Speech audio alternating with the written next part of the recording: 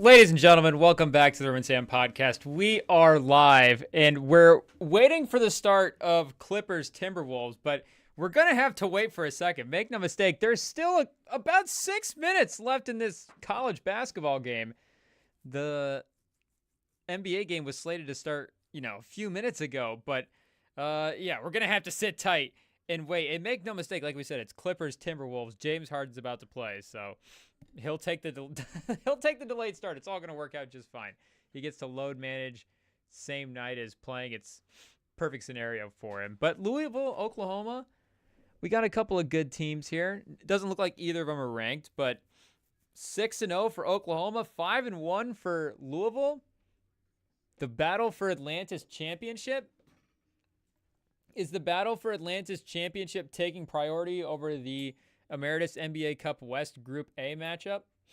It's a tough call if you're ESPN, but it's what you're going to have to do at this point. Playing in the Bahamas, why don't you just sign up for, if you're a team, just for that reason?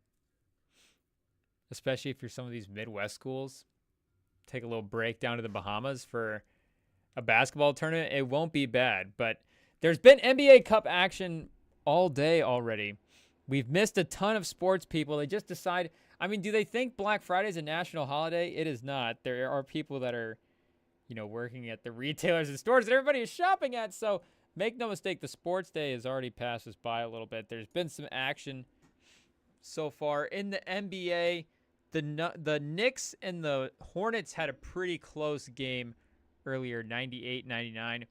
And the Hawks beat the Cavs as well.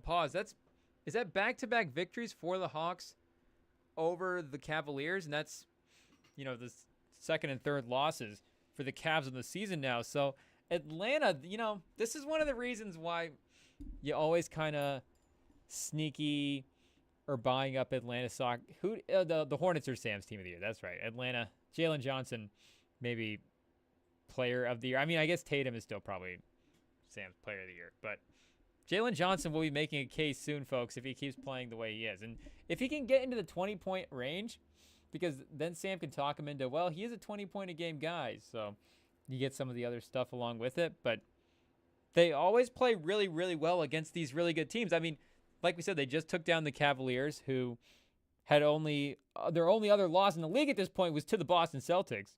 And the Hawks also play well against the Boston Celtics. So specifically against the teams in their own conference as well, too. Like the direct playoff matches you would all have to go up against. They're building a team that always seems to kind of hang with these top dogs. I guess, do they need to build a team that can beat up on the bad teams somehow and also compete with the good teams? Apparently that's a tricky balance if you're the Atlanta Hawks, but they're finding a way to make it work so far. Are they 3-1 in NBA Cup East Group C play so far? Wow, so the Hawks might be in the lead in that group. Are they in a group with Boston? Wait, so were both of those, I bet those were both NBA Cup games. And so are those like mini playoff games if you're a Hawks fan? Talking yourselves into your team versus the Cavaliers? Saying, well, we've already kind of beat them in playoff games to play the NBA Cup East Group C. Don't forget. But let's see what Jalen Johnson did. A little Jalen Johnson box score. Did we get Jalen Johnson sighting? We did. 20 points, 9 rebounds, 7 assists, a near triple-double. The 27-7. I'm sure it's like Jalen Johnson, Doncic, Jokic, LeBron. Who else is averaging a 27-7, chat? Westbrook's not at 20.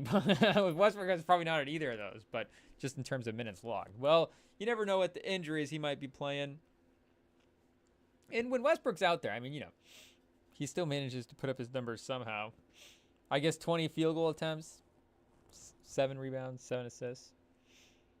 But Trae Young with the 20 and 11. He had the 2020 game in the other victory versus the Cavs.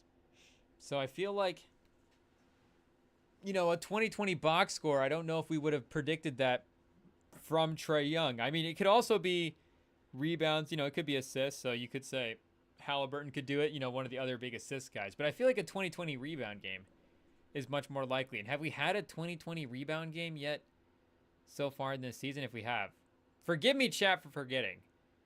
But the 2020 game points assists for Trae Young is enough to get the victory over the Cavs. They do it again tonight. Hunter with 23. Okongwu with 15. Recherche with 11. 3 rebounds and assist. 4 for 8 from the field. 2 for 4 from 3. So obviously you'll take it if you're Atlanta. Were the Hawks, were the Cavs fully healthy? Yeah, they had all their guys. Garland played well. No Mitchell, though, really. And, in terms of a box score, he was 5 for 23 from the field. 2 for 10 from 3. Mobley 0 for 3 from 3. Feels like he was... Is that a lot for Mobley? 24 and 12, though. Jared Allen, 6 and 5. 6 points, 5 rebounds. And apparently we've got some big Jared Allen fans in our family. There was people at the Thanksgiving. We had the league pass on a day before, because make no mistake, there's just family sprawled out all over right now with the holidays, and the Thanksgiving just happened, but we had the league pass on, and for some reason Jared Allen was just making a big impression. So shout out, the man knows how to stand out on the league pass. But we've got, like we said, the Clippers Timberwolves game. Oh, here we go. Okay, Magic Nets firing up. I feel like these teams play every day, but somehow they're playing again tonight. And we love it. The Magic and the Nets carrying the early window. And that is the thing about some of these like bottom tier Eastern Conference teams like actually becoming watchable now, is the early window can become tolerable. When you want to sit down and watch hoops early, if you just want to get right to the basketball, chat, to start your night. I know we all want to do that, but when you're just like, let me fire up that 6 o'clock game because I'm a degenerate fan. And it's always Hornets, Pistons, Magic, Nets. Nets will play the Pistons. It's just this round robin of bad Eastern Conference teams out there carrying that early time zone. And now, chat, there's some young players. I guess Detroit's not an East Coast team, but of course they're in the mix, the time zone. The Bulls, because of the history, they can float around a little bit. There's some 7s, some 8s. They're a little bit more of a primetime team. That would be the other, like Milwaukee as well too. Milwaukee definitely is an early window MVP team for sure. Giannis. But it's those some of those other matchups, chat, have just been over the years, have just been brutal. But even with no Banchero, the Magic, super watchable. We love it. KCP, the sidestep 3. Whoa, chat. Speaking of bars, we will, we'll mention for sure. It's a chance to say and, talk about one last time. One of the people from our childhood, chat. One of the great SoundCloud rappers of all time. Juice WRLD. Shout out to our guy. Rest in peace, buddy. Dropping apparently his final album today, last night. So we'll definitely shout out. We'll definitely mention it. But we've also got some NFL that happened as well too earlier, chat. And again, just in the middle of the day, just a middle afternoon game at 2 o'clock. Was it 2 o'clock, chat? I don't even know when it started. I just knew it was in the middle of work, and it was like it was not going to happen. But I thought the Black Friday game was going to be on Netflix, but I was wrong. I did look that up at work, so maybe I should have just logged into Prime on the work iPad and just had it on there. But I thought this was going to be the Netflix game, and apparently that's the Christmas game, so we do have to wait for that one. Netflix still has a couple of more weeks to figure out the buffering issue. Make no mistake, though. Will as many people be tuning into the NFL game as tuning into that Tyson game? Probably not, chat. Probably not, because You know, we're not just like ratings genius people that know what everybody's pulling numbers wise off the top of our head. Is that a pause? Pause. But what there was like the first set of numbers that came out was the Tyson Paul fight was at what 60 million, and then there was like a 100 million number that was floated around. So, you know, at 100 million, I feel like we looked those rankings up too, chat. We should have written it down. We should have remembered. But, you know, at the 100 million number, a Christmas Day game's probably not going to pull quite that. Though, you know, a single NFL game, you never know. Who is playing on Christmas, chat? I don't exactly remember. Is it the Chiefs? Whoa, a Christmas doubleheader, chat. Wow. Chiefs, Steelers, and Ravens, Texans. Okay, so this could be decent. This is actually kind of exciting. That's kind of the AFC playoffs, chat. I don't know if Netflix knew what they were doing when they dropped the big bucks for those games. Do we need to research the process of how they pick those teams? Because I know, at least for like at least the old college, you know, setup with how the stations pick their games. I guess not old, not as in like way old. I just don't know if it's been, you know, changed within the last year or two. But they pick which week of college football they want versus, you know, what games or what teams or whatever. So, you know, if you want the Michigan-Ohio State game, that's guaranteed last game of the season for both those teams. You're picking, you know, the final week of college football is usually I think the most coveted rankings week in the regular season, if we remember that what we heard correctly from a couple years ago. I think that's right. Because make no mistake, chat, if we hear something that's pro-Michigan, then we will definitely put that in the memory bank. And when it's like, yeah, the day that Michigan plays Ohio State, of course, it's the best rivalry in sports, so it's really no debate. But when it's like, yeah, that's also the most coveted day in college football as well, too, which, I mean, we also knew, but I guess it's just like the structure of how you do that. It's like, do they just get that game, and then, you know, how do they go about the other stuff? But no, it's like they pick the week or whatever. So I guess you do have a little flexibility with, you know, games and how stuff can line up. Though they're not flexing stuff in college like they do in the NFL. But I don't know, did Netflix pay exactly to like get Mahomes? I mean, they already have Mahomes under contract, chat, because he was doing the documentary with them and like executive producing. So is Pat Mahomes executive producing these games for the NFL? He might be, chat. We know the Chiefs have the refs in their pockets. They're going to get the calls. They're going to get the stories and all the breaks. So, and it's all the AFC teams as well, too. It's this, you know, he's somehow going to get like this special footage and all this data that Netflix is going to collect that we don't know about. All this Netflix stuff. Because make no mistake, Netflix doesn't release the numbers. But they're going to give it to Mahomes. It's going to be an advantage. They've got to keep their market going. Big Hollywood, chat. Is it influencing the NFL? And luckily, Christmas, unlike Black Friday, is a national holiday. So we will be, it'll be second screen, but we'll be watching it. Christmas is an NBA day. And I don't care what the NFL says. I don't care if the NFL is trying to move in on the NBA's territory. We stand with the NBA on this one, chat.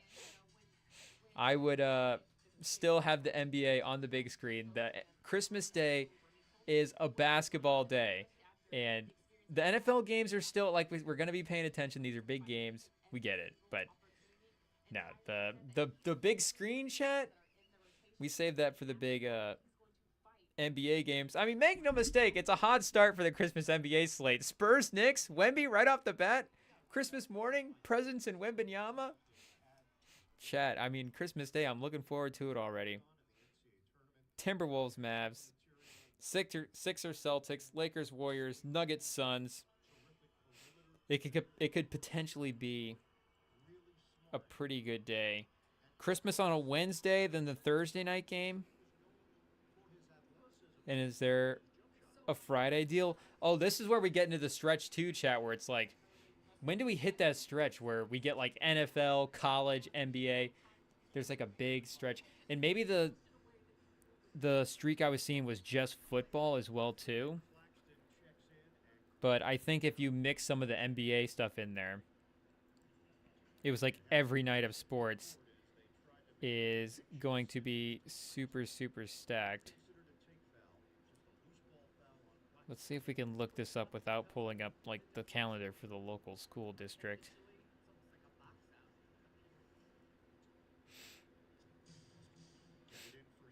Because it was quite a substantial run, chat, and once we got into the bowl games as well too. And the other thing I don't remember is if it was like if we dug into it, like how serious it was. It's like we have a bowl game every night, but it's like, okay, are some of those first bowls like, you know, the Duke's Mayo Bowl, where it's like, okay, I might not actually be tuned into college football that night. That might be Christmas movie night. We'll see what happens. But I guess, you know, those bowl games will be, you know, a little bit post-Christmas as well too. But, you know, especially with like the NBA, like if it starts right now, then because we know we're in the Black Friday games, we're starting kind of into that weird stretch. Then, you know, NBA Cup games, again, they are fun. Like we'll take a hyped up NBA game all day, but you know, it still is a regular season game. But you know, we'll just, like we said, we'll take sports in general. I don't know if that's a pause, but it doesn't matter. Okay, 30 seconds left, chat. This is still going down to the wire. Maybe we should have been paying attention to Oklahoma, Louisville. I don't even know who's wearing what jersey, chat. Okay, we got Sooners in black. I don't know if that's a pause, but up 2. And I think, did they just go get a foul going to the line? Should we get a little sound on, chat?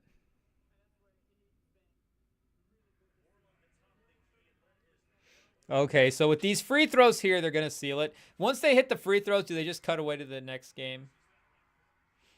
Oh, he missed it, chat. Louisville's alive. 20 seconds. Here we go. Going baseline. Oh, he's going to get a 3. This is for the lead. Oh, he missed it, chat. He missed it off the front rim. The white guy in the corner for a 3. I mean, that's the play you want in college. You can't draw it up any better than that. But whoever the ball handler was there for Louisville did have a pretty decent drive going to the rim. I mean, the defender was moving his feet. You got to give him credit. He was in position. Maybe it would have been more playing for the foul. But they had time as well, too. Did Boise State play today as well, chat? On the ticker, they just said Gene T. Rand had another 200-yard game. 220-yard game?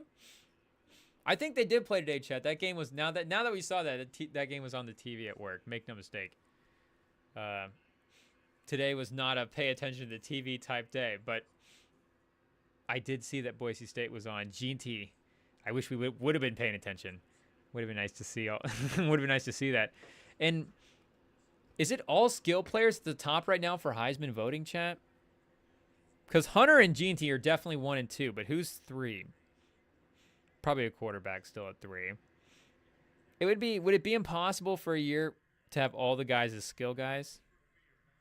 Am I crazy? Did that just happen like 2 or 3 years ago? But who is, I don't know what quarterbacks they have right now in the mix. Yeah, because it's definitely it's a one-man race right now. Travis Hunter minus 10,000 to win the Heisman?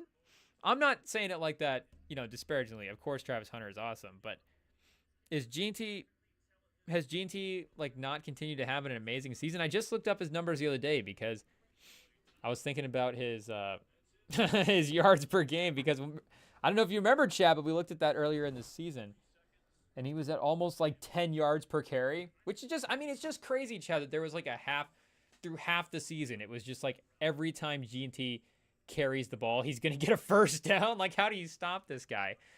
It has since gone down slightly. He's at 7.5 yards per carry. He doesn't lead the nation anymore, Chad, but make no mistake, the other guys up in, you know, that area do not have 275 carries as well. Maybe, you know, I'm not saying there's not some high volume guys not running for 6-7 yards a carry, but I guess we could check here. He does lead the nation, though, of course, in yards and touchdowns, also in carries. Yeah, so I don't know if they have him under contract. I guess they do now at NIL. Is NIL going to be tough on the running backs? The running backs always lose out, but now that they're paying these guys, they're going to get treated like professional running backs. They're like, nope, you're under contract, buddy. You're NIL. You've got to play. What else are we paying you for? Right now, yards per attempt.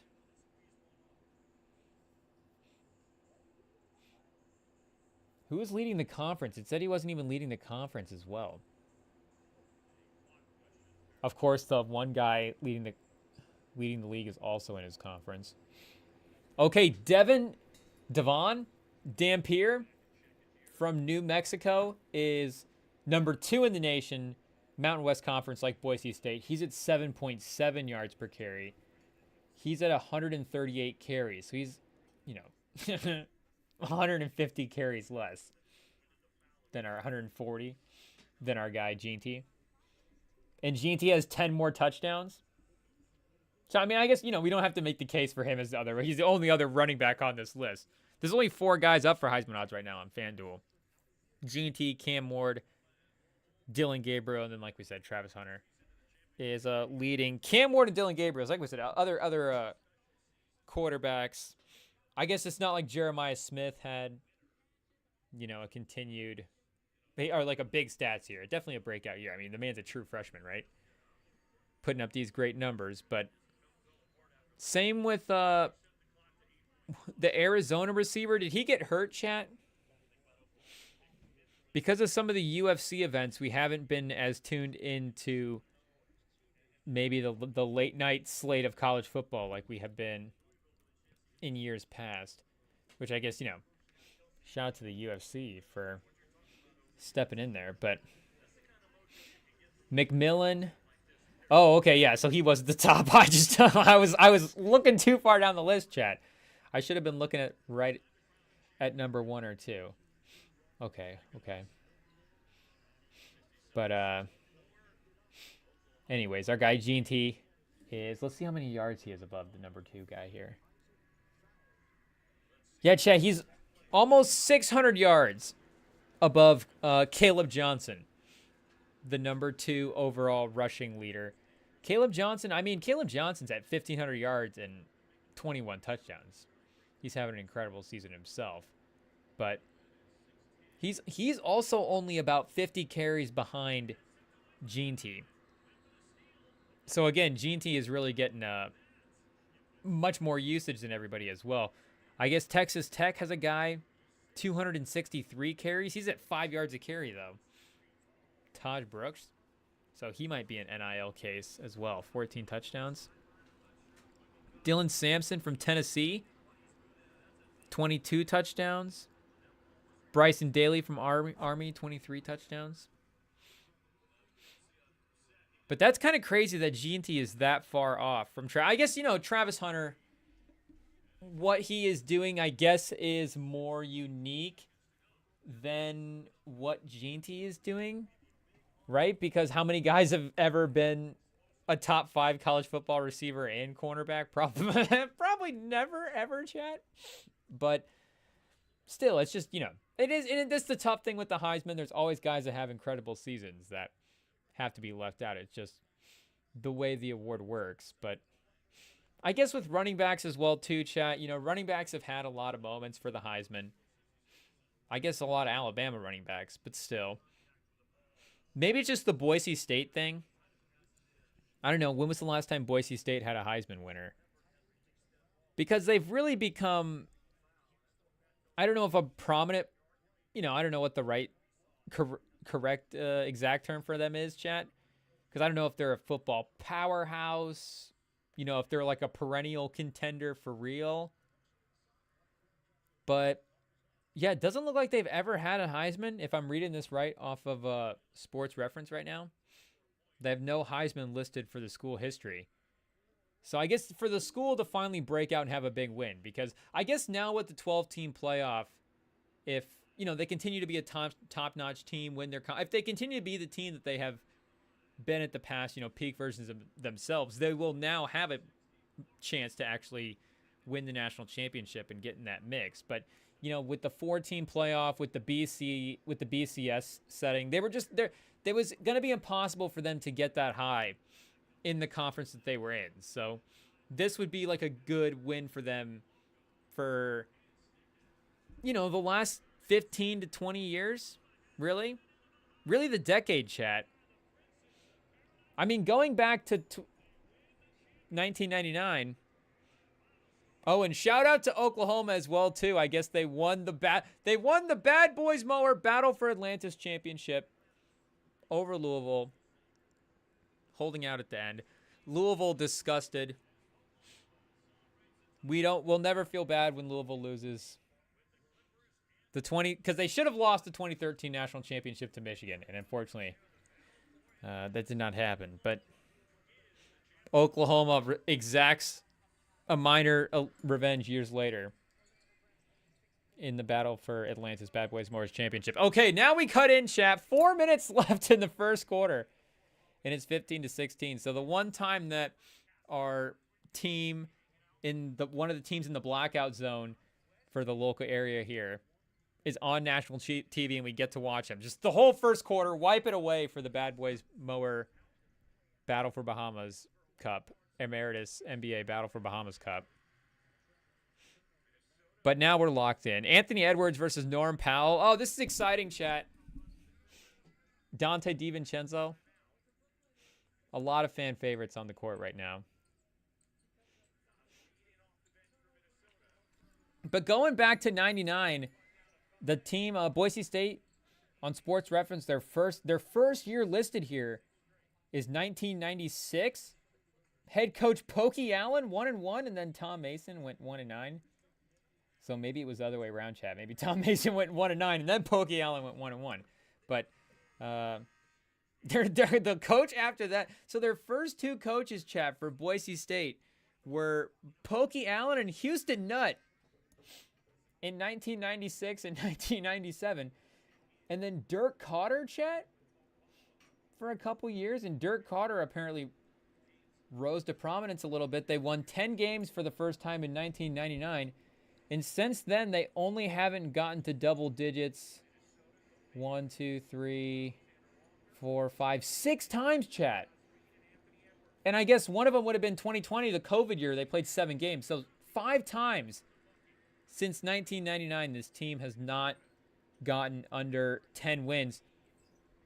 And in 2 of those times as well, too, they're at 9 wins. 2 more times at 8. 1 at 7, 1 at 5. I mean, again, and the 5-win team is been the 5-win team was the COVID year. They were 71% win percentage that year. So let's go win percentage. Yeah, I guess ever since the first 2 years they've been above 500, chat. But ever since 1999 they've been at least above 57%. So even in 2021 when they were 7-5, they were 58%. Wins. I guess the bad record and missing out on a bowl game helped their cause.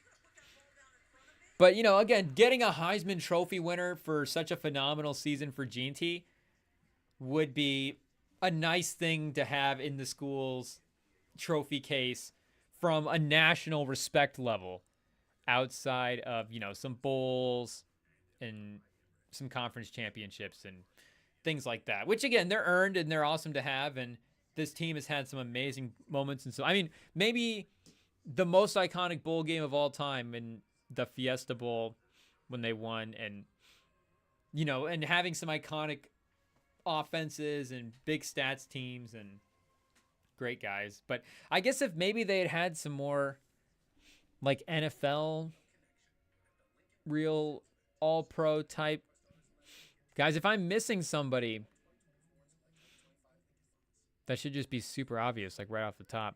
I guess they've only had 3 All-Americans in the school's history between, they've had 2 offensive linemen, Ryan Claddy and Nate Porter, and then Avery Williams, cornerback, in 2020, a couple years ago. So I guess that would have also been COVID season. He had a really standout 7 games. But so their first ever fun Heisman Trophy winner, or first ever fun All-American, chat, for Boise State. Let's get some Boise State pros in here. And you know, Deion getting a Heisman Trophy winner in his lineage now this early is, I think, going to be, you know, a real big recruiting thing. If Deion didn't have enough recruiting head steam already, because what they just got they just got a highly recruited quarterback, right, chat?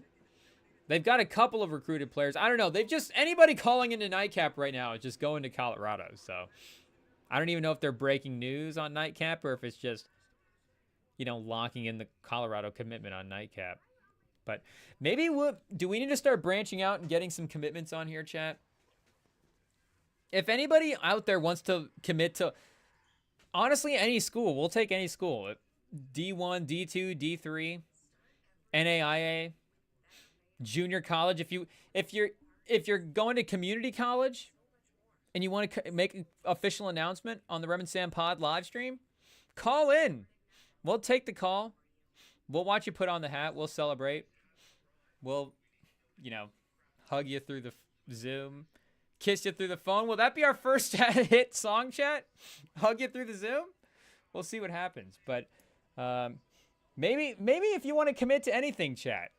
If you're deciding between jobs right now, if you're like, I've got multiple applications on Indeed, should I go be, you know, a janitor, a lawn care guy, or work as a line chef in a restaurant, and you know, you got the hats there, the hard hat, the chef hat. If you have all the gear and you want to make a commitment, we'll take any commitments, chat. Maybe we'll work on that. The first ever Rem and Sam, I guess I don't even know what we would call it. It's still so early in the works, chat. It's such a fresh idea that we don't even have a name for it. But if you need to make any kind of commitments in your live chat, we'll call into the Rem and Sam Pod.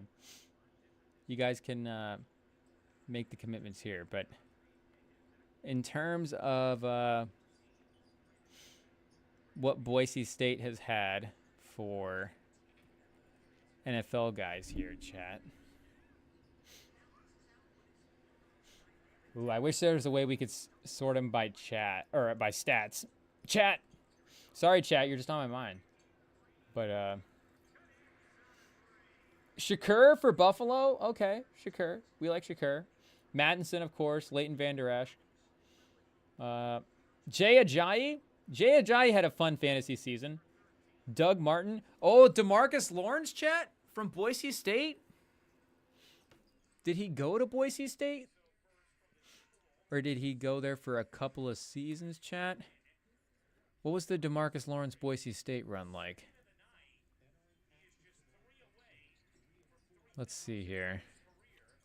Do they have his college stats on Pro Football Reference? Okay, we'll just have to look it up here.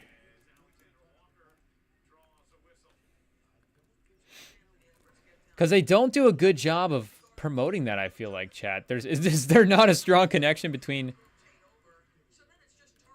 DeMarcus Lawrence and Boise State?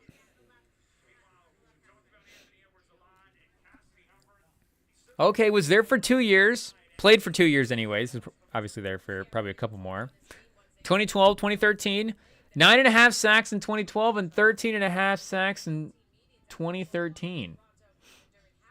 Is his jersey retired? Number 8 retired? What number is Jainty wearing this year?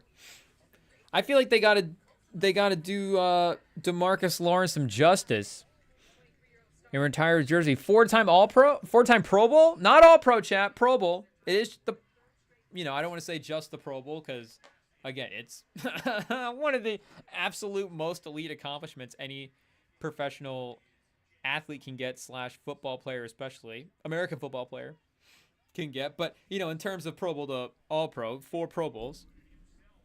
But still, I feel like that and a couple of almost double-digit sack seasons could definitely put you in the mix to get your jersey retired from your school. Doug Martin. Georgie Loca, chat. One of my brother's old school favorite Madden players. He loved playing safety with George Iloka. I guess he just had the hit stick timing down, but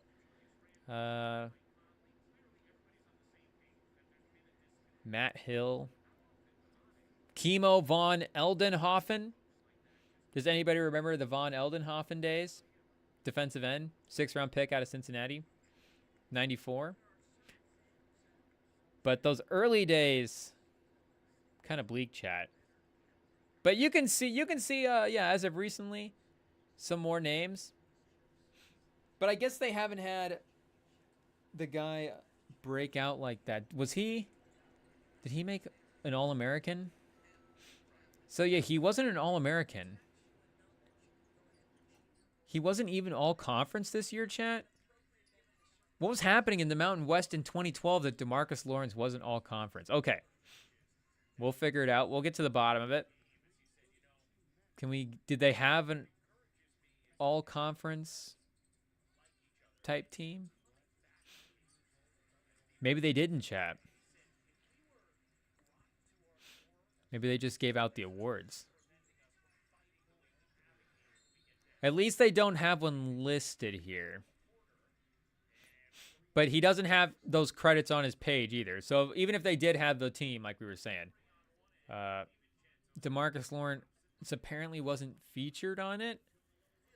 So if they have G&T as the All-American, and then let's see where he's at on Tankathon. I mean, he'll definitely be a first-round pick just because of where he's at. Oh, whoa, the Google recommended articles, chat. Breaking news.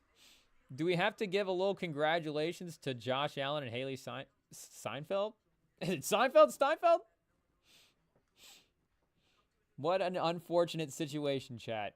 Haley Steinfeld off the market. I guess, she's going to get... Pause. If she's going to get taken off, chat, then, Josh Allen feels like one of the good ones. Feels like good stock over there. Feels like somebody that we would definitely recommend. But right now, on the old Tankathon, where is G&T at? Is G&T getting some disrespect, chat? Maybe G&T is not an automatic draft guy. Where is he at for his years, chat? Are we off on that? Is he only a sophomore? No, he's a junior, chat. Okay. He's a junior. Is this another we should be looking more carefully at the top of the list? Yeah, where do they have him at in the mock? Okay. They have him at 11 to Cincinnati. So if G&T goes, 11 to Cincinnati? That's kind of fun, chat. Burrow, Chase, and G&T? It's a different kind of firepower than Burrow, Chase, and Higgins and Mixon. Would you do a weird Mixon and Higgins for G&T trade? Maybe not a 2-for-1 like that. Maybe you would in fantasy. Would there be a point in fantasy next year, chat, where you would trade G&T for T. Higgins and Joe Mixon? We'll see. Both those guys, I think, Mixon's having a great season. And I think wherever T. Higgins go, he'll still obviously be able to produce as one of the better receivers in the league. Ooh, the Colts no longer mock to tight end. We love to see it. James Pierce, the edge, out of Tennessee. We bought in with the Latu hype as the guy that was the top pick and fell a little bit in terms of the pre-draft hype. So we'll have to pay more attention to James Pierce and make sure we don't do the same there. But maybe G&T could be the real... He will be potentially the big Boise State namesake. Oh, yeah, that's the guy we think about when we think about Boise State. Because, again, I just don't... Nobody associates DeMarcus Lawrence with Boise State. I don't feel like... Where Micah Parsons, Penn State...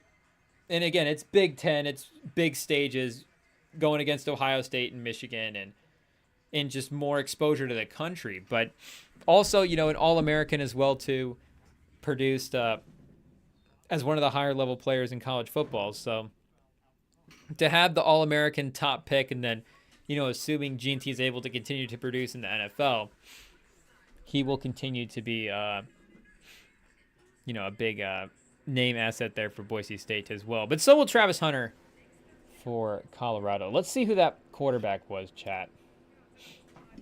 And maybe that defensive lineman, there was another guy the other night who made the commitment. And shout out to Nightcap, who, when they said that for the video, the upcoming video, there was going to be like a big special announcement, but then they just put the Colorado logo in the thumbnail. So it's like, okay, like how many announcements is this going to be? Because they've also already had a couple of player announcements to Colorado. So odds are that trend will continue. But the only other thing it could possibly be as well is if, Ocho Cinco finally got hired on as the receiver coach over there and Dion finally caved. But again, in the middle of the recruiting sort of hype like this, I think that was a pretty obvious giveaway for the old kids announcement there. And I don't know how much mystery they were trying to build, but maybe they need to put a couple of options up just in case. So we mentioned those top 3 commits the other day, chat, for the quarterback class of 2025. Of course, Bryce Underwood going to Michigan, the number 2, going to Ohio State, the number 3, going to Bama. The number 1 quarterback is going to Tennessee next in 2026.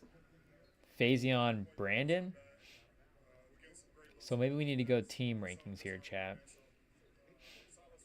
Maybe these are the only commits Dion's gotten, are the ones that have called in a Nightcap. Okay, they're 32nd for 2025.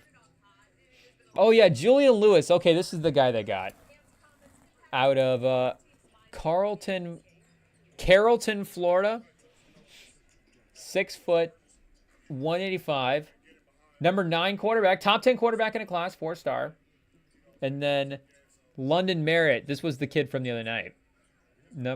Top 25 edge in the class as well too. 4-star guy. Announces his commitment. But Julian Lewis is their highest overall commit right now for the class.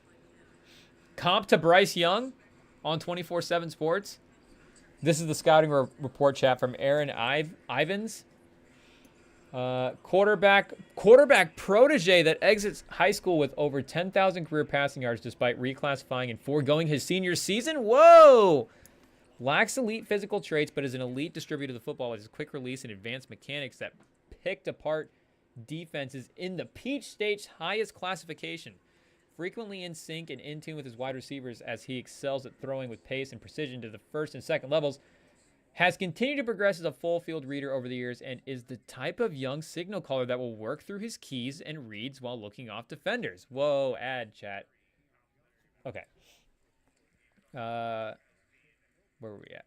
Looking off defenders. Can sense pressure and slip away from sacks, but shouldn't exactly be viewed as a dynamic athlete that is going to amplify a run game. Capable of connecting on some deep shots, but prep spray chart is painted with horizontal tosses, and camp evaluation suggests he can keep improving as a vertical passer.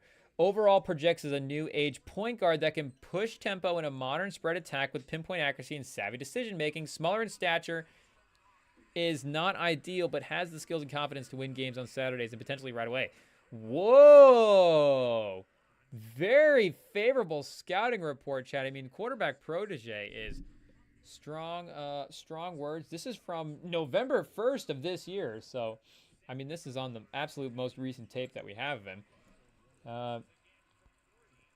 That kind of IQ as well, too, I think bodes for what Dion is going for. I think it's interesting to see, too, what type of quarterback prospects he'll end up getting. Because, again, he's going to get that that name recognition and, like we're saying, that school credit about the fact that Shedeur is a Colorado guy. Deion Sanders, potentially the number 1 and number 2 overall picks if Shedeur's number 1 overall off the board. And I guess if Travis Hunter is number 2. But, again, Shedeur's also his kid. So Shedeur is probably going to go to play with Dion wherever Dion was going to go. I mean, he went to play with him at Jackson State. And I guess he probably would have played with him there and probably would have done well in terms of draft circles. I mean, would Shador Sanders potentially be the #1 overall pick if he was still at Jackson State. It would be interesting this year, chat, because this would be still the year for it. The quarterback, and it'd be, interesting to, what is the domino effect of taking this Colorado team out? It's not like they've directly beaten any of the big teams, but, it's one of those things. It's like a guy steps on a rock in 1492, and then the world is different, like 1,400 different ways going forward to where we're at now. But, I think he'd still be in the mix for first round, for sure, chat. For sure, first round. And then #1, with this, maybe Cam Ward is like, we see him do it at Miami. He's the Division I guy, so maybe he would get that boost. But, he's still top 10 probably, chat. Even if he's a Jackson State type guy, just being Deion's kid. But regardless, this will be the first non-blood relative that Deion will be coaching at the quarterback position, that he will have recruited to be the starter at the quarterback position at Colorado. So it'll be a fun new era where Deion is not recruiting his kids and actually recruiting players, building programs, and seeing what that actually looks like. Because, again, you could look at some of the paper stuff here and go, okay, he's not a top prospect. Again, maybe the physical traits are not there. But, if that IQ stuff is on point, chat, then I think for what Deion is trying to build in Colorado, which would be, I feel like, more of a college contender, and maybe that is a little different from what is originally perceived, because, again, with Shador being and Travis Hunter being such high-level recruits and NFL prospect guys, that maybe he would get like a Coach Calipari type NIL build for the NFL, but then if our college team is also good, like that works out well too. Like, it'll be good because the talent is there, and we'll be able to outplay these teams most of the time from week to week. But again, this is like a real building a program, scouting, getting your guy type of move. Because, and I guess I don't know if we go through all the guys and like see who they had offers for, but like, the other 4-star guys were going to, I guess you got a California guy going to Cali, a Maryland guy going to Maryland, a Mississippi guy going to Auburn, a Pennsylvania guy going to Cal, 6'3", 205, 6'3", 210, Hawaii going to Cal. Okay, lock that in. But Hawaii to Colorado? Maybe that's not too bad, 6'3", 210. And then, the number 10 quarterback in the class, 6'5", 215, going to Memphis. Antoine Taylor. Keep an eye on him, chat. So, again, you could just go through the stats. Bryce Baker, 6'2.5", 195 to North Carolina. George McIntyre, 6'6", 190 to Tennessee. Gonna get beaten out, by that #1 overall recruit coming into the next year class. But it'll be interesting to see what the program ends up developing into with what Deion is ending up building there, chat. But we've got Clippers down by 6 right now. 9 minutes into the second. And we've got Orlando up 5. 5 minutes into the second. 5 minutes left, sorry. In the second, chat. Let's lock in here, chat. Like we said, we need to watch this Timberwolves team. We don't get to see them live enough because of the blackout restrictions. Dante DiVincenzo? A little blackout restrictions lifted Black Friday, chat? Blackout Friday? I don't know if that's a pause, but that's what's happening. Is this Kevin Porter Jr. leading the team for the Clippers? We love to see it. We love to see it. Nickeil Alexander-Walker taking the McDaniels minutes, chat? Do they need the playmaking instead of the defense? It's funny, you wouldn't think that Towns would shift the identity of the team away from a defensive team, but that Twin Towers combo was interesting. And like we talked about, Towns' ability to stay in front of certain bigs is interesting. And, sometimes those bigs happen to be the more important matchups as well too in the certain conferences. Oh, and Gobert right there on Mo Bamba. I mean, this Clippers team just doesn't disappoint, chat. A Mo Bamba, Kevin Porter Jr.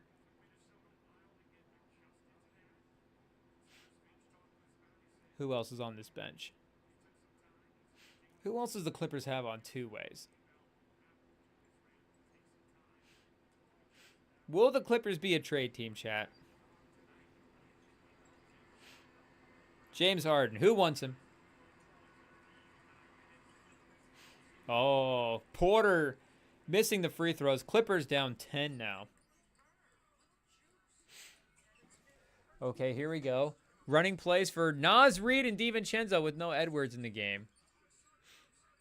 The offense not really getting good looks. DiVincenzo with the turnover on the baseline pass. So maybe Edwards' MVP case will be helped if they were able to go on a little bit of a run at some point. Because if we're talking, again, value to the team, chat, Edwards, this is not looking great without him. And I mean, you would expect a little horns. You love an old school horn set. Naz Reid on top. And I know a lot of people... Ooh, Conley with the big three-pointer. And a lot of people want to give DiVincenzo credit as like a perimeter creator, which, I mean, he's a great ball mover, and he himself is just, active, and he'll relocate, and he does a good job of keeping the offense moving. But I don't know if he's necessarily a playmaker in assist, pick and roll, necessarily like knowing all the spots and all that stuff. And maybe, it's second unit, first unit, the ability to which you need to be able to do it can definitely vary depending on at what point you're doing it in the game. But, I mean, to me, DiVincenzo's more of a floor spacer, 3-and-D. Again, he's got a nice little handle, and the fact that he can maybe run some stuff is nice, but it's not the role that I would have him in on as my team. I'd still think three-point shooter. And it is interesting too, chat, because do you want him out there as your, in that Kyle Korver type role of three-point shooter, where again you're running all the pin downs for him, and there's almost an offense generated around him for those off the movement threes, which he's good at. But I don't know if you'd build your whole offense around it. So it's kind of the mix of the hustle and the three-point that makes it work. But yeah, and again, I'm not saying you would never run a play for DiVincenzo, but I don't know if it's second unit is DiVincenzo's time to shine. I think there's times when he can get hot as well too, and if he's hitting threes, feed him the ball. I think if he gets going, he can have special moments and swing games for sure. But again, I don't think it's part of the game plan is like DiVincenzo. Okay, we're bringing him in. He's a top 4 guy on our team, and that team's going to win the title. And again, maybe with that Knicks team, it's a little bit different. That chemistry is so good there. And, all those guys, it just works so well together. And if there are certain games where he's the 4th, 3rd best player on the team, then again, that makes perfect sense, and that's the exact spot you want to be in. But I feel like the Minnesota was kind of banking on him to be a 4th secondary kind of ball creator, perimeter guy. And I just think he's a little bit more wingy, versatile type with his skill set. But Claxton missing the dunk. Claxton trying to be traded. Working harder than anybody in the league. Where will Claxton go, chat? Who wants Nick Claxton? Who needs a big like that? Golden State?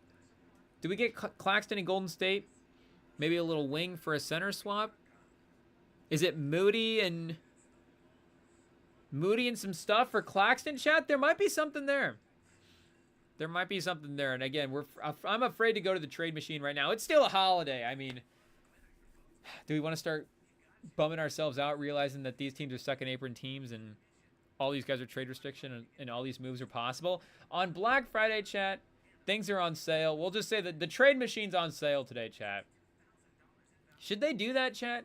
Should they have a discount sale day for these leagues where they go, hey, on Black Friday, everybody's contract is 35% off. If you want to buy the contract at 35% off, it's discount day. You can go bargain shopping in the NBA. Oh, wait a second. Now all of a sudden, Zach LaVine's contract is 30% off. We can get him at a third the price. Maybe that's interesting. And then, you know, I mean, you'd obviously have to be careful with your discounts, chat, because again, if you go Zach LaVine, I mean, Zach LaVine at 30% off might end up being a real steal in that first year. And who knows, it's at 30% off for the life of the contract. I mean, it'd be interesting how that works against the cap, because I'm not saying, it's not like you're discounting the player's money either, too, chat. You don't want to necessarily take away, you know, 30% of Zach LaVine's paycheck and then move him to a different town. And we all know it's going to be the Lakers, so we're going to take away 30% of his paycheck, and he has to go play and live and pay for stuff in LA. Like, you know, we don't want to hurt the man and his family at all. We still want him to, you know, live in a big as mansion as possible. But it would be like an against the cap.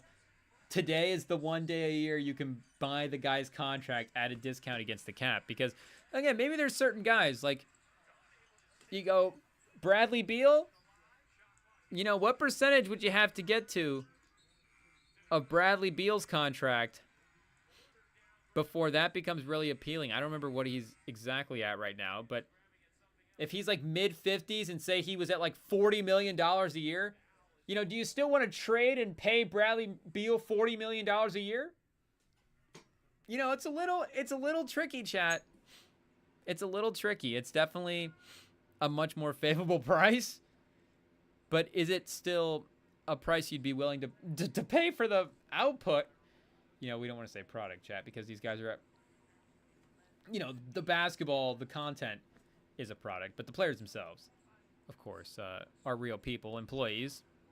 But in 2024, I don't know if employees means real people, but, you know, in our ideal world, of course, they would both be synonymous, but if we use synonymous correctly there. But maybe we need to propose that idea to the league. Black Friday day, every contract is a discount. What would be the best discounts in the league, chat? Let's go. Can we pull up a list of contracts? Like, what would you do for Dame, chat? If you could get Dame at 30%, I feel like 30% is like a good standard Black Friday sale. Maybe 40. 40 is like the company is, you know, maybe on the way out and really has to start moving some items. But, you know, I think at 30, and maybe even now, chat, you know, I haven't been out Black Friday shopping in a while. Is it even that good? I feel like Black Friday in general is really kind of just another thing. Like, that's the thing. Black Friday used to be an actual, like, it was like a top tier shopping day. Like, it was the shopping day. It used to be Black Friday was the #1 shopping day of the year. And now, you know, there's just so many discounts, and, you know, everybody's got promo codes, and somebody's always running fake sales, and stuff's always on, you know, flash. This stuff's going now, and maybe that's just if you're shopping Temu, chat, but, you know, everybody's running some kind of bargain now at these days, and Black Friday just feels like another weekend to run a sale versus being this absolute peak, like, you know, mayhem day. And especially with the online stuff as well too, just the general mayhem of going out in the stores is decreased as well. Now, I was a little surprised going to the gym today that, because I we're not bragging, chat, but I try to get out there before the crack of dawn, and usually it's before a store or two is opened up. And today there was definitely, parking lots were decently full at a time when you're like, yes, people should not be out shopping this early in the morning. But regardless, I don't know if they were waiting in line for the store, what the deal is. Again, I haven't been out in a while, but you know, when I was a kid, I used to fantasize about going to Black Friday shopping because it'd be like they'd telling you'd be able to like run a football play. You'd have to like, run halfback power to try to get to the flat screens. There'd be, you know, QB blast trying to pick up the last bit of what I don't know. Flat screens are really the only thing that people go out for. Pools, chat? A pool? You know that you got a tush push for the pool. But well, maybe you do that outside of Black Friday as well too, if you're really desperate for the pool. But it used to be like there was going to be mayhem, there was going to be craziness, people were going to be knocking each other over, fighting for the last thing. You know, maybe your life was even at stake going out Black Friday shopping. But now it's just like, you know, you can go out early in the morning and people are yawning and they're cold and there's like 7 people out and half the stores are closed as well too because online shopping is just liquidating all these stores, so the mall's not even that busy when it comes to the actual business is that are in there. But regardless, Black Friday still you know, still a mainstay. Still up there in terms of stuff. But what about like Embiid, chat? And again, maybe you couldn't trade him right now because of the restrictions, but maybe that would be the Black Friday sale. Maybe some guys like Embiid, it would be okay. You're not going to get Embiid at a 30% discount.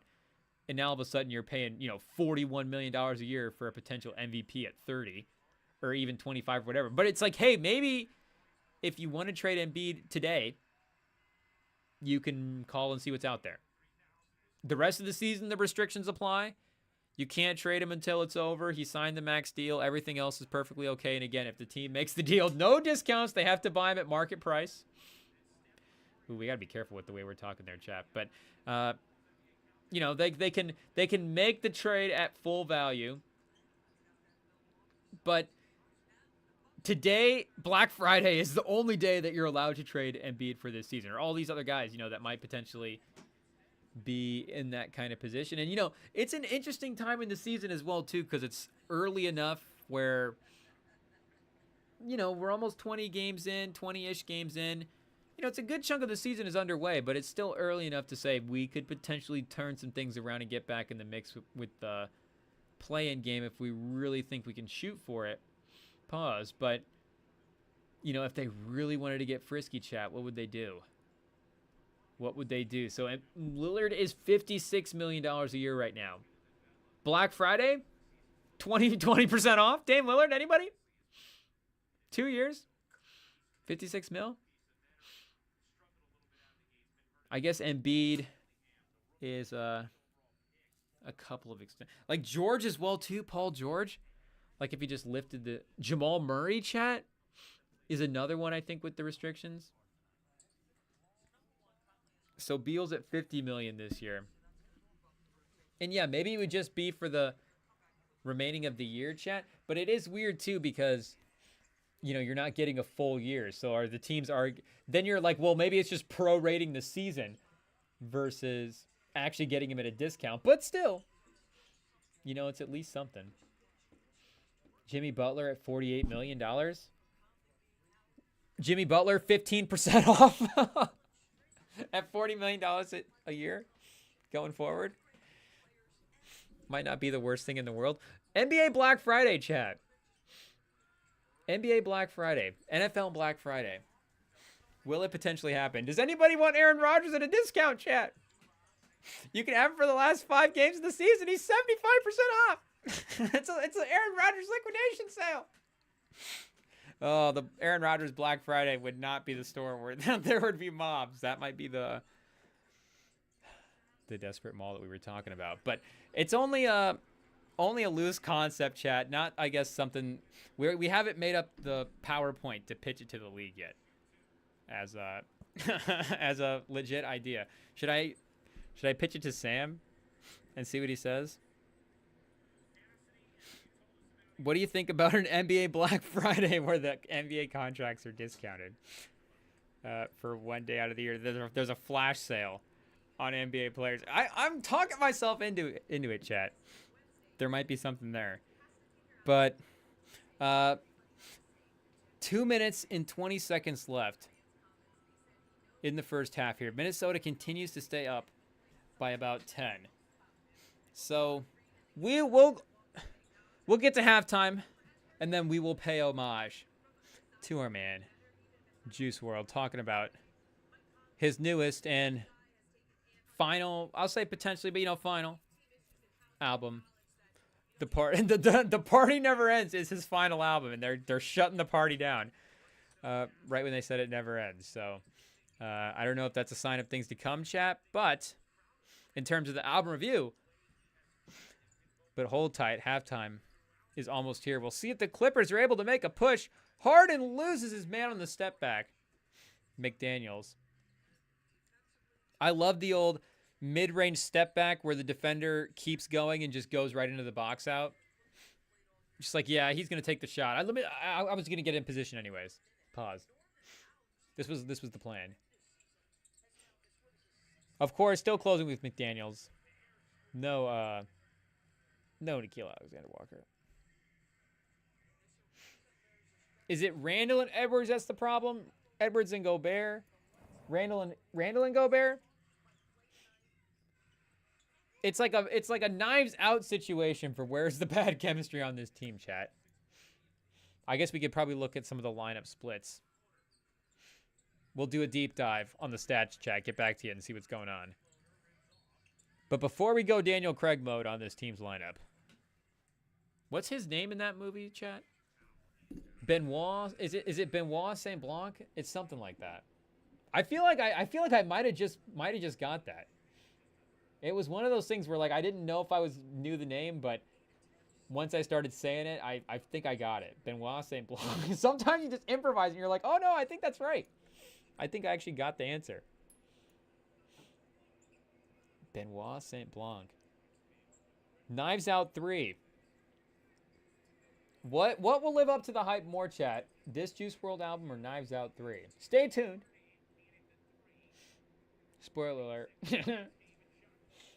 I will already have Knives Out 3 on my watch list on IMDb if it's out there.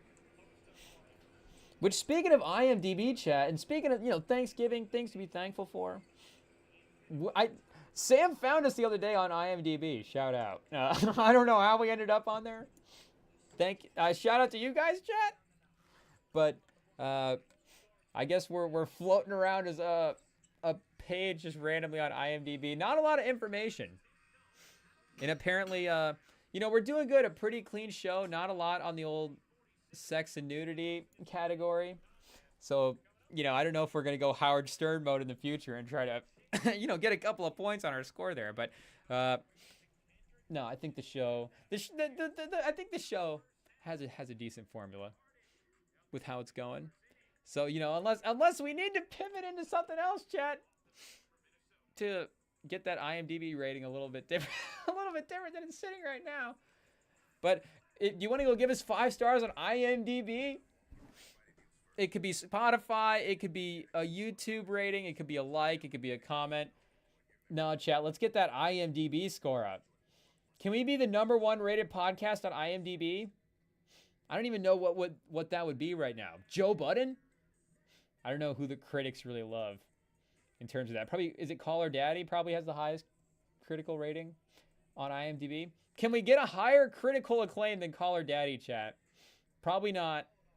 At least not right now, because it's going to take us a while to get the vice president on. But, well, the current running vice president.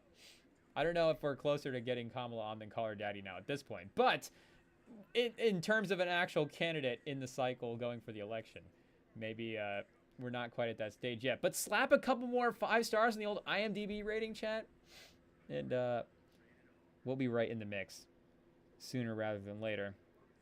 But halftime is here for a couple of games. Magic, Nets, and the Clipper Timberwolves are both at halftime. So we'll take a quick timeout, and then we will finally react to the final Juice WRLD album, chat. Let's get the party started right after this timeout. Break? Timeout? Are we calling a timeout? Not like Eberflus.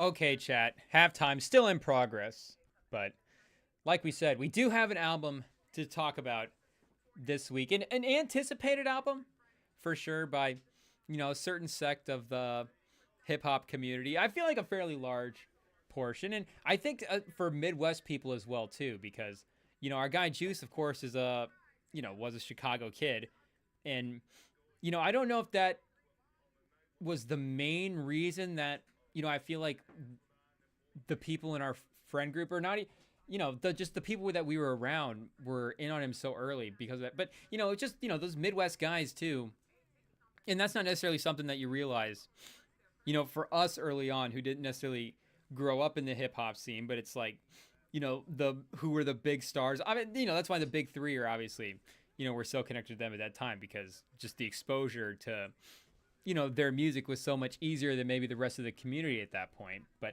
and obviously, but the other big hip hop stars too that are in the mix at that time, where you get like Kanye and Eminem. Like obviously these are mega, these are international superstars. These are maybe the two biggest hip hop artists in the game as well too. But they are also Midwest guys as well. So Kanye, Chicago guy, Em, a Detroit guy. But the Chicago guys, I feel like are a little more the scene that's in this area as well too, and especially just like all the guys from from that time and now too, where you get like Vaughn, G Herbo, Lil Durk, and again like Juice was like the SoundCloud like emo rapper type guy. But the thing I think about Juice compared to I don't want this to sound like a eulogy, but this is just an album review, and we're talking about the guys and artists as well too. But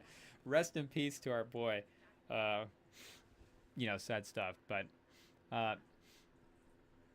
his just in general, like his talent and like his variety of skills And what he was able to do as an artist, I think, was a lot more than just a lot of different guys. Where, you can start getting to like, if you start really like comparing him to, where the certain fans of his start like claiming, greatest of all time and all this different stuff. And, I mean, like we're saying, we definitely see the talent that was there with him as well too. Like the upside, I don't want to put a cap on what his upside would have been. I think he could have developed in a ton of different ways, and he had already was able to generate the hits and had the fan base growing as well too. Where, if he had continued to develop the lyrical and the content, and just the overall artistic vision of the albums and stuff like that, and as the fan base continued to grow, like what would that have combination continue to look like?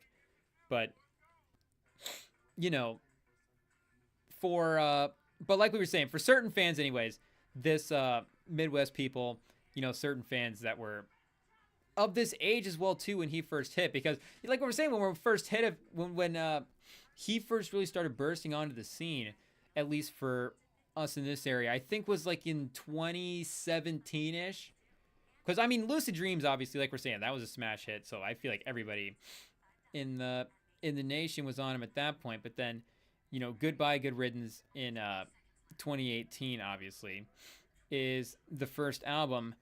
But this is sad, people. This is like a ending chapter of like a childhood and like this era of our lives, like that high school, that like first couple of years, or first couple of years of college, last couple of years of high school, like that run where that album as well too, that Legends Never Die album in 2019. I mean, that was the biggest album of the year, so that album was just undeniable.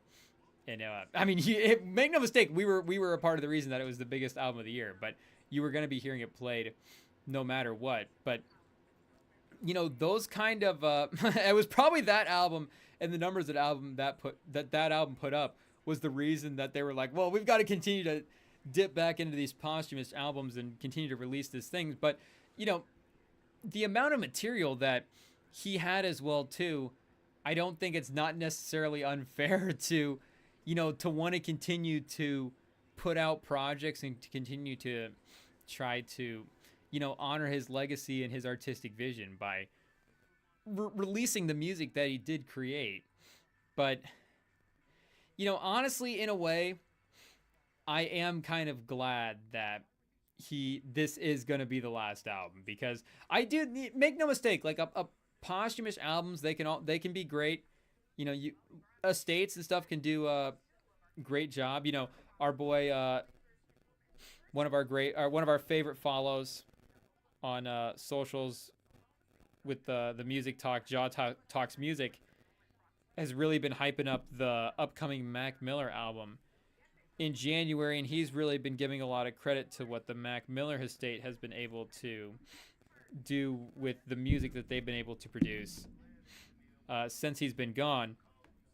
And this is not to be critical of, this is not to come on here and just start ripping apart people in the Juice estate. That's not the point. And this is obviously, an album that had a lot of songs on it that I think Juice WRLD fans were excited to hear. And he does have, a pretty deep unreleased catalog, and you could definitely vary on, what hits you want to see on the album included in whatever. But, there's definitely a couple of unreleased ones that people I think were looking forward to that now they're able to finally add into their playlist on streamers.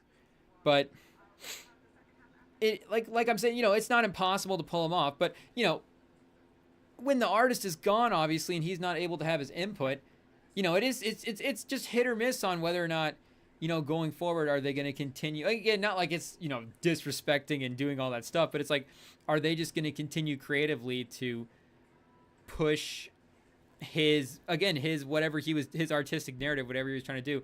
Are they going to be able to continue that creatively in a way that would, make sense with him? But I do think you also need to try to do the artist justice in a way that, these are albums that are being, this is like the next album that's being released, and it's not like necessarily that these albums again are building on each other or that he was doing cohesive stories or anything like that. But I do think that some kind of progression in some way artistically, I think would be important for the albums. But, again, I think they also knew what who their fan base was and who's going to be consuming this album, because that was something that I was very that was very interesting to me in the rollout for this, is which I actually think the rollout for this was pretty cool, and I think a lot of the stuff that they did was a really good job, and I really liked the trailer for the album.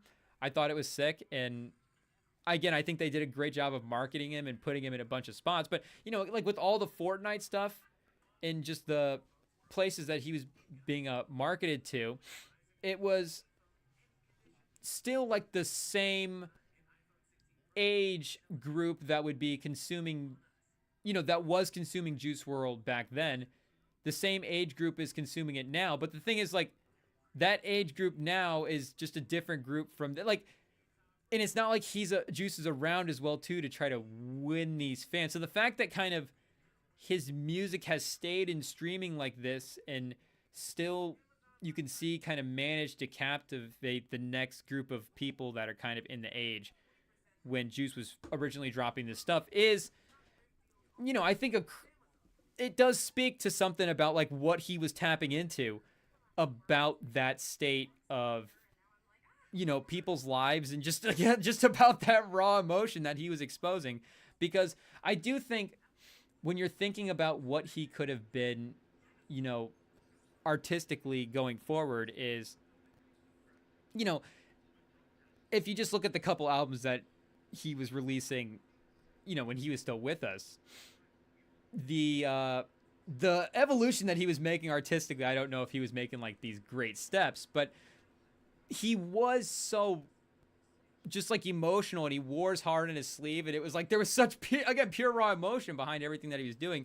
That was like, okay, his ability to tap into this stuff, and his ability to tell a story, and his ability to create these real authentic narratives, if he were to be able to like tap into these like other higher level, storylines, and this maybe some of the drugs and women stuff that he was doing, then, maybe he would have kind of gone to this different level where he's got, again, the critical, and he kind of starts to put all the acclaim and the commercial, and kind of starts to put all these pieces together. But again, I think with how just willing to be authentic he was, that he would have tapped in and continued to evolve narratively as an artist.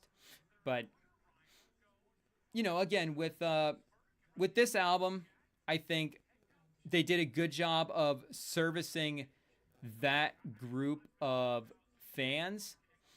But I think maybe some of the overall quality, some of the start to finish quality from some of the projects now are starting to taper off to the point where, again, maybe if this is like the nostalgia that I have for the Juice World era that we were into, me and my friend group were into, like, I'll always be, when he drops a new project, I'll always fire it up right away. I'll always be interested if let's just say like, oh, in a couple years they're like, hey, we're back with another one, like whatever, there's still more music that we feel like needs to be put out. Like, I would always be down to listen to new Juice stuff, but it is to the point, like I'm saying, from a project standpoint, and maybe it is just the access to maybe some of the unreleased stuff as well too, the ease of access to that, where you can kind of forego it on streamings.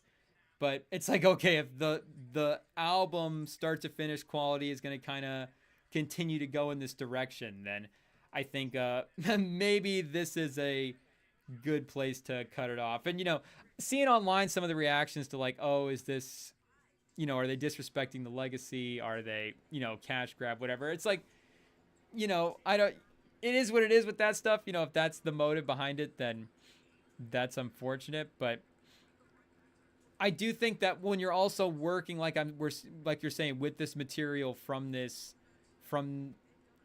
particular stage of his life, and from where he's talking about in his content matter, maybe it is harder to try to continue to push it forward, and to try to progress it artistic, and to try to continue to be like, hey, we're going to try to relate to the audience that was consuming him back in the day, but also try to capture this new one. Like, obviously, that would be him being here and doing all that stuff currently, making that evolution himself to be able to do that. But I do think it would be possible in working through his unreleased material to try to pull that off. But again, with adding some of the unreleased stuff, the Adore You track, I think, is a track that a lot of people, Juice World people, were really looking forward to getting on there. And I like the production on the intro track as well too. I thought, maybe the only thing in common between this and the Tyler album is that the intro track might be my favorite track, but it does have the similarity where you go from, kind of like a big build up with the drums to mellowing out with some vocals and a nice light, outro. And it's a great contrast. And I think they were able to pull it off pretty well with this one. But like we were saying too, with his versatility as an artist, if he would have been able to tap into some of that and maybe diversify some of his content matter, what he is able to do, on a track, again, just from a ability standpoint, I think he can go a lot of directions that a lot of guys can't, because, even if you don't necessarily, again, maybe some of the content matter of the songs, starts to age off over time. You just look at like his ability to structure songs and his verse to chorus and his catchy hooks and all this stuff. You're like, oh yeah, like, make no mistake, these were smash hits.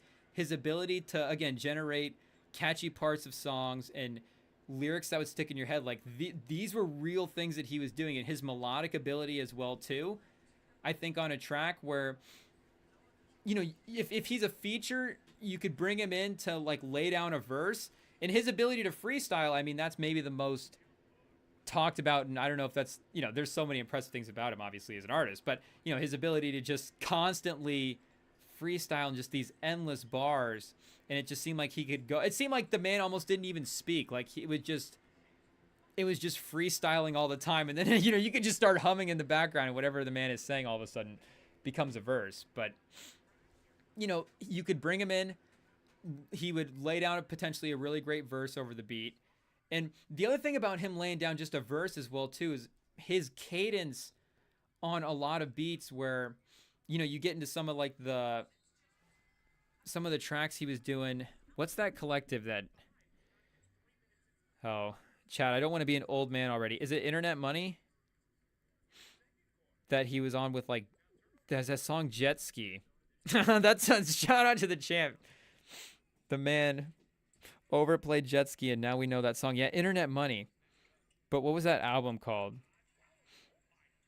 I feel like Sam would know this album.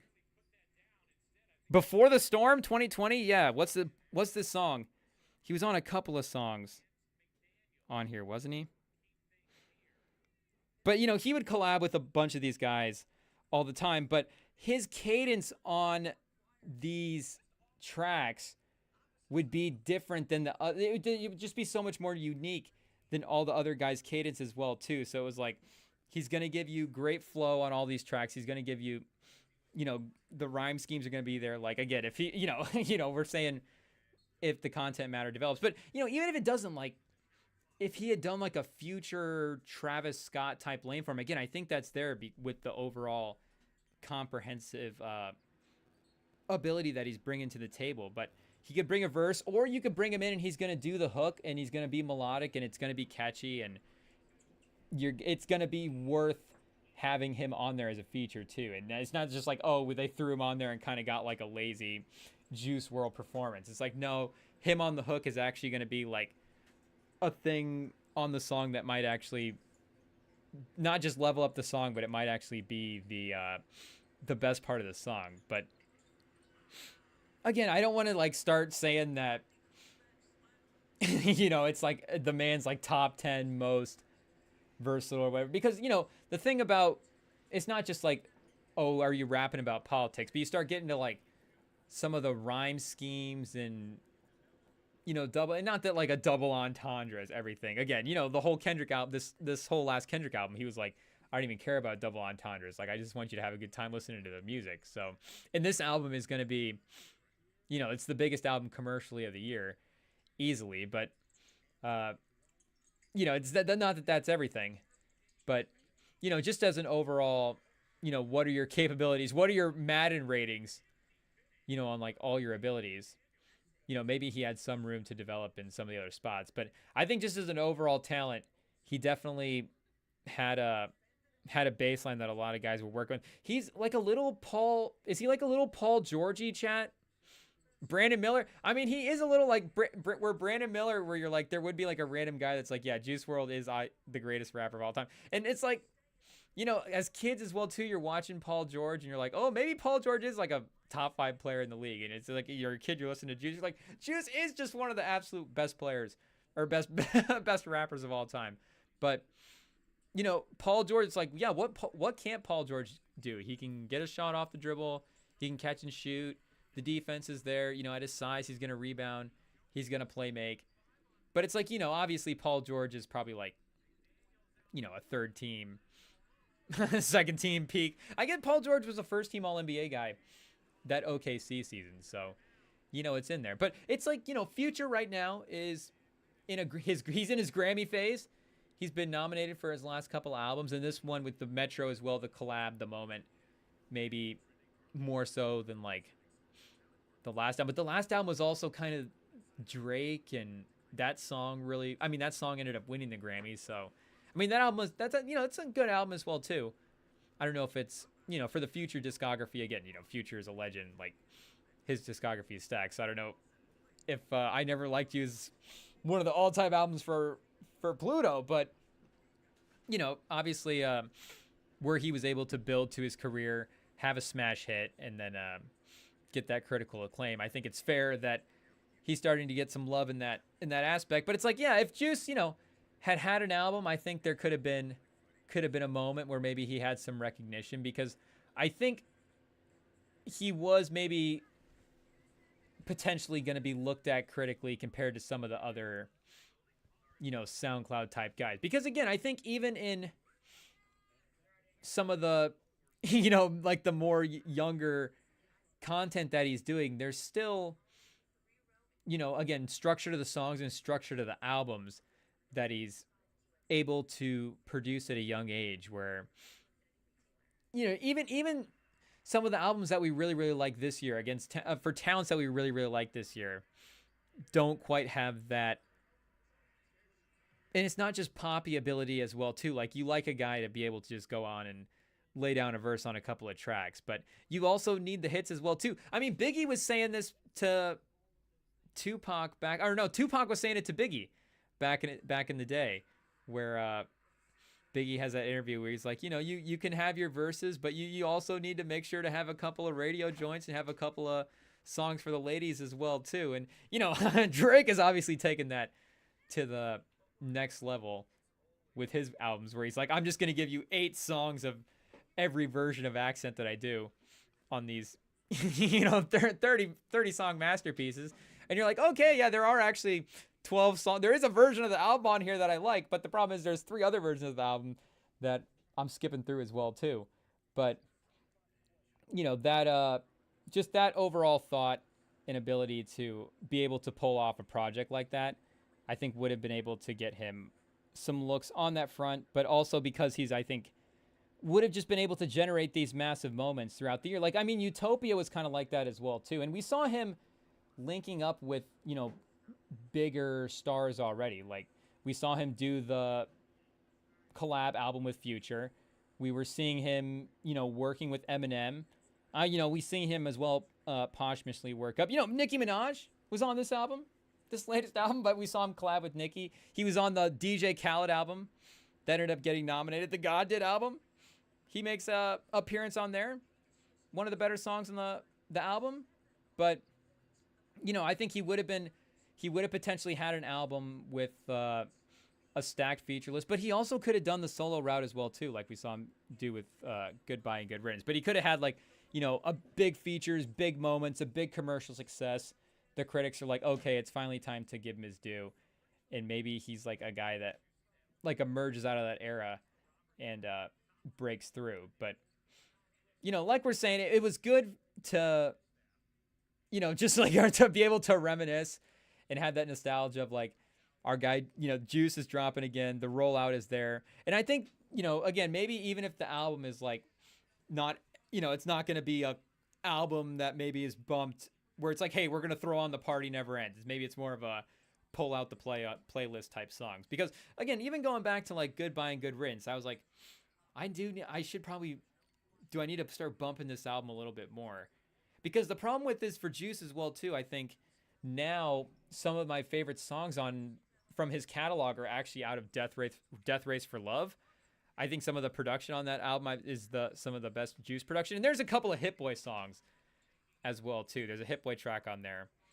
We're like, man, this is some of maybe the most, it's just like unique production for what Hit Boy has been able to pull off. And again, maybe not every bar Juice is laying down is going to go in the Hall of Fame. But if we're going back to some of the production throughout his catalog, it would be off that album. But in terms of bumping full projects, I mean, I think Goodbye and Good Riddance could be the one. And it's concise as well, too. I think it's 45 minutes.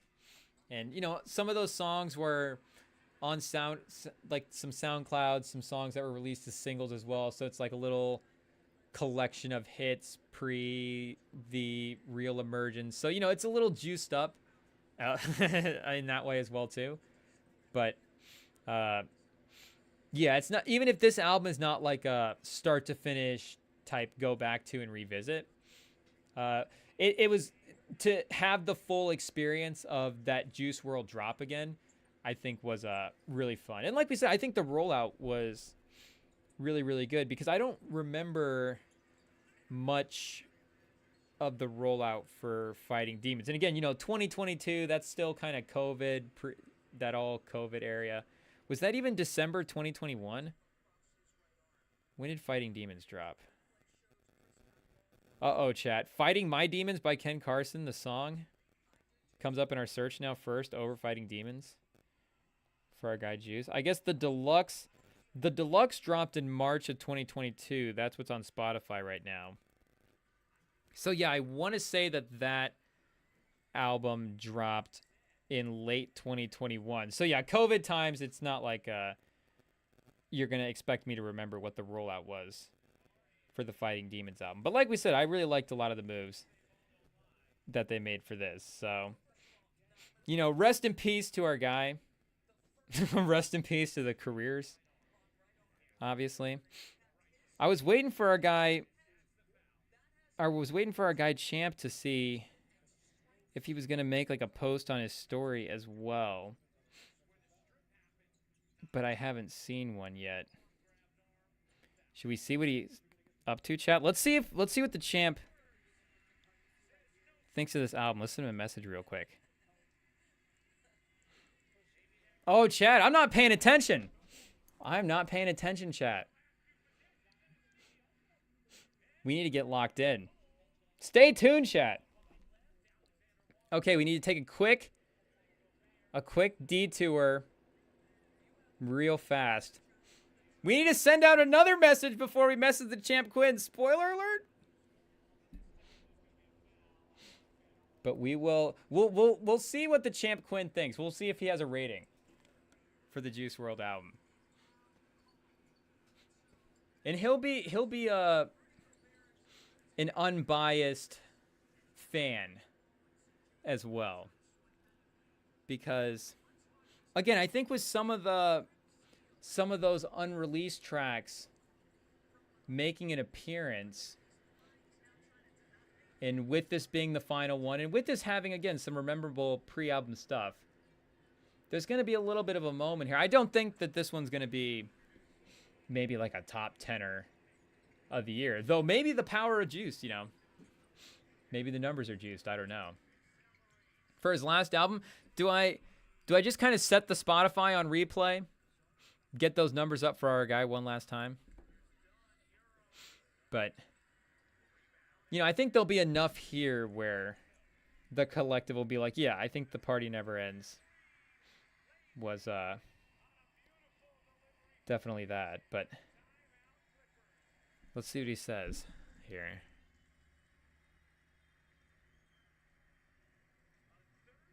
We'll ask him 1 to 10.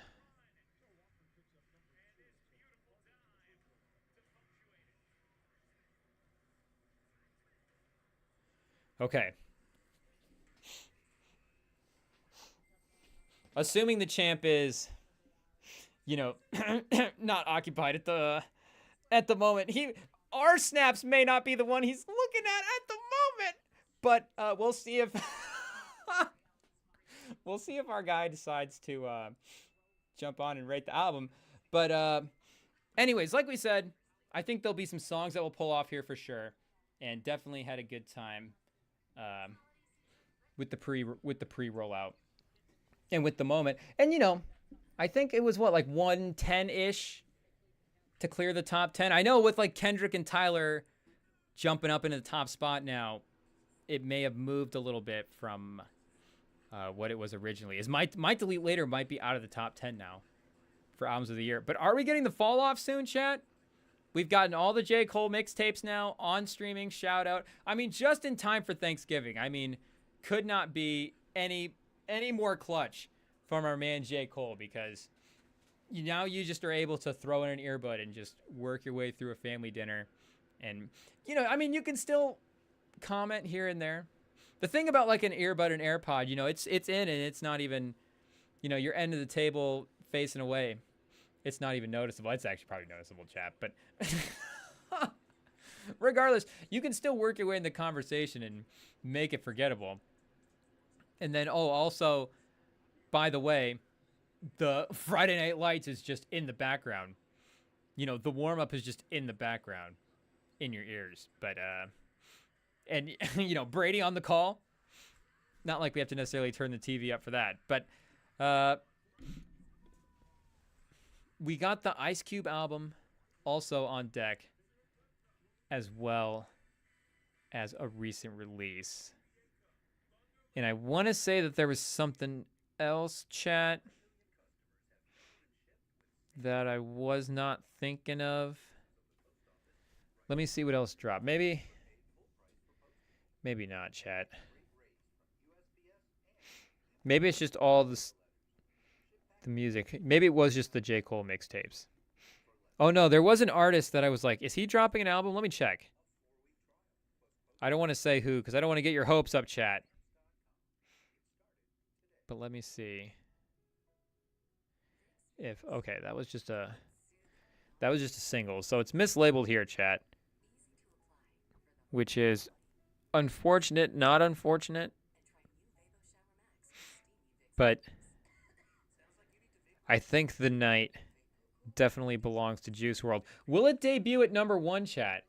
Because, definitely will. The Kendrick album will still probably be at number 1.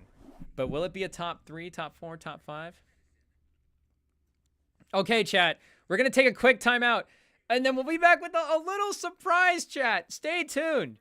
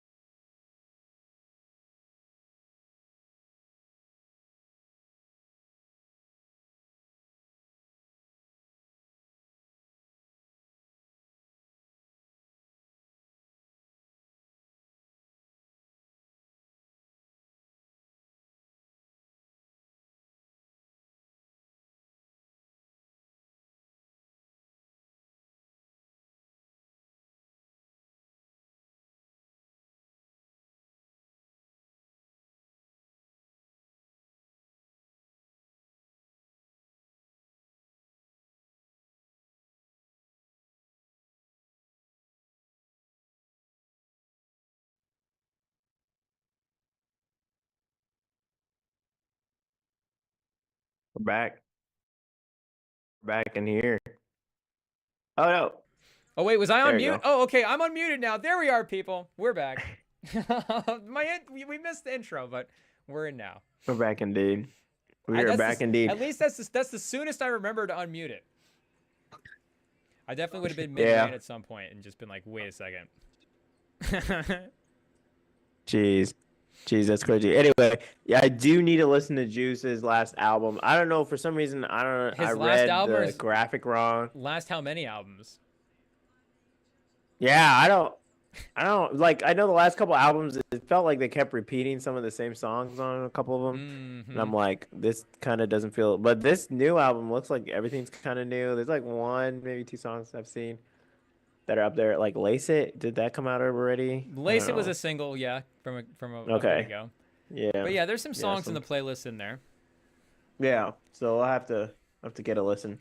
But yeah, Um I mean, Uzi's your guy from that era. Who else is your guy from that era? X also Oh, passed away. so you're an X guy. Okay, because I feel like I was huge in that X. was the split, kind of, right? It was either Yeah. Juice or X, but it was a lot of overlap. I mean, because they were both, Yeah. kind of emo split. But I Yeah. feel like those were the two big ones, and it was kind of like pick your guy a little bit. Yeah.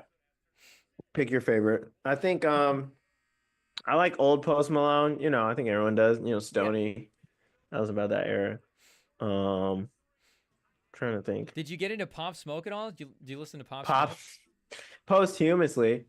Before he died, I didn't know any of his stuff. Like I listened a little bit, but then once he passed and then they played, he really popped off once he Yeah. died. I No, was I was like most people. because that was all kind of that same era. I mean, I think, unfortunately, I think we lost him and Juice just a couple months apart. But Yeah. I And mean then that, X was the year before. yeah, and Mac. I think Yeah, and X then and Kobe Max. died around that time. Yeah, it was crazy. Yeah, Around that time, it was like a year of a lot of yeah. people passing.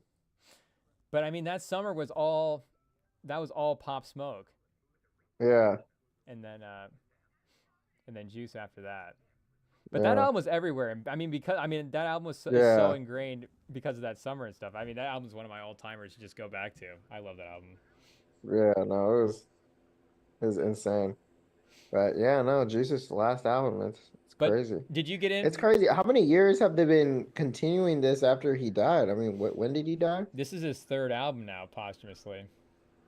Wow, Yeah, but that's insane. I mean, that first one, is that kind of like last Yeah, one that he was in on. So it's kind of like two, really, yeah. like two fully separate projects. But that's insane. Like, It's you it's know, a lot. But he yeah. also had a lot of material that was unreleased. I mean, Mm, he's one of the most more prolific guys in terms of just yeah. laying down a verse. Not that all those verses were necessarily like. I mean, like you're seeing kind of through the progressions of the song now. It's a lot of maybe Hmm. kind of the same thing over and over again. But still, it's a lot out there. So to me, it comes down to a little bit of like the production and kind of moving the production forward as well. And it Mm, feels like some of that wasn't necessarily there. But also, it's like are you how much are you sticking to like what he was like? How much are you working with? exactly. Are you snipping verses together? Is this like totally? Are you from a totally new Yeah, beat? Is this did he like? Are these beats that you just cooked up 6 months ago, or is this what he was rapping over originally? Like I don't exactly. know how much liberty you want to take with it, but I don't know. For me, it's Yeah. like go all the directions you want to go with it. Like just make kind of the best project possible with Mm, what you have left. But also, if you want to do, and just stick by it, like that's obviously, perfect as well too to go with. But yeah, obviously, it's definitely from a certain era. But I would say like as of the last couple of years, like the Lil Uzi mm. tracks have stayed in rotation probably more than some of the Juice tracks have, for Oh, sure, for okay. me. Oh, Lil Uzi ones? Okay. Yeah, like I think maybe Yeah. maybe if we're just talking between those two guys, I think Love Is Rage 2 is probably the project that I would Yeah. revisit the most between those two guys Yeah. from that era. But Yeah. but the peakness that I was into for Juice, obviously I was more into Juice back then. Exactly. Exactly. But it's definitely like a heartbreak kind of thing, which is, when you're in that stretch, it's really nice, but it's tough to have that all the time compared to, Lil No, and Uzi's some of the music. Uzi beats are better as well too. Yeah. Like 20 minutes. I don't know if Yeah, Juice sure. has a song like 20 minutes or Yeah. No. you know, 21 minutes. Love Is Rage, XO2 to Okay. Life. Like, you know. Mm-hmm. Are you running any games in the background right now at all? You throwing anything on? Yeah. No, I'm watching the highlights. Somehow Hawks beat the Cavs twice in 2 3 nights, 2 nights.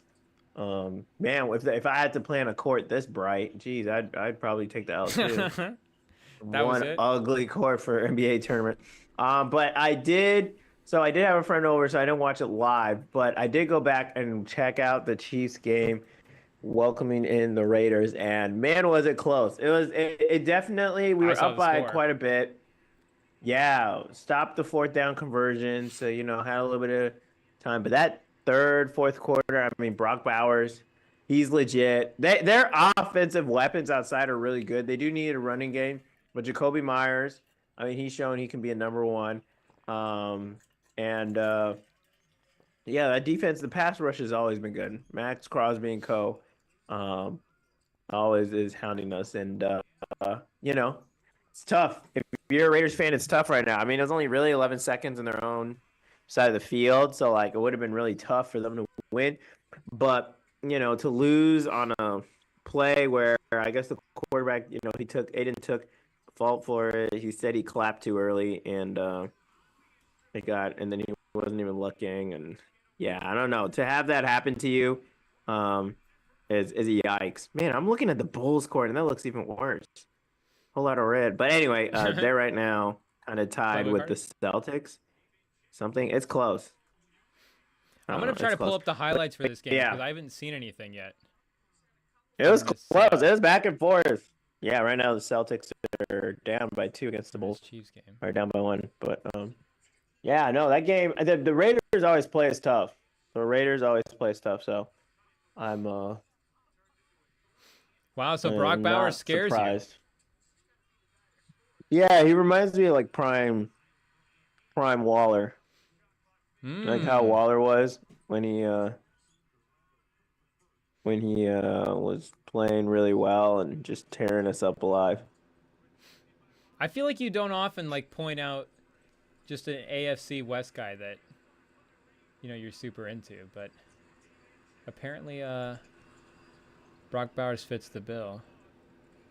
Good at Georgia. I mean, he was a Yeah. big part of that offense that won 2 national championships in a row. And you know how I am about winners.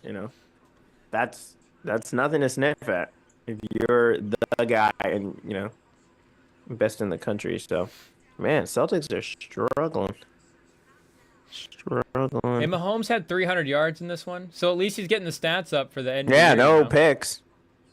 No picks, 2 touchdowns. Trying to get I that think 1 or 2 Spotify touchdowns. wrapped up. Okay, we've got the pass Yeah. interference to D Hop, getting you guys into Yeah, inside the 10. that was early. Oh, but then off of D Hop's hands. Who's the corner? Is that Jonathan Jones? Oh my Is that gosh. the old Pates? The Hawks really ran the Cavs home. Jeez Louise. Pause, yeah. Yeah. Speaking of Hawks, aren't the Hawks they're playing Nebraska right now, college football. Iowa, Nebraska. Oh, yeah. Are they playing right now? I think so. The Civil War? The Hawks.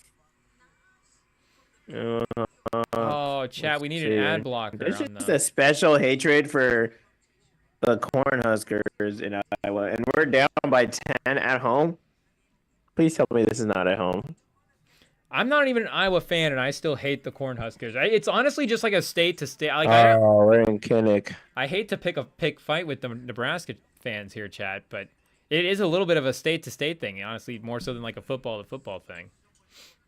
Speaking of your college football fandom, do you have like a bulletproof vest for all the pangs of pain when you have the game tomorrow? Because man, is that might hurt. I don't think it. I might. honestly don't know if it might gonna not be be bad. that bad. It could be one of those things where it's a rivalry game.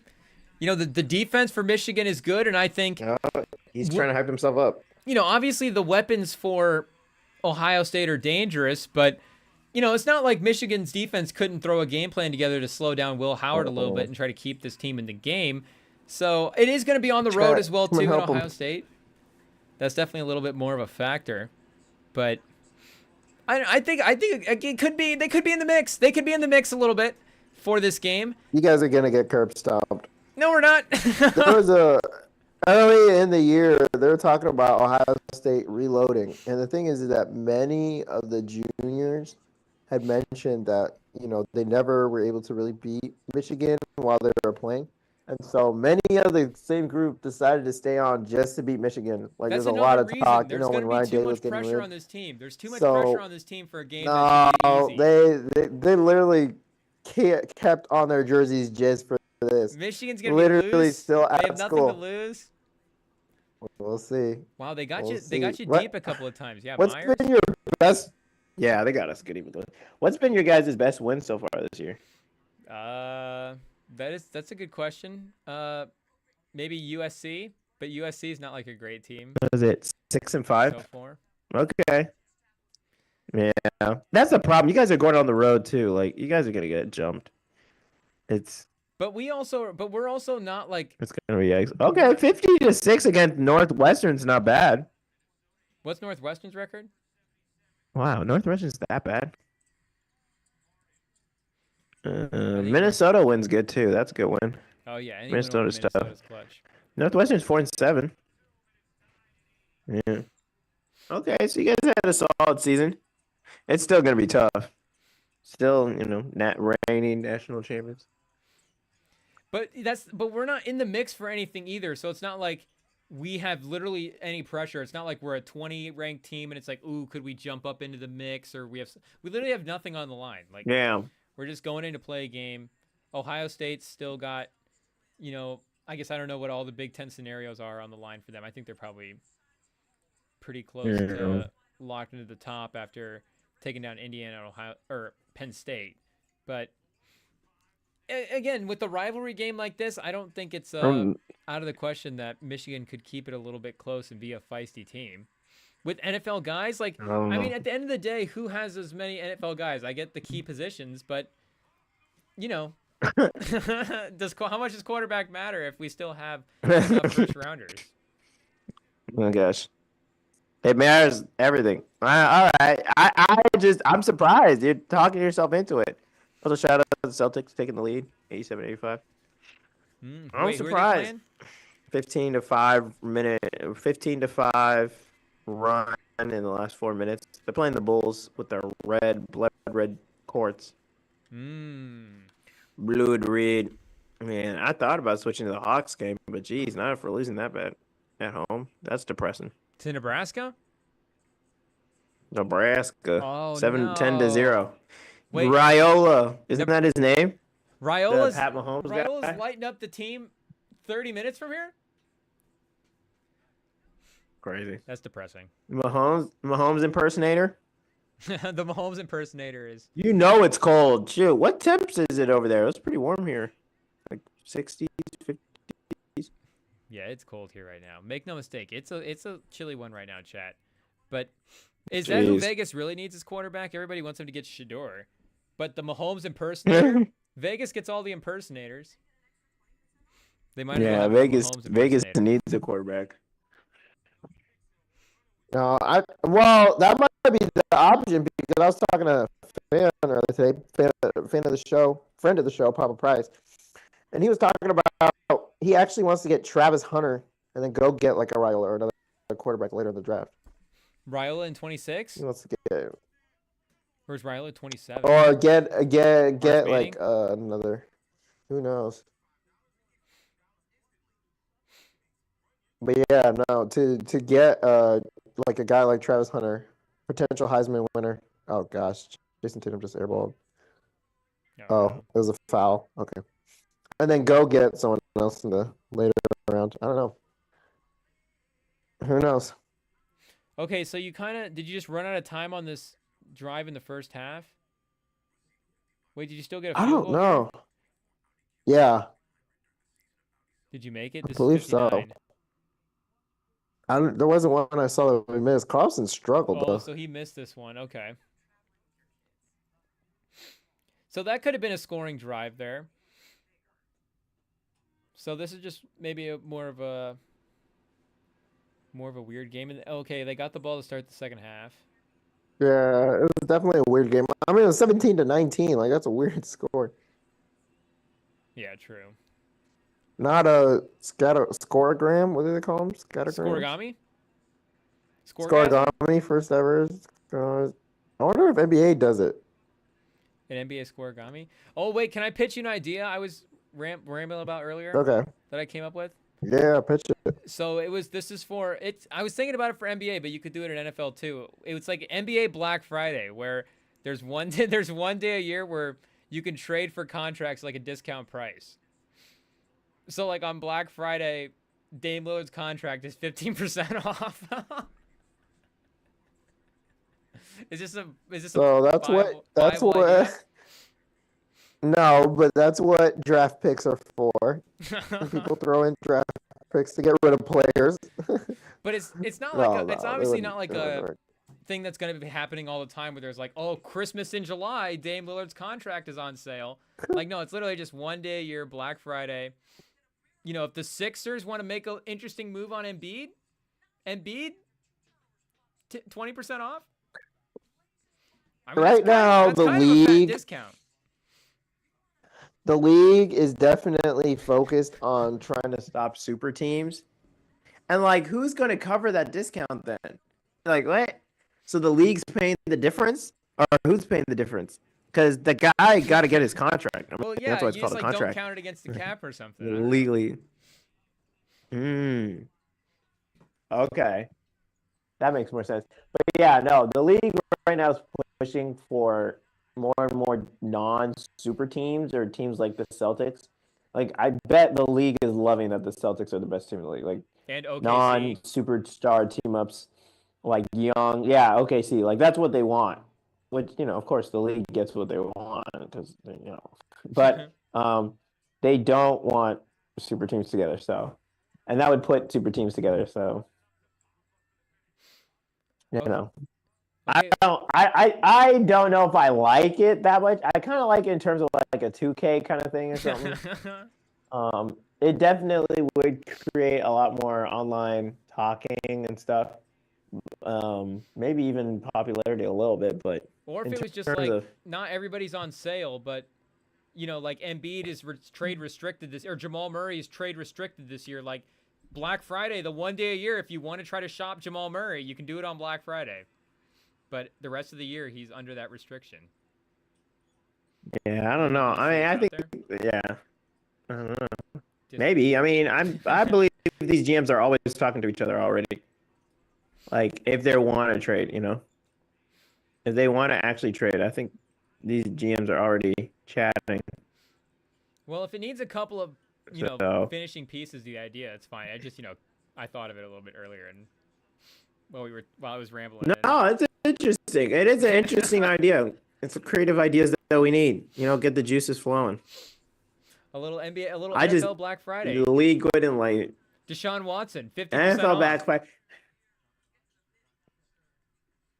See, NFL is so much easier because those contracts don't even mean much anyways. Oh, so we need to pitch this to the NFL. They're just because it's so easy to cut them that yeah, that's true. Everybody's on sale already. that it's so different. NBA, there's just so much more player protections, player empowerment. Like the players just matter more in general. Mm-hmm. But yeah. How big would the Deshaun Watson discount have to be for a team to trade for him? Would it just have to be like he's 90% off? Zero? They get him off. Yeah, I don't know. He's pushing it. He's getting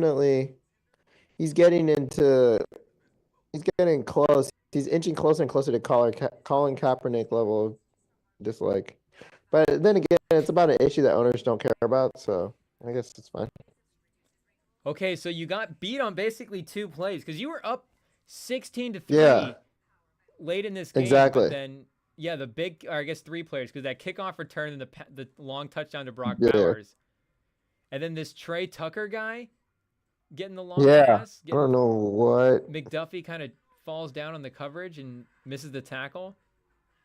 And then Never heard of Buddy, but yeah. Brian Cook swooping in. Is Brian Cook lead the league of like swooping in and like too late, last minute? Like a guy's just running 40 yards down the field and it's like, oh, It's close. Brian Cook is It's finally close, catching up to him. But I mean, that's what the safety's meant for, though. Like, Well, no, it's just like every time it's, the receiver is somehow behind the defense, like wide open, and it's like, oh, Brian Cook's trailing after him. But you guys had Sorensen doing that for a long time, so it's tradition. Yeah, and actually, I love our safeties. No, I don't know why. They're Brian good. Cook. I get safety. I like Sorensen was my favorite player on defense. Yeah. No, that's why I have him in fantasy, but we only had 3 points today, so it was kind of yikes. But wow, it's tied 96-96. Oh, and they had the lead going into the fourth. Yeah, the Bulls had the lead by a lot. Oh no, and the Raiders, yeah. Oh, the Raiders. Wow. Yeah, they had the lead for a little bit. Wow, Aiden O'Connell. Twice. That's the thing. Aiden O'Connell, he's like most quarterbacks. Like, you just give him a clean pocket and time, like, he'll be fine. But that's also what, 2 rookies? He can throw with accuracy. That's 2 of their rookies, Aiden right? Because Tucker's not also a rookie. No, Tucker, the receiver, that had that long touchdown. Oh, yeah, the Buckeyes, yeah, but they've been really good. They've been really good. The Raiders you were saying there earlier with their weapons. Yeah, they have weapons. It's just like every year. That's why their games are always close against us.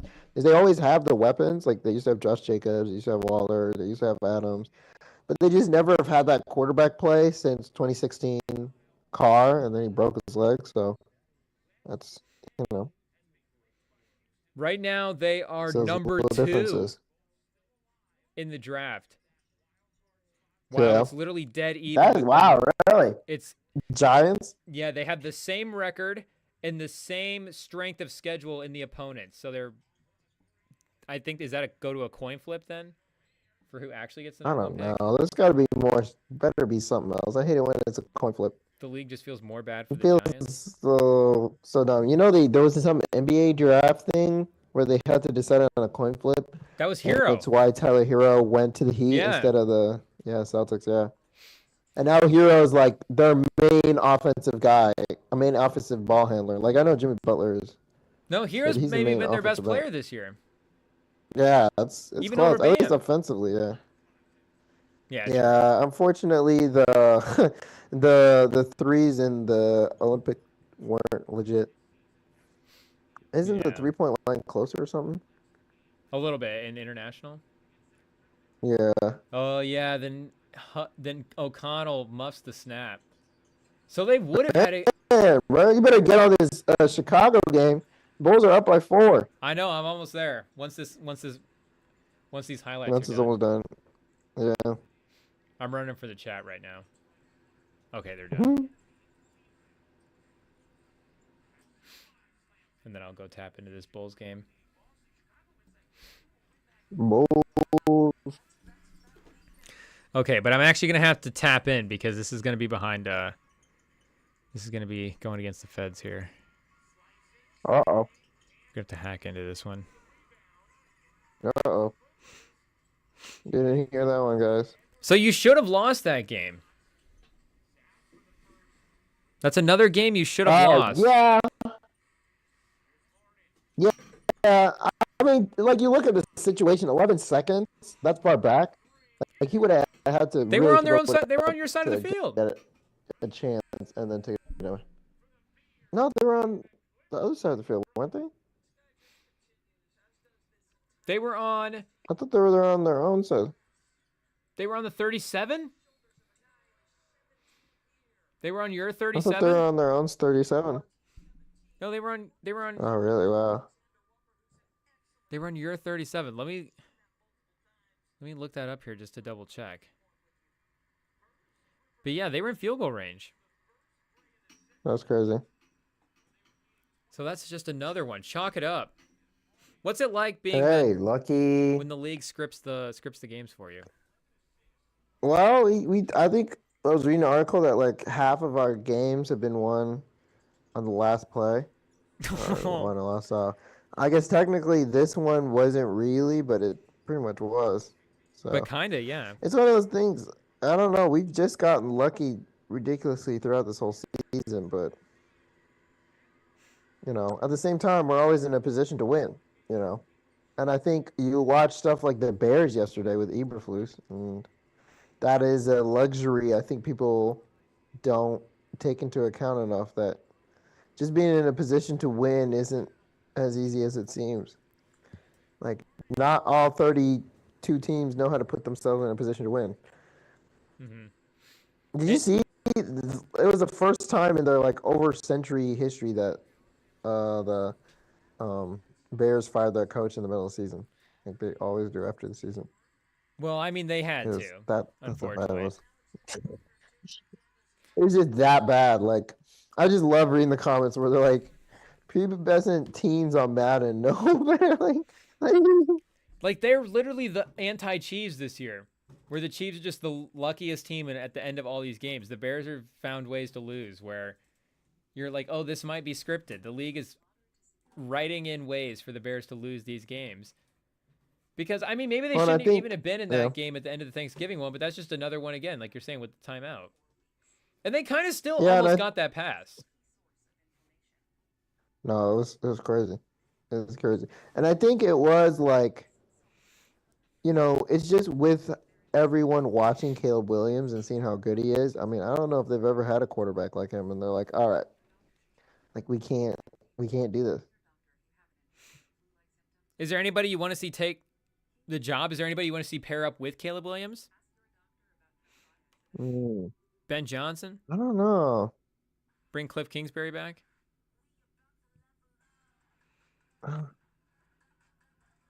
Bring Cliff Kingsbury back? Maybe. Maybe. I don't. I'm trying to think. Who would be a good Steel Spags? Kellen Moore? Oh, hey, let him get that back to back first. Don't give me any ideas. Yeah, Kellen That's Moore. funny. Yeah, I know.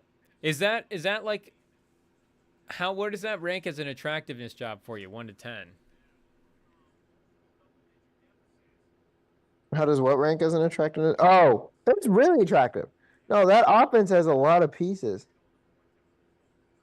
It is attractive. It's really it is an attractive job. I think that Oh, wow. I'm looking up and down. Now the Celtics are up by 3. Jeez. Okay, wait. Yeah, the champ has spoken. He gave us a review of the Juice album. You want to hear what he said? Oh, what did he say? So this is what the champ said about the Juice album. He said, I like Chromacopia and Kendrick's albums more at the moment, but I give it a 7.5 out of 10. Oh, okay. So I knew the champ would be fair with his rating. He said Party by Myself is my fave song, 10 out of 10 songs. So I think that goes right in track with what we were saying with what we were saying earlier with the album. So yeah, I think the Juice community is in lockstep with this one. I think this is a good time to call this. This is a good time to say, hey, let's let the legend actually rest in peace. But yeah, I think 7.5 out of 10 is a nice solid project. I think it's there's quality in here to revisit, and it was a good moment to remember the career of a guy that was, a real star at the moment, and somebody who really shone bright for the time that he was in the scene. So yeah, I guess shout out to the champ for his review, and again, shout out to the Juice album. But I need to tap into this Bulls game. That's what I was doing. Yeah, tap in, bruh. Is there still time left? Oh, yeah, we got a fourth quarter. Okay. Yeah, there's plenty of time to react. The Bulls going toe-to-toe with the Celtics. Is that how many teams are measuring stick teams to you right now? Are there the Celtics are the number one, right? Where if a team hangs with them, you're like, that means something? I'd actually say OKC because they are actually hustling. And that Warriors loss was probably one of the best this season without Curry to take the OKC to the wire like that. Yeah. That was definitely where I'm like, I was seeing that and I was like, all right, like Golden State might actually be like a serious contender this year. Like not win the championship, but get to a conference championship for sure. No, that was a game where I like had it on my computer and it was like, They were starting to pull away a little bit. The first half was sloppy. Yeah, no Curry. So it was like on in the background. And then, third and fourth quarter, I was like, Podziemski, Buddy Hield, I gotta lock in for this one. And then in the fourth quarter, like you were saying, the Thunder were able to take home the win. But are those the only two teams right now where that could be in the regular season a win means something? They're the only team that's really consistent. Yeah. Because I mean, I don't think that's. I think that's kind of the list too. Yeah.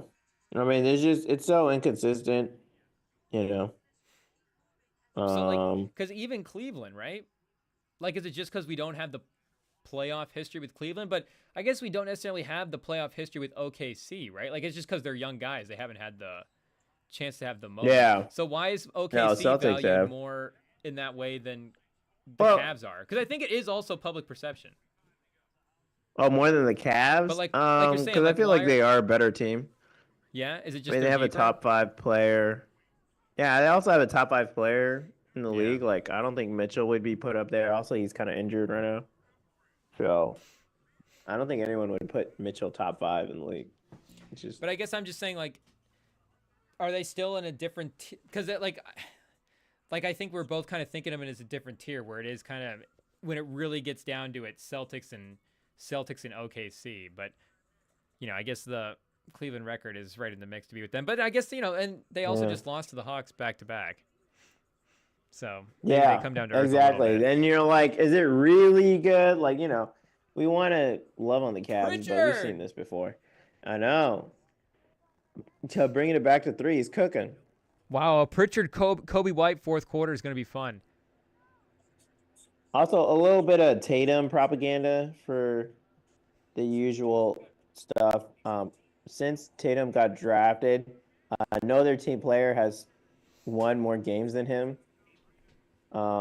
He's also, I think, has the most playoff points by like 500 over Jaylen Brown. I think it's almost over 500 over like Jaylen Brown. So Jaylen Brown's second, but he's first for most playoff points. I think he's also. Let me see, what is it? I think for his age, he's also like in the top Lonzo! 9 for most playoff points. So, yeah. Just saying, Tatum. Back? Yeah. Shout out. But yeah, playoff points. Shout out. Yeah. So, 5-time conference finals, 2-time NBA finals. No one else was really doing this at his age. Pretty much lay out the usual Tatum stuff. Literally no one's won more games than him since he came into the league. So has he been? Shout out. He's almost been a top 5 player in the league since he's been in the league. Pretty much. Not like that dunk on LeBron. Yeah, I mean, it doesn't sound like the hottest take, but I mean, for guys where it's the first 8 years of their career. Yeah. Who really is in that list? That's I mean, the hallowed group. I don't know any other players that were playing real minutes in the conference finals. Taking LeBron in one of his primes to 7. I'm just saying, it's just. Well, that was a lot of Rozier too. You got to give. Wow, Pritchard's just. Pritchard's cooking right now. Yeah, Rozier. I mean, I'm not saying he was the number 1 option, but it's not like he was a bench player. Like he's playing solid minutes on that team. No, wow, what Lonzo tweaking? Yeah, Lonzo tweaking. Wow, Lonzo tweaking. Wow, Pritchard tried. Also, like, there's very few players. Like, I guess, like, maybe Levine's definitely not letting this game go away. Levine's one of the most spunky players. Okay, wait, 60 seconds left. Clippers down 3 to the Timberwolves. Harden for 3. Oh. He missed it, but Zubats gets the tip. Clippers down 1 to 50 seconds. Wow. Whoa. Talk about the salmon REM zone. Yeah, sorry, we had to cut away Taking there. around the NBA. We're doing whip around Yeah, coverage. let me get that pulled up on my phone. Edwards. Yeah, the Timberwolves definitely been struggling. Like, Anthony Edwards can't bail them out of everything, actually. Like, yeah. Ooh, the Clippers are going to get a look. Oh, Chris Dunn. He hit it. Chris Dunn, he finishes, he duns the Clippers. He turns it over. Chris done. The He Clippers turned are it down. over. No, that's tough. They're gonna get Hey, maybe 3 Google. seconds left if they get a shot. What's the Iowa score? Google. Iowa is trailing Nebraska 10-3 at the end of the third quarter. Okay, 10-3. We're 1 score away. And the Sorry, Clippers run I out of didn't time. understand. Wow. Minnesota with Mike the Conley- huge win in West Group A. What in the neon green is this court? I'm telling you, people like want to act like all cool or oh, I don't like the tournament. Like players try harder. They try harder when it's the tournament. Well, what These do you games think are about the close. drama going on in West Group C? I ain't gonna lie. No, Don't I pay don't know attention what's to going that on in shit. West Group C either. I don't know the even- Warriors won there. How many They've been letters are there perfect. for the groups? I don't know, man. Let me hear this man asking me a million even- questions. Not even sure how deep this goes. Pause. Oh, wait, my phone's dying. Where's my charger at? Oh, get that. Oh, give me a second. All right, ESPN got us covered. Shout out, world leader. So Orlando and New York are leading Group A, both 3-0. Milwaukee and Detroit leading Group B, 3-0 for Milwaukee. Detroit's 2-0. Miami's 1-2, and then Toronto and Pacers are 0-2. Just in case you're like, what the heck, Detroit? Group C, right now this game matters so much because the Bulls and Celtics are tied at second place with 2-1. The Hawks leader right now 3-1, and then Cleveland at 1-2, Washington at 0-3. So whoever wins this, I think, is going in because I think they only have so many games. So they're both fighting for a place in the bracket.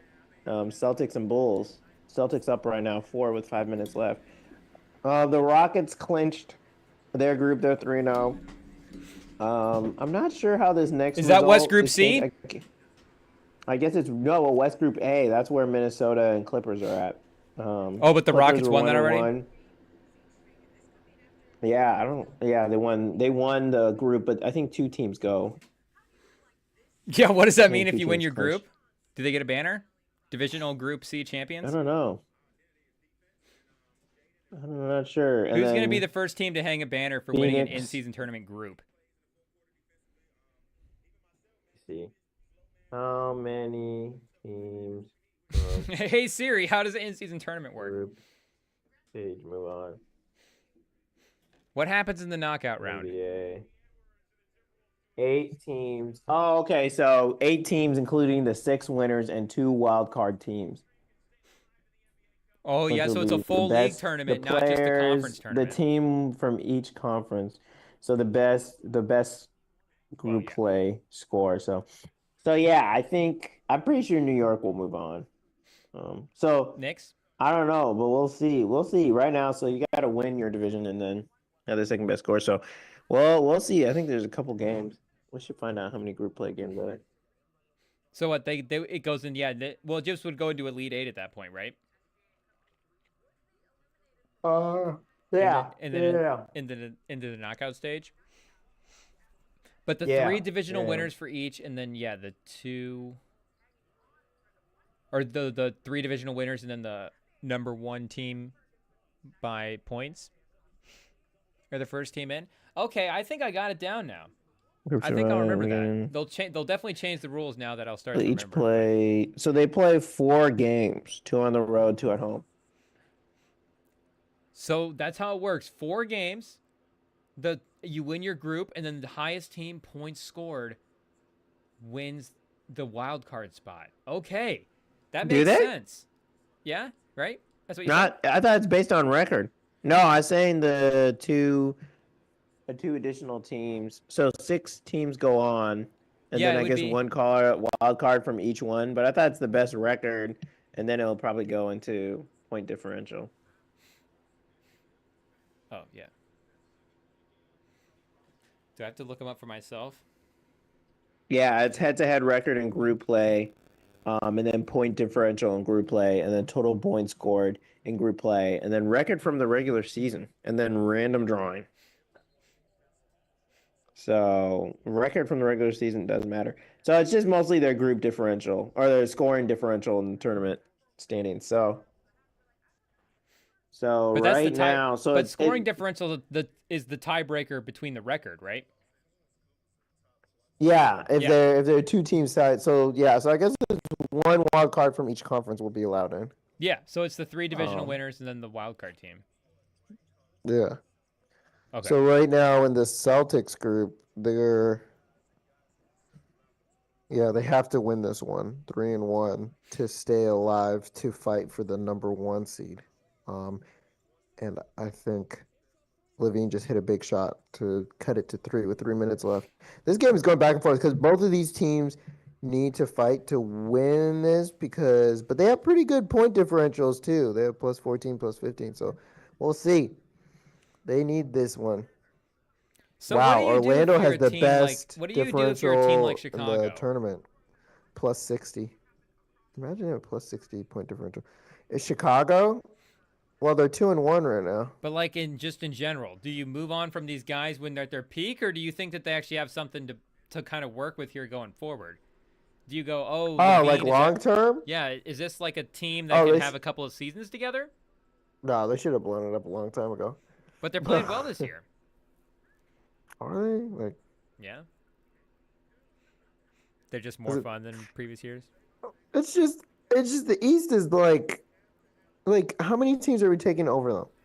Taking the Knicks, Celtics, I don't know about the 76ers, but the Bucks, I'd probably take them over them. Would you rather have the Hawks roster or Chicago's roster?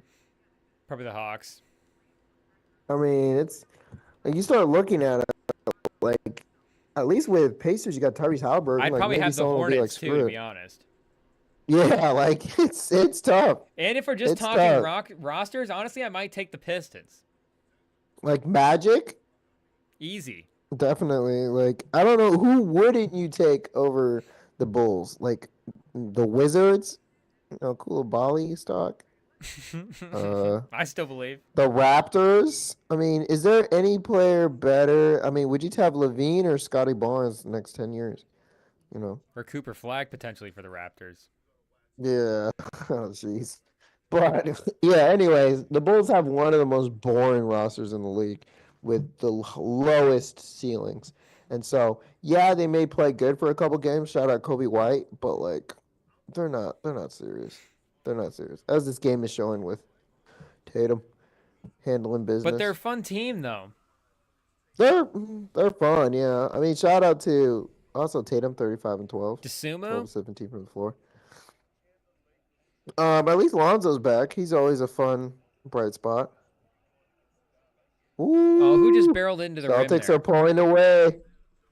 Was that DeSumo? Oh, I just mentioned 130 him. to 2. Oh, and then Holiday buries the 3 on the other end. Oh, geez. Yeah, it's tough. I mean, that's how you lose to a championship team. But Yeah.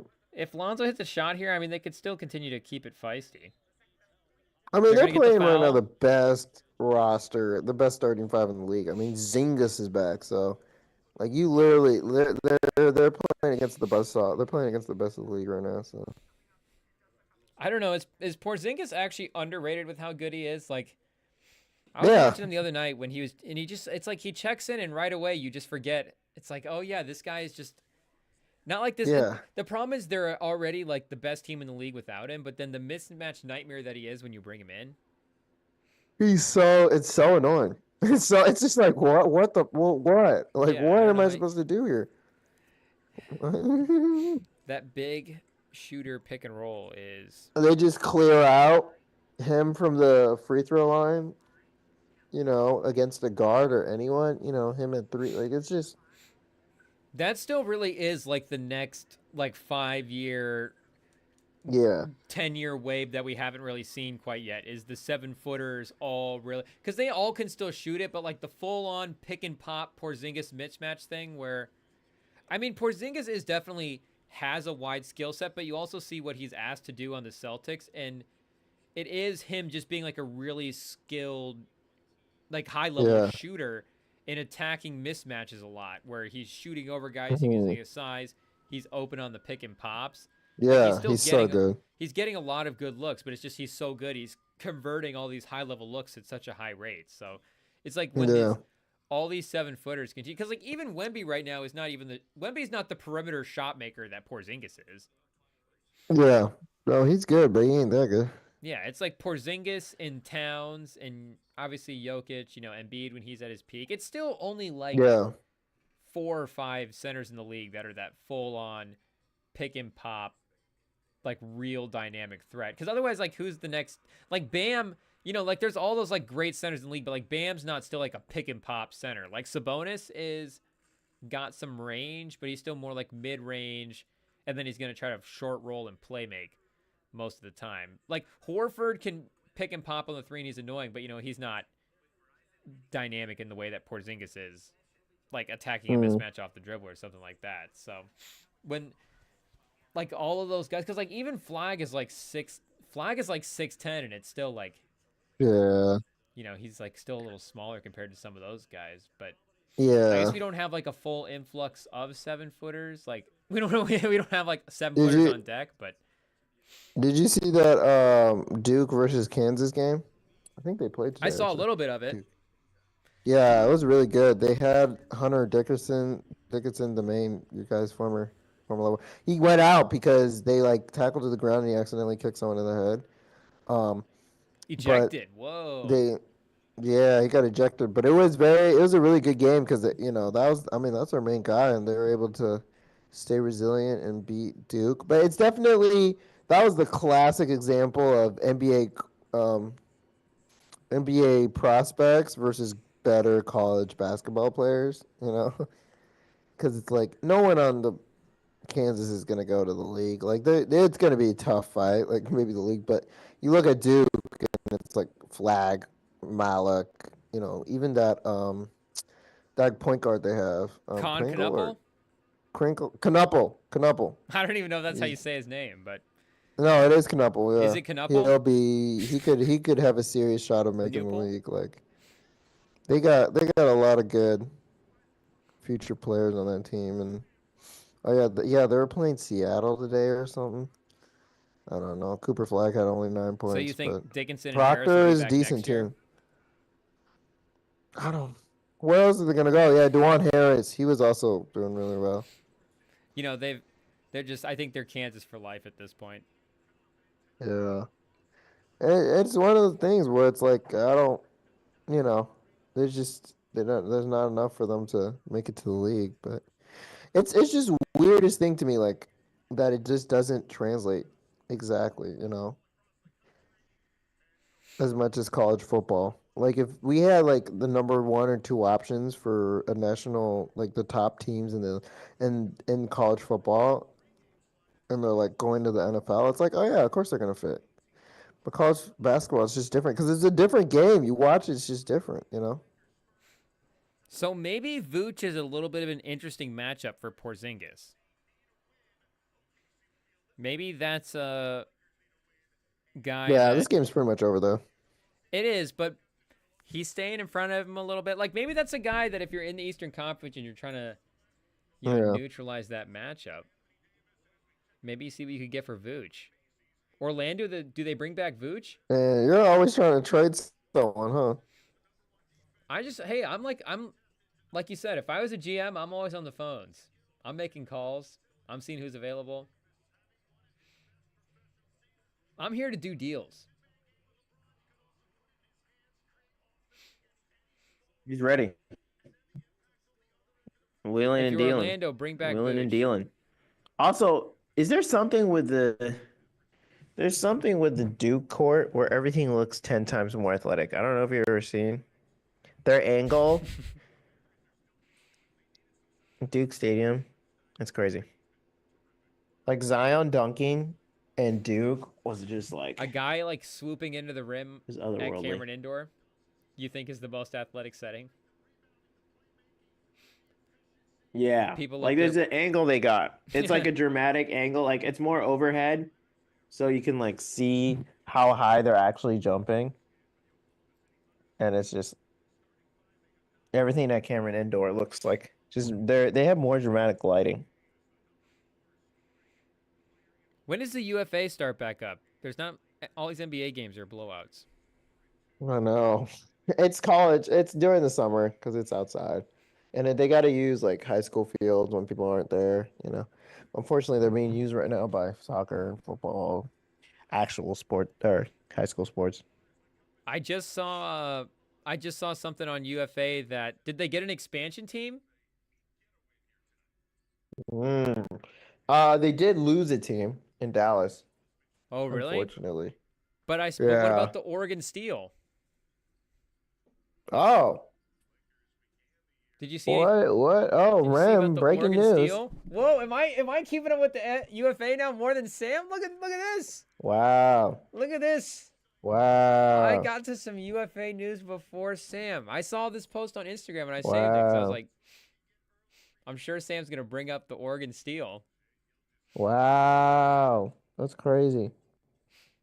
I mean, I didn't look into it Introducing the further than logo. this, but this looks like an expansion team to me.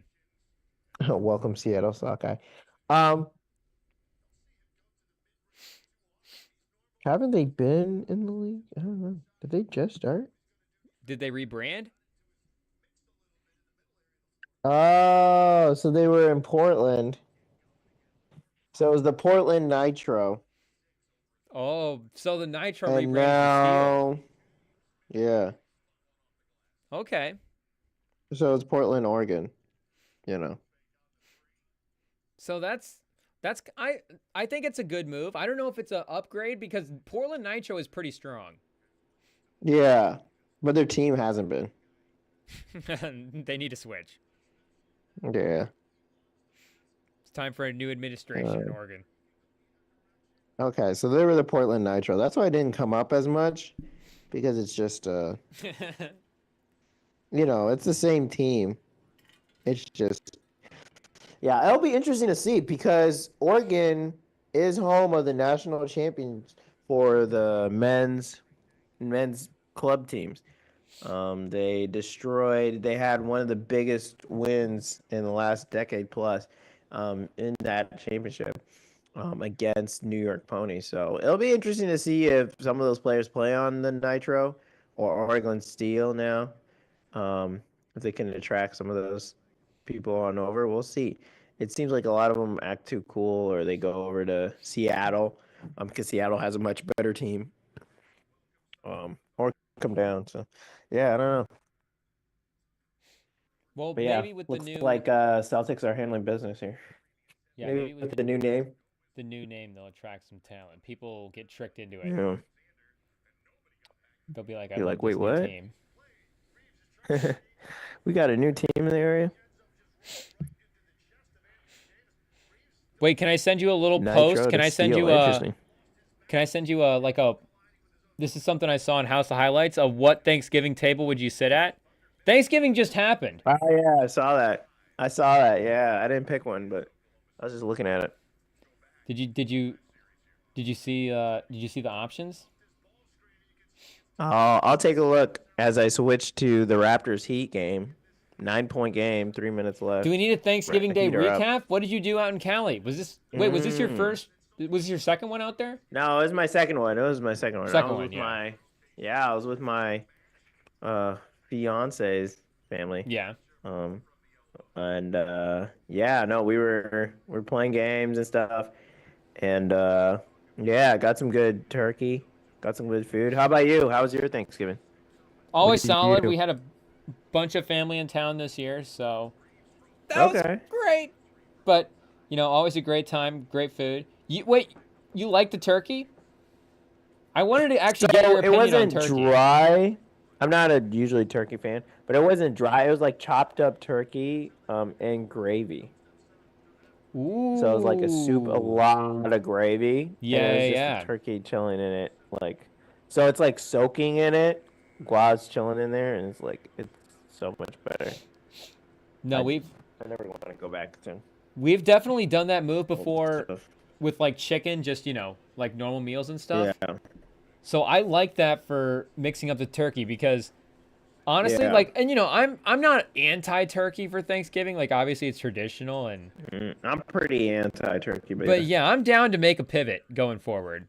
Okay. I would be fine if Yeah. the people in our circle were like, "Hey, we're no longer doing a turkey for Thanksgiving." But I also, I like ham. I don't know if ham is a I don't know if this is a hot take. I don't know if ham is like a tier A meat. Yeah. Pause. Yeah. What game are you watching right now? We've got Lakers Thunder Oh, okay. on. I'm watching this Raptors Heat game. The Heat are starting to miss some shots. Okay, let me throw that The on as well Raptors are too, trying to. because I'll tell you, one of the top 5 ugliest things I've seen all my watching NBA basketball is trying to watch the Raptors offense. Like, oh my gosh, Scotty Barnes was not made to be a number 1 option. And this is like if 2K, it's literally like 2K. They're like, you know what, screw it. We don't have a number 1 option. Let's just throw out 5. Let's throw out 5 forwards, 4 forwards and a guard.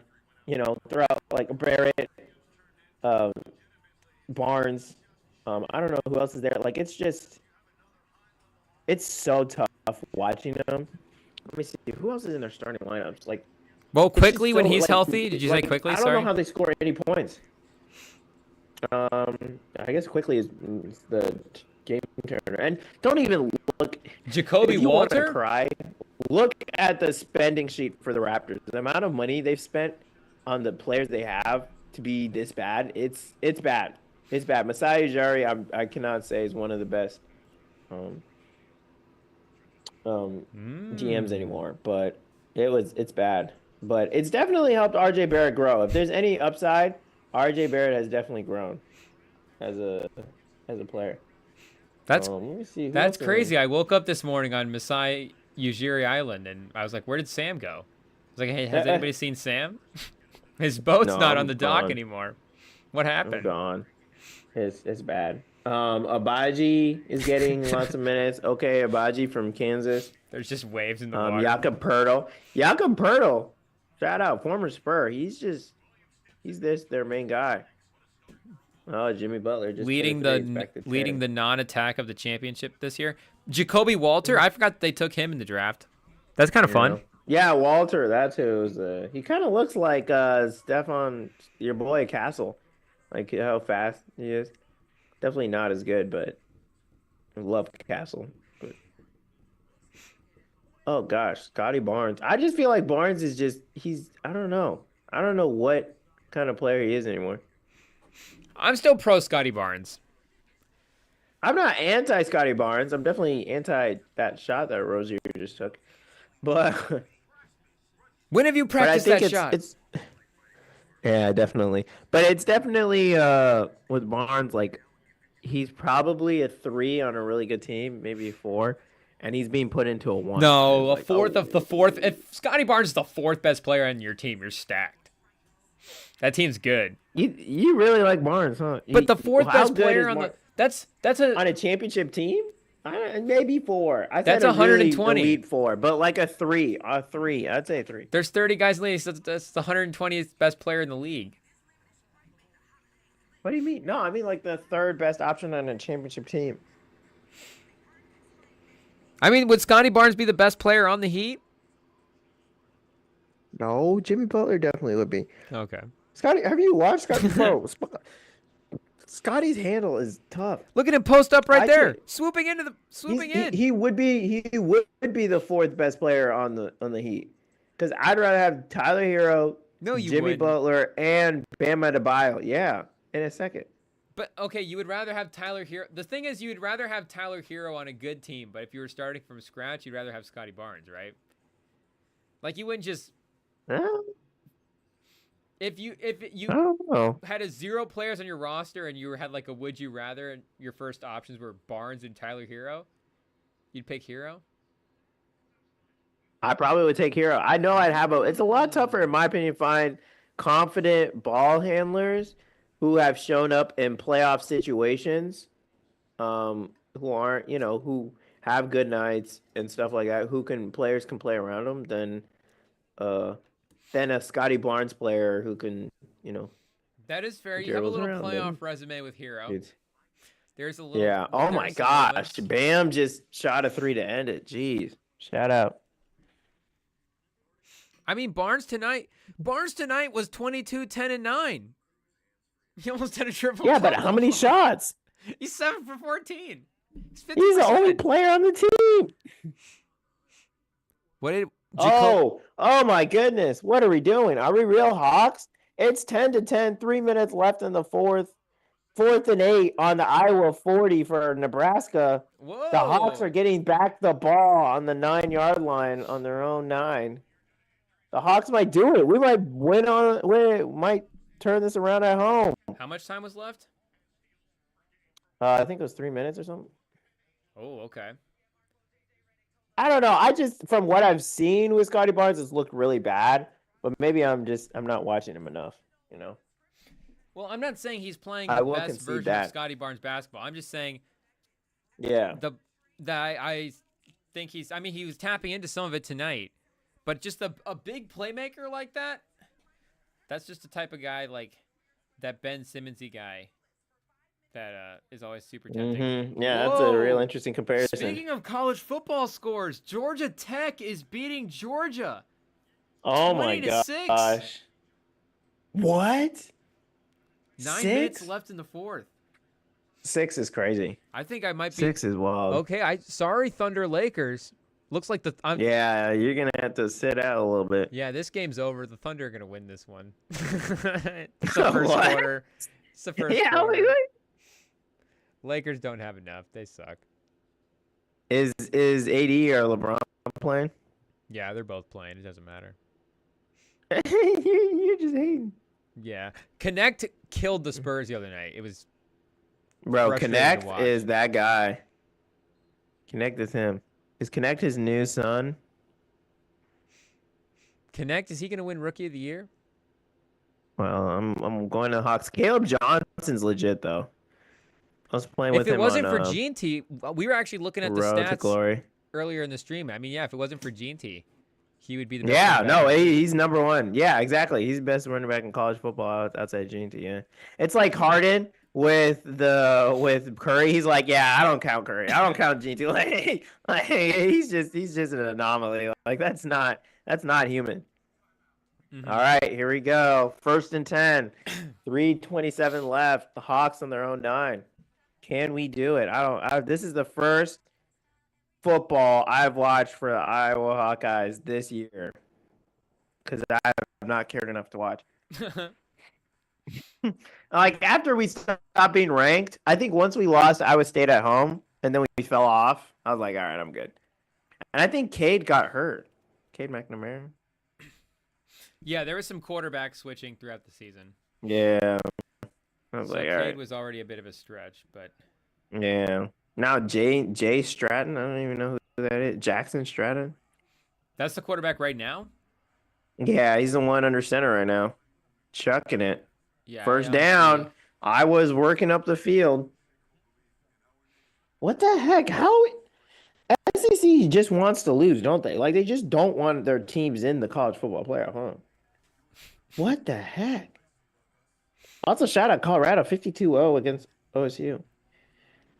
Hey, at least your game tomorrow, the game tomorrow, is early, so you know you can just get it over with. and then Iowa enjoy has rest the of your ball day. with 2 minutes left, and Nebraska's win probability is 62%.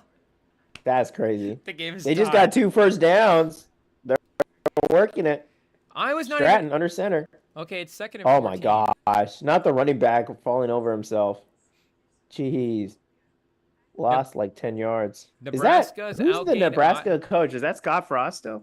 Might Matt not Rule? interrupt. Oh, it's Matt Rule, yeah. Nebraska's outgained Iowa 318 to 156, 18 first downs to 5. They've tripled. That's that Iowa football, baby. Good old Iowa Oh football. gosh. Caleb Johnson only 44 yards tonight on 15 carries. 15 carries is criminally low.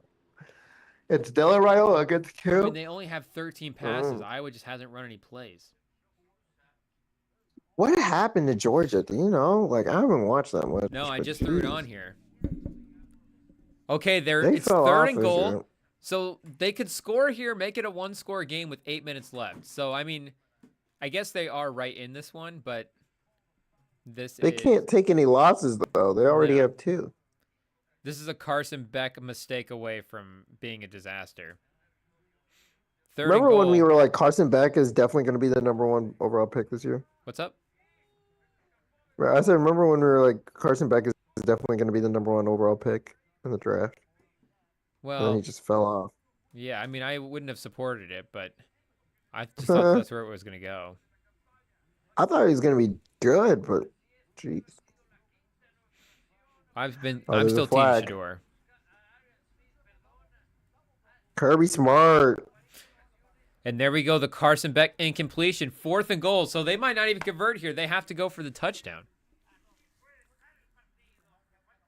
Wait, what minute are you at? I'm watching the Georgia game. Yeah, what minute are you at? I got 2 screens, bro. Oh, I'm 8:45. Oh, okay. So you have the pass interference yet? Yeah, they just threw the flag. Yeah. So they'll get new life. You're live. So wait, are we just down to the one NBA? Oh no, we've got this Blazers Kings game too. Yeah, there's a couple games on the West Coast. The West Coast games. I don't know if this West Yeah, Group A yeah. game has any stakes, but this West Group B game might. Oh, is he in? Is he in? Who knows? He said there's West Group. Oh, the ones down there. Southeast Polk. Shout out. They're always good. Josh Allen and Haley West Des Steinfeld Moines Valley. engaged? I love how like the football in Iowa is just all the Des Moines teams. Like no one else is kind of good. Well, that's the only city with money. It's the only city that can have that many people. Man, Iowa 2nd and 14 after the running back fell over himself. Look at all these kids with no shirts on with breath. Did you ever do that? Did you ever want to do that? Like no shirt at a football stadium?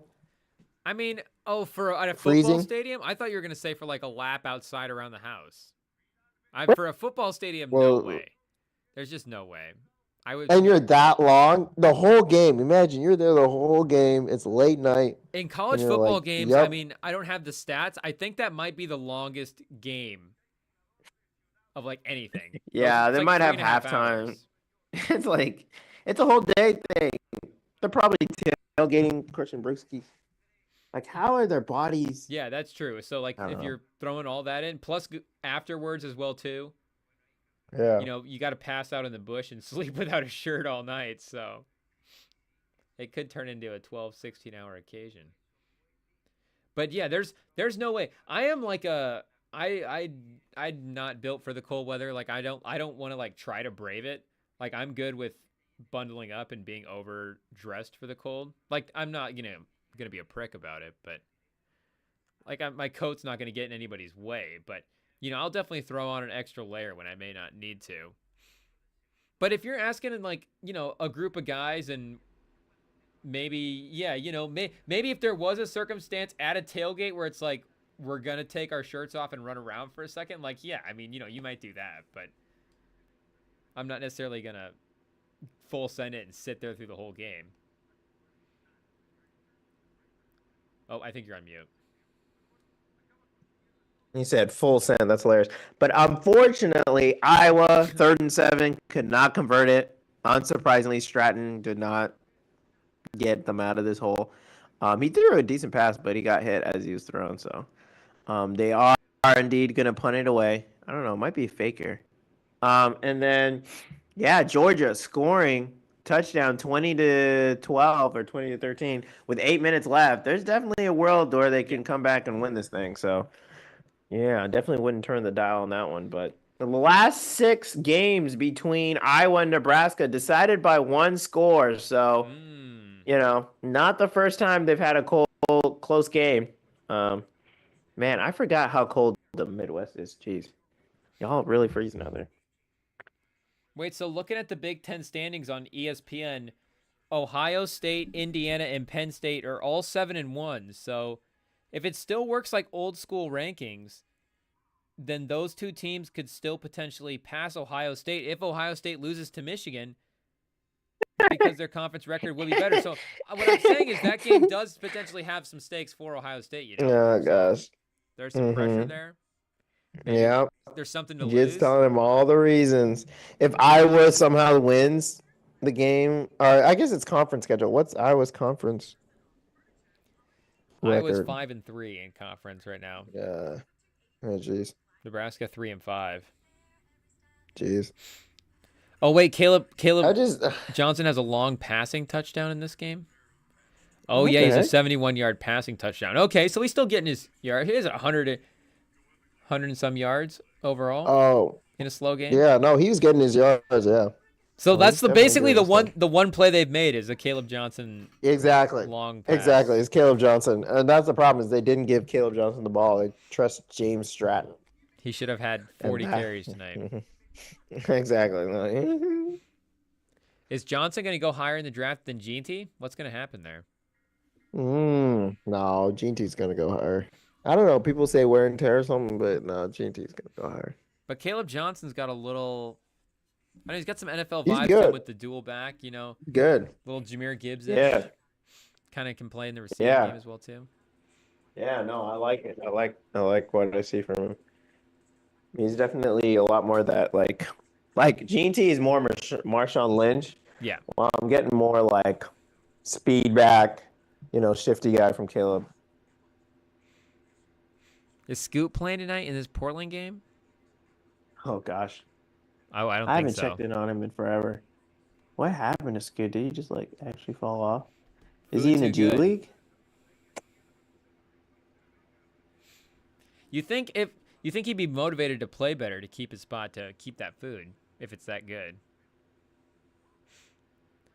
But apparently it's not Yeah, he's still motivating on him. the team, but he's not playing.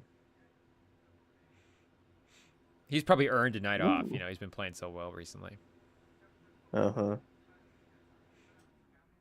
Whoa, Texas A&M tomorrow? Okay, that'll be fun tomorrow night. Yeah, that's a big one. He did play their last game against the Pacers.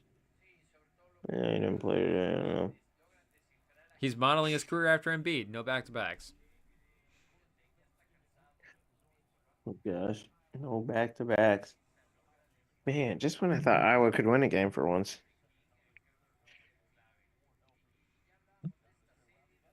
Okay, is it poor tackling by Georgia that's leading to some of this stuff? They're showing some highlights here. I know, that's what I'm seeing. Last drive, 18 plays, 10-minute drive. Oh my gosh. That's like when you hit chew clock on college football playoff. Oh, there's a flag. Yeah, last play, You hit 18 him. plays, 90 yards. That's like a whole. That's like a first half. Like, geez. Is the Pat Mahomes impersonator about to drive down and win this game for Nebraska? Let's find out. Okay, I'm Iowa not gonna still lie. has This two Blazers timeouts. in-season court. This Blazers in-season court is actually pretty sick. Nice. It's, Oh, did he lose the ball? Rayola? No way. No, the receiver dropped the ball, but he got hit really hard and dropped. It seemed like he dropped the ball, but he didn't. He was down. They need to take a timeout is what they did. Let's see. Did he lose the ball? Oh, it was a fumble. Oh, but he got it right back. Oh, they caused the fumble, but he recovered it. Dang it. I was still trying, even though they're not calling timeouts. I don't know what Kirk's doing here. Kirko. Is it third down? Oh, the receiver ran out of bounds. No. It's second and 2. 45 seconds left. The receiver definitely. Oh, I forgot. Yeah, if they don't score, it's overtime. I don't know why I thought Nebraska was up. He trusts him to get a stop. I mean, if All Georgia right, Tech gets a field goal Mahomes. here, even 2 scores makes it interesting. 7 minutes. Yeah. No, I'm definitely looking at Iowa and Georgia. We're flipping back. Oh, ball's up for Georgia Tech, and then my screen froze. Jeez Louise. And he missed it. 3rd and 7. That was just Over the here in Iowa the Iowa offense game. stalling out. Iowa is trying to it looks like they're just trying to kill clock and take it to the overtime for them. They're not trying to. Oh, Nebraska finally takes a timeout. Wow, 3rd and 7 for Georgia. Are you at that point?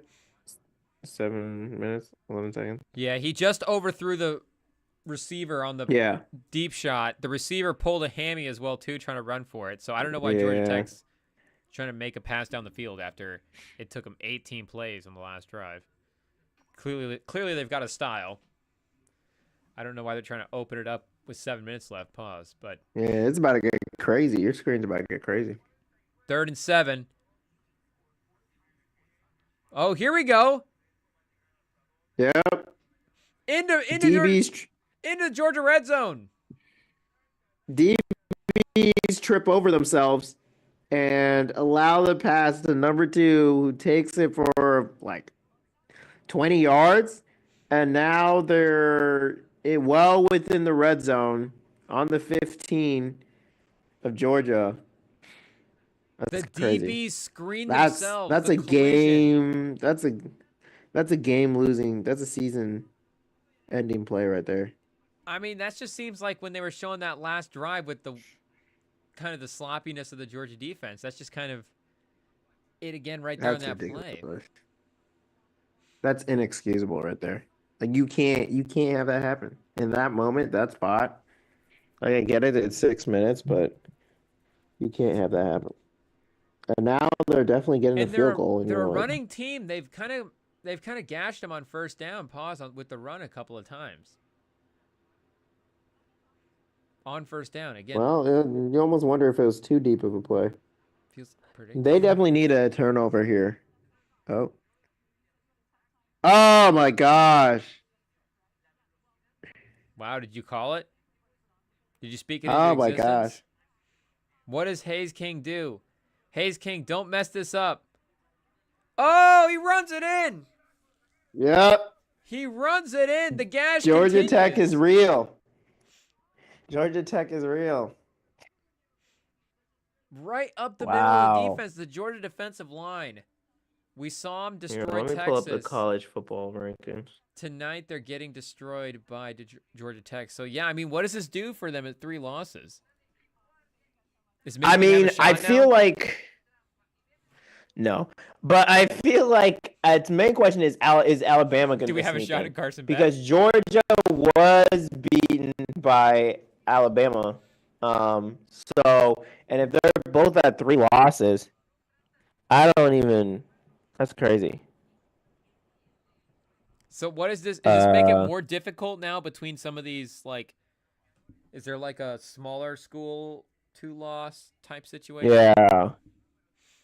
So South Carolina, Ole Miss, and Alabama are all 8-3, and they're outside the top 12. There's no 3-loss team in the top 12. They're all gone. So the question is, if Georgia at 3 losses, are they going to move down enough? Like, now you're starting to look, if you're Iowa State, ASU, Arizona State is definitely getting in because it's some weird conference thing. They're the best Big 12 one. But Tulane, now the door opens for a Tulane, Iowa State, BYU to like start thinking about, if you have a really good loss in the conference championship or you win the conference championship, is Alabama sneaking in? It definitely changes a lot of stuff with Georgia losing. Colorado's out still? Yeah, Colorado's probably out. They're like 25th. They're probably not sneaking. They're also a 3-loss team. Yeah, they're 3-loss. Yeah. It's very interesting. I think it opens the door for like another Big 12 team, 2 Big 12 teams to sneak in instead of just one, depending on where they're at. But with the 12-team playoff, but I think Alabama will move in if they handle business. Alabama will probably sneak in. The committee might not be able to overload it with SEC and Big Ten teams if they actually keep losing a couple of their games. They might actually have to put a couple of these other teams in there. Wait, let me see. But that's crazy. Georgia is just struggling. Boise, Clemson. Let me see standings. Ooh, Old Miss. Didn't Old Miss beat Georgia? Yeah, I don't know. I know people just want to hate on the SEC, though. South Carolina. So, yeah, you were saying Arizona State. BYU, weren't they number 6 at one point in the nation? They were almost Yeah, top they were 5. high. Yeah, they were high. So that A lot of people just want the SEC to lose, so this week has been fun for them. those losses must have been real bad to drop them down to 19. I don't know. Could they jump back up into the mix? That'd be crazy. But, yeah, you'd imagine Georgia now would have to drop below at least. I don't know. Did they lose to Tennessee? I don't know what happened now. With them at 3 losses, it's Tennessee against Texas Tech in that conference playoff. In that conference championship, I think. I don't know. They have one more win. I don't know. We'll see. Wait, can you just No, pull they're up the 6-1, SEC real quick? 5-2. Yeah, they're tied. They'd be tied both at 6-2. Right now it says 6-2. I don't know why it says 6-2 right now. Because I don't think it's counting that Ole Miss game already as a loss. Let me switch back to Iowa real quick. Is this going or not? Oh, 35 seconds left in the Iowa game. Nebraska's 3rd-and-1. So, yeah, Tennessee and Texas would be the top 2 20 SEC seconds. teams if Tennessee were to win this week. Yeah. Wait, Iowa 1st-and-10? Did we get a turnover? Am I wild? What happened? What happened? What happened, guys? I'm looking at the Iowa game. We have 1st-and-10. Big play, 20 Jim. seconds left. Everyone's cheering. So, yeah, maybe this don't know opens what it happened. back up for Old Miss because Old Miss beat Georgia. Oh my gosh, Iowa is on the Nebraska 40-something. 2 timeouts, 17 seconds, 16 seconds. Whoa. I don't know what happened. There was a turnover or something. The kicker, he might kick this to win it. Career long's 54. No, Nebraska just punted. Yeah. Oh, it was just a punt. It was a normal punt. Yeah, they punted. Yeah, from, but they weren't that far back though. They were working up the field a little bit. they were at the Iowa I 40. think it was a They yeah. punted it to the 9. And then Caleb And Williams then or Caleb Johnson ran it back. Wait, you guys, it says on ESPN, you guys, oh, wait, this is not updated. I got to update my ESPN stream real quick. I'm just looking at the play-by-play. Oh, yeah, 6 seconds left? Oh, yeah, you guys are cooked. Oh, don't spoil it. Don't spoil it. Man, Georgia's trying. They're so firing. I don't know. For some reason, it's saying 6-2 for Georgia over everyone else. I don't know why they're just giving them one more game than everyone else. What do But you I think mean? they haven't taken a bye yet. What I do you don't think mean? Georgia's taking a bye. So. Well, I was looking at like who would be in the conference championship. No, it'd be Tennessee and Texas. Oh, so it would be Tennessee. That's what I was thinking. Yeah, yeah. Oh my gosh! All right, Iowa's gonna kick it. Timeout. Clock at 3 seconds left. Oh, I see what you're saying. Well, this is a non-conference game, though, so they've already played their conference schedule. So everybody else is Tennessee and Texas A&M are both playing conference games this week. So Okay. Texas will play Texas A&M. That'll solve itself potentially. So Georgia's not out of it because Georgia beat Texas, right? But they lost to Alabama, who's at the top of the 3 lost teams. But for the conference, they have 2 losses and Alabama has 3. So they could still be in the conference championship mix. Maybe, yeah. Yeah, if they win their conference, if they win the If conference Texas championship, yeah. A&M beats Texas, okay, I'm just going to try to do these scenarios by looking All at right, the I'm math. gonna watch the Hawkeyes field goal here. Let's Oh, see if the last- Hawkeyes are going into How long is it? Pause. overtime. Drew Stevens, I don't know. It's a 53-yard attempt, and I think 52 is his longest. He did the pre-kick, and it looked like it was good. And the coach tried to call timeout, and he's mad that the kicker got to kick it. The kicker still went through. It looked like it was good. He's made 7 50-plus yarders in his career as a junior. That's a Oh, maybe he didn't mean to take a timeout. I don't know. But he's taken 7. He's made 7 50-plus yarders. That's a school record. So arguably the school's best ever kicker. Whoa. Drew Stevens, really? Yeah, Drew Stevens made the most 50-yarders ever for Iowa. Or 50-plus yarders. Here we go. 53-yarder. Take us to 8-4. Not a bad record on the year. It's up, going, and it's good. It's good. Drew Stevens! Walk-off victory on the road or at home, beating Nebraska 8-4. And as we always say, at least we're not Nebraska, you know? That's always our claim to Screw fame. you, Nebraska! Take that one. 13-10. Fireworks are blazing over at Kinnick. You know Iowa City's bumping right now. The 2 games I root Nothing like a for walk-off. Iowa the most. Actually, the 3 games are when they play Michigan State, when they play Ohio State, and when they play Nebraska. There we go. Nebraska can take their sorry selves back to their sorry state. Go Hawks. Go Hawks. And now going back to the other game, Georgia gets their touchdown. 3 minutes left, 27-20. I think they're trying to go for the onside. Am I tweaking?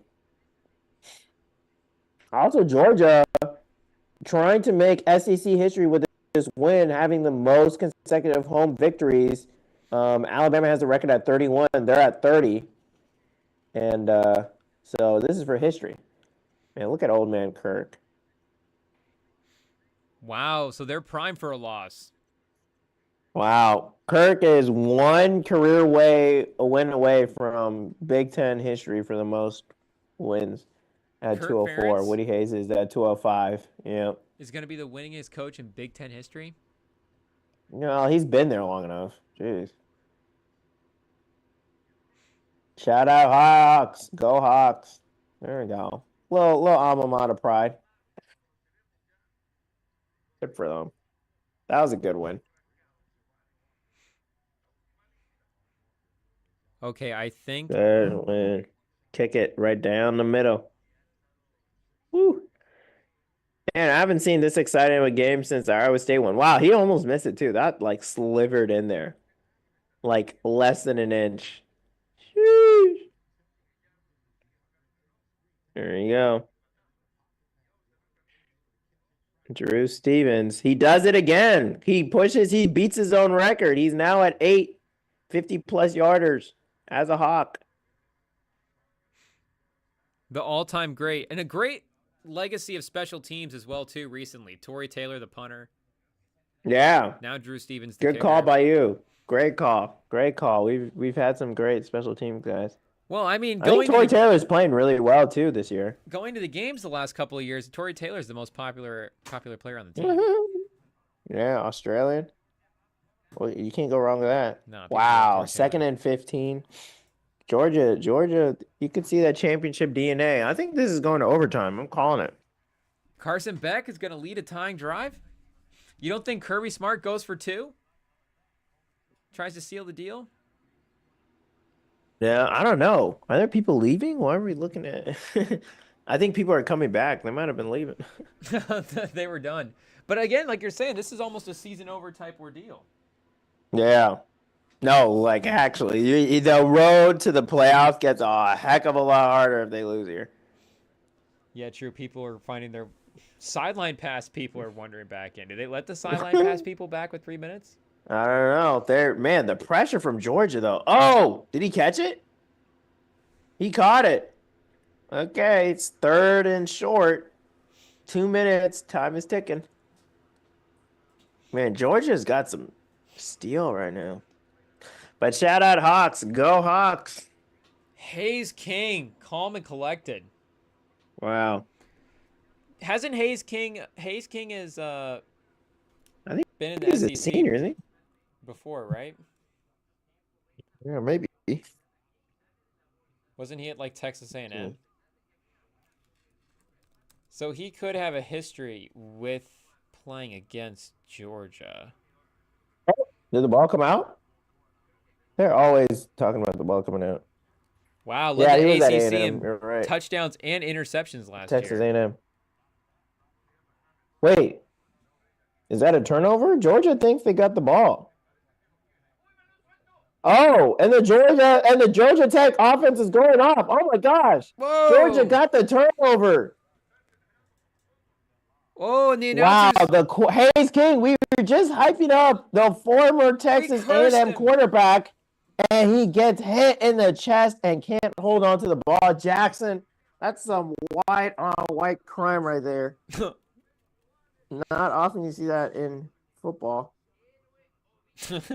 And Georgia got the ball. Oh my gosh, 2 minutes and Georgia has the ball on the Georgia Tech side of the field. Yeah, that's a turnover. That's Buddy wasn't. It was one of those awkward, like almost like a butt fumble, but like the way he was falling, but like someone's helmet was in his chest. Like he definitely couldn't hold on to that ball. Also, the volume on my stream is turned down to where I almost can't hear it, but the announcers got really loud during that fumble, and I just realized I was listening to the ESPN Deportes stream. Not the normal ESPN one. I was like, they're not speaking English. Darn. Do you speak Spanish? A little bit. Not a lot. Little bit? Okay. I honestly should say no with the amount of Spanish that I do know. I should say no. Respectfully, I should say no. I don't know. Respectfully.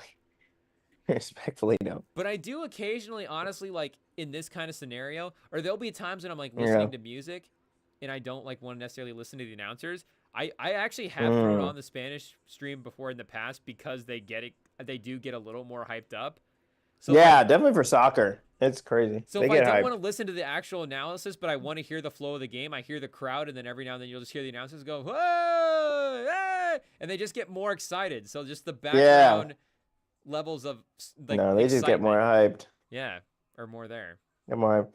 Also doing a quick NBA check-in, both games in the second quarter. Thunder up 39-38 for the Lakers. Kings are down to the Trailblazers 42-41. So some close games. We might have to check back in after the Georgia game. No Scoot Henderson and the Blazers hanging in there. Yeah. And I told you, don't count out those Lakers. I don't know why you wanted to say the game was over. Well, I just wanted to watch this Georgia game. Shea got 10 and 3 in the fourth quarter. 8 points for D'Angelo Russell. He's leading the way right now. The Lakers. Dalton Connect's got fired back up. Fuego. I mean, come on, D'Lo. Tournament games. People are. Dalton Connect's literally taking your spot. Let's start hitting some shots. Portland's pulling away. Let me see who's cooking for them.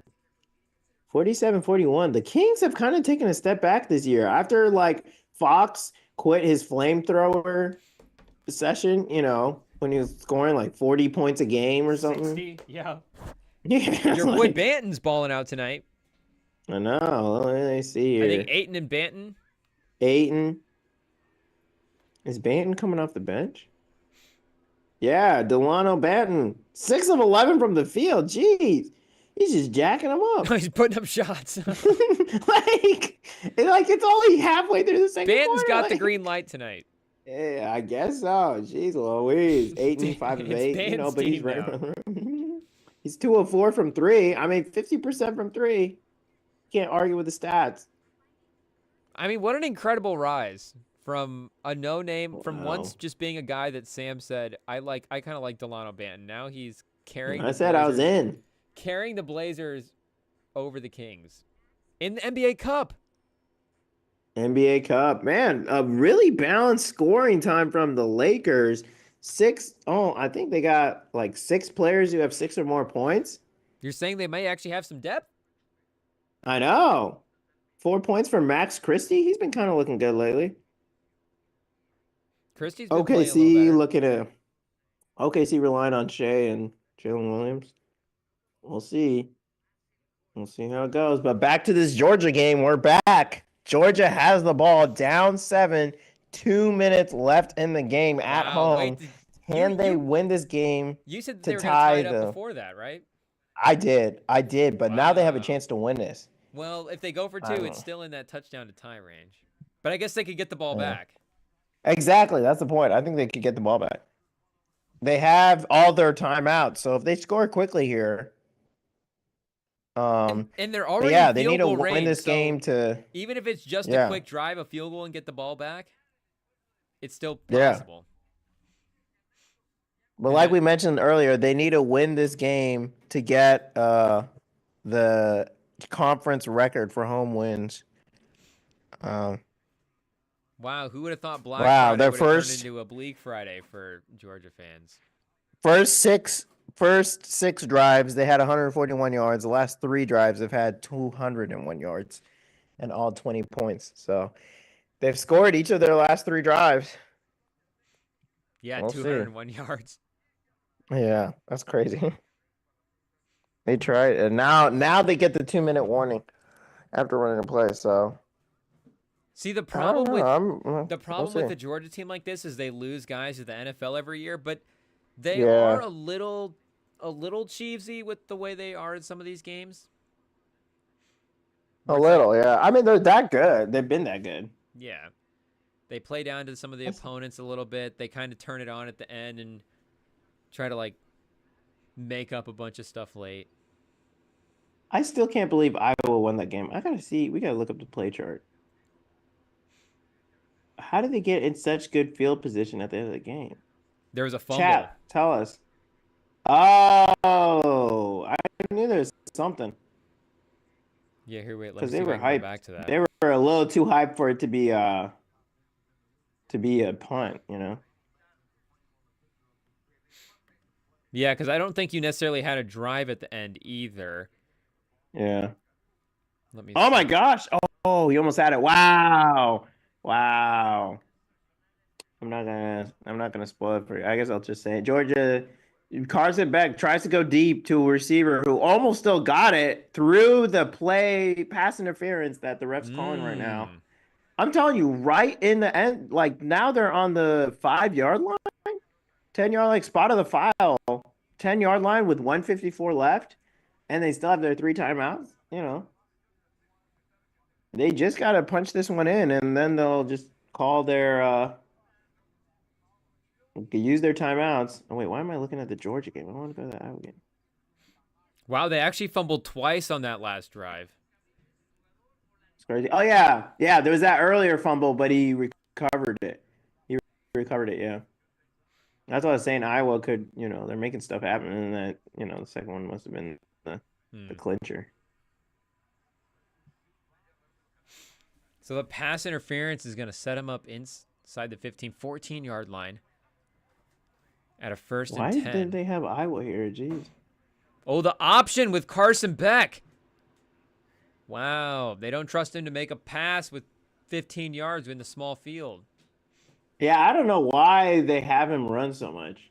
I'm not 100% sure. Yeah, I don't know if he strikes me as he's a little Alex Smithy, where it's like, yeah, I mean, if he has to run around, I think it's good, or if you are using that in select moments. But yeah, more like Tannehill is what I'm thinking. Tannehill, yeah, that's a good one.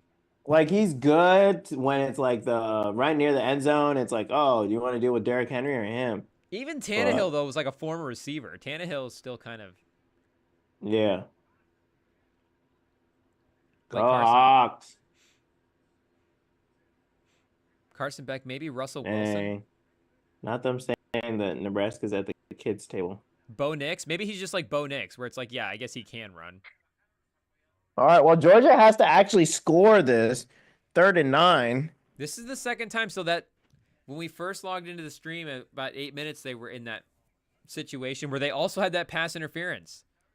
And Georgia Tech gave them new life. So, I mean, Georgia Tech had that stop on that 4th down earlier and has let Georgia get back in the game on that pass interference. So twice they've given them plays on pass interference and the fumble. Well, it looks like Carson Beck does have some wheels. Carson Beck, but he's got those 2025 wheels where, like, everybody's got wheels now. Well, he has enough to get him a first down, 1st and goal. 1 minute left. Who is the most immobile quarterback in the NFL right now? No. Rodgers? Oh, man. Even Archie Manning can run around. Yeah, probably Rodgers. But, like, Burrow can move if he has to, right? Yeah, he can. Oh, there you go. Touchdown. Are you going for 2 here or not? Oh, do they punch it in? Nah, you kick the field goal. Oh, you kick it. Okay. Yeah, it was a little too easy. I thought it was about to get picked off, honestly. Yeah, that's what Kirby's saying as well. Hey, it's a touchdown! Yeah, that's in. That's in. I mean, his foot was in. I don't know what El more you want Scoro, from El Touchdowno. him. Let's go.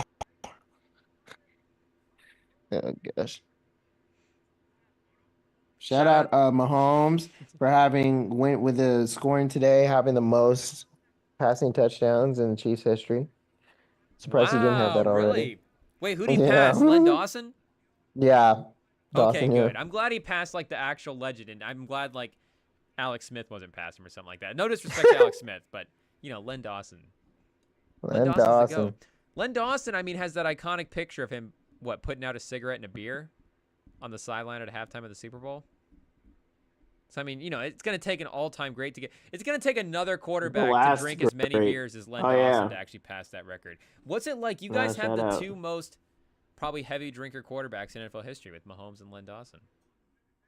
He's a heavy drinker? Well, I don't know. He's got that dad bod beer belly sometimes.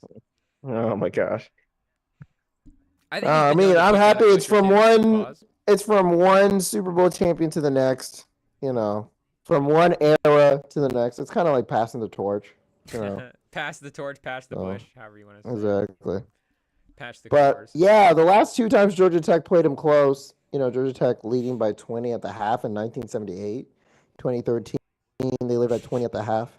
And then today Georgia Tech left at was leading at 17 at the half. I was wondering where you're getting those stats from. I was like, wow. And the other 2 games Georgia Tech lost. No, I actually do think there's quite a few game. parallels between this 78 game and the game that they're playing today. Yeah. Yeah. You went back and watched that one? Not in prep, yeah. prepare for this game. That's some real prep. Well, I thought this would be the type of game where Georgia Tech would get up 20, you know, with the first 3 quarters.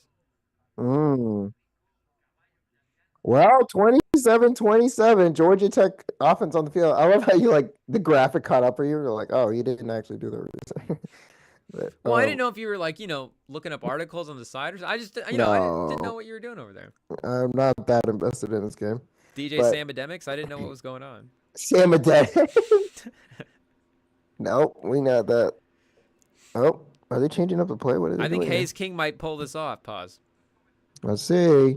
He just needs to get a field goal. Yeah, that's what I'm Oh, saying. he's running again. You better not fumble it again. Tuck it back, Hayes King. Oh, the clock's ticking. The clock's ticking. 50 seconds. We're having a Bears situation. Does Oh. Georgia want to take a timeout? Did they hire Eberflus this afternoon? Why Oh, not? no. Oh, my gosh. Why are they taking the timeout? They have 2 timeouts.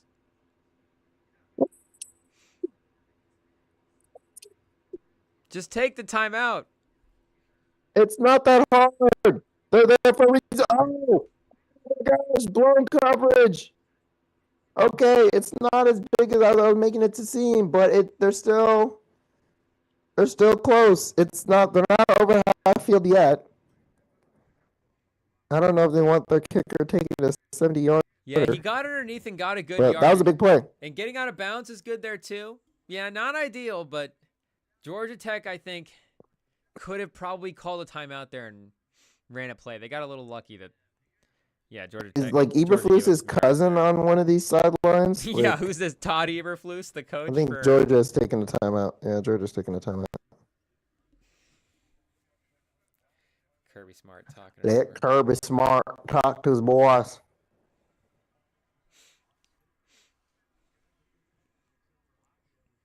Aiden Barr, the kicker, he took a 44-yarder earlier this year in Ireland.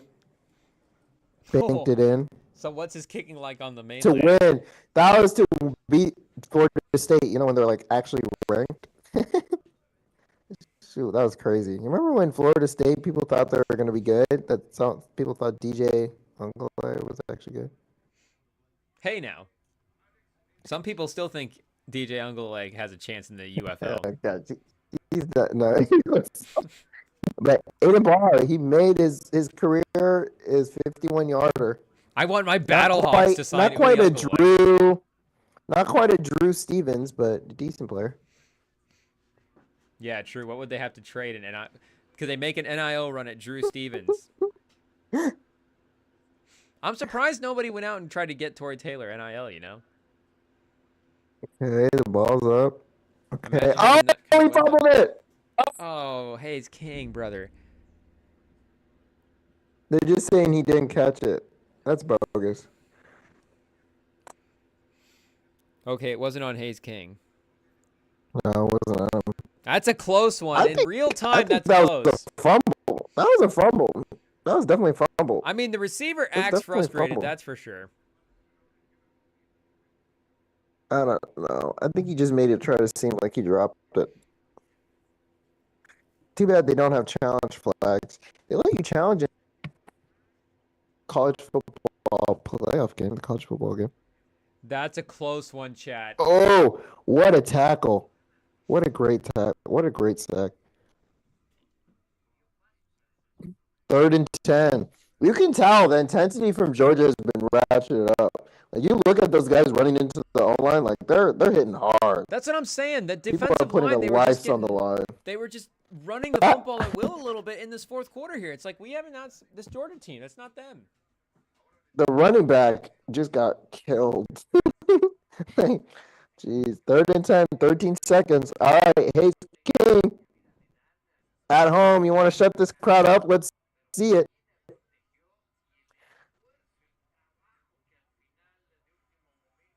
Oh, okay. Why? Why would you pass that? 9 seconds left. That's not a first down.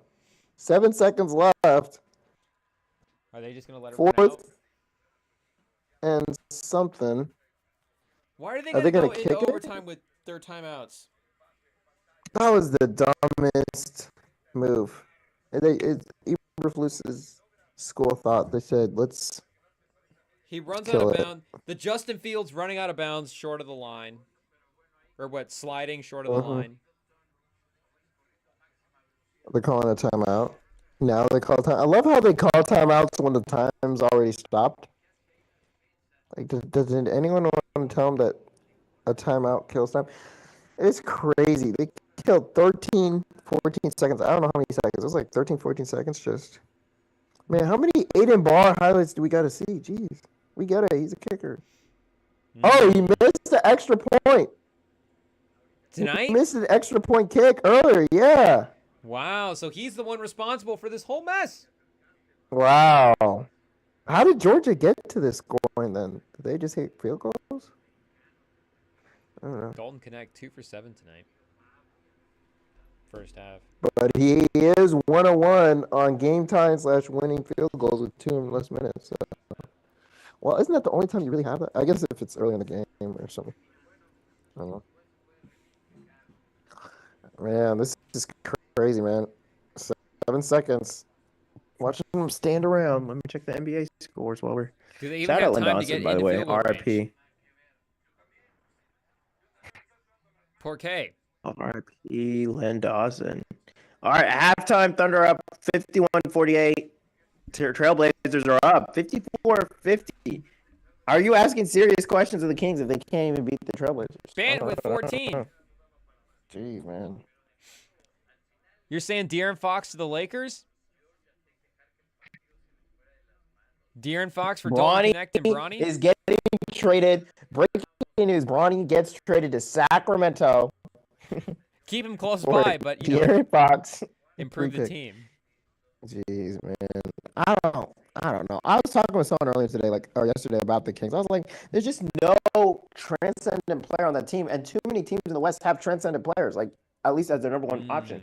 Like, you know, you look at the Timberwolves, Anthony Edwards. You look at Mavs, they have Doncic. You know, LeBron, AD, Jokic. Like, you just need an all-time great player, and Fox just isn't that. Like, he'll go hot, but you know, and Sabonis isn't that. So, you know, even the Warriors. I mean, at least you can look to Steph Curry. You know, I mean, the Rockets. It's like, well, I don't even know. Like, does anyone really think this early season stretch is real? This guy at And then the halftime. Grizzlies have John Morant. This guy at halftime for the Blazers-Kings game. I mean, this is how down bad the Kings are. I guess this is at a Blazers home game, but he's balancing like home items on his chin.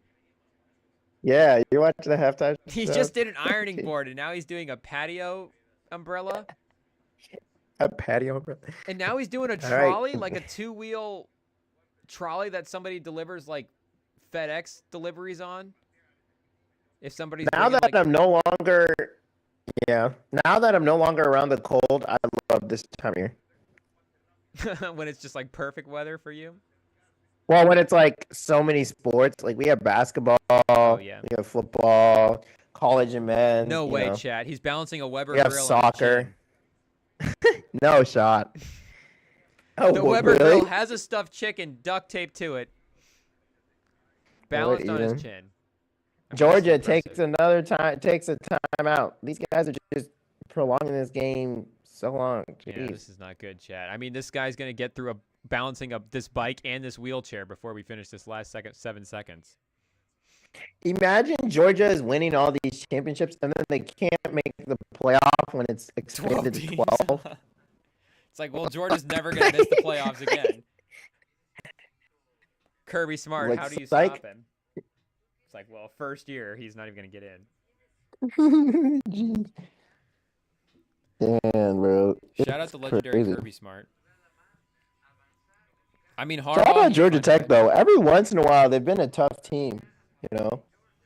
No, Georgia Tech is Wow, Brent. an upset a What was I saying? big team type team. Yeah. Their head coach said that there's nothing Nothing in the world that he hates more than Georgia. So. Oh, the ball gets batted down. 4 seconds left. Was that a 4th and 1? Is Georgia gonna get a Hail Mary attempt? The lateral? Yeah, if they want to. Will they just need out?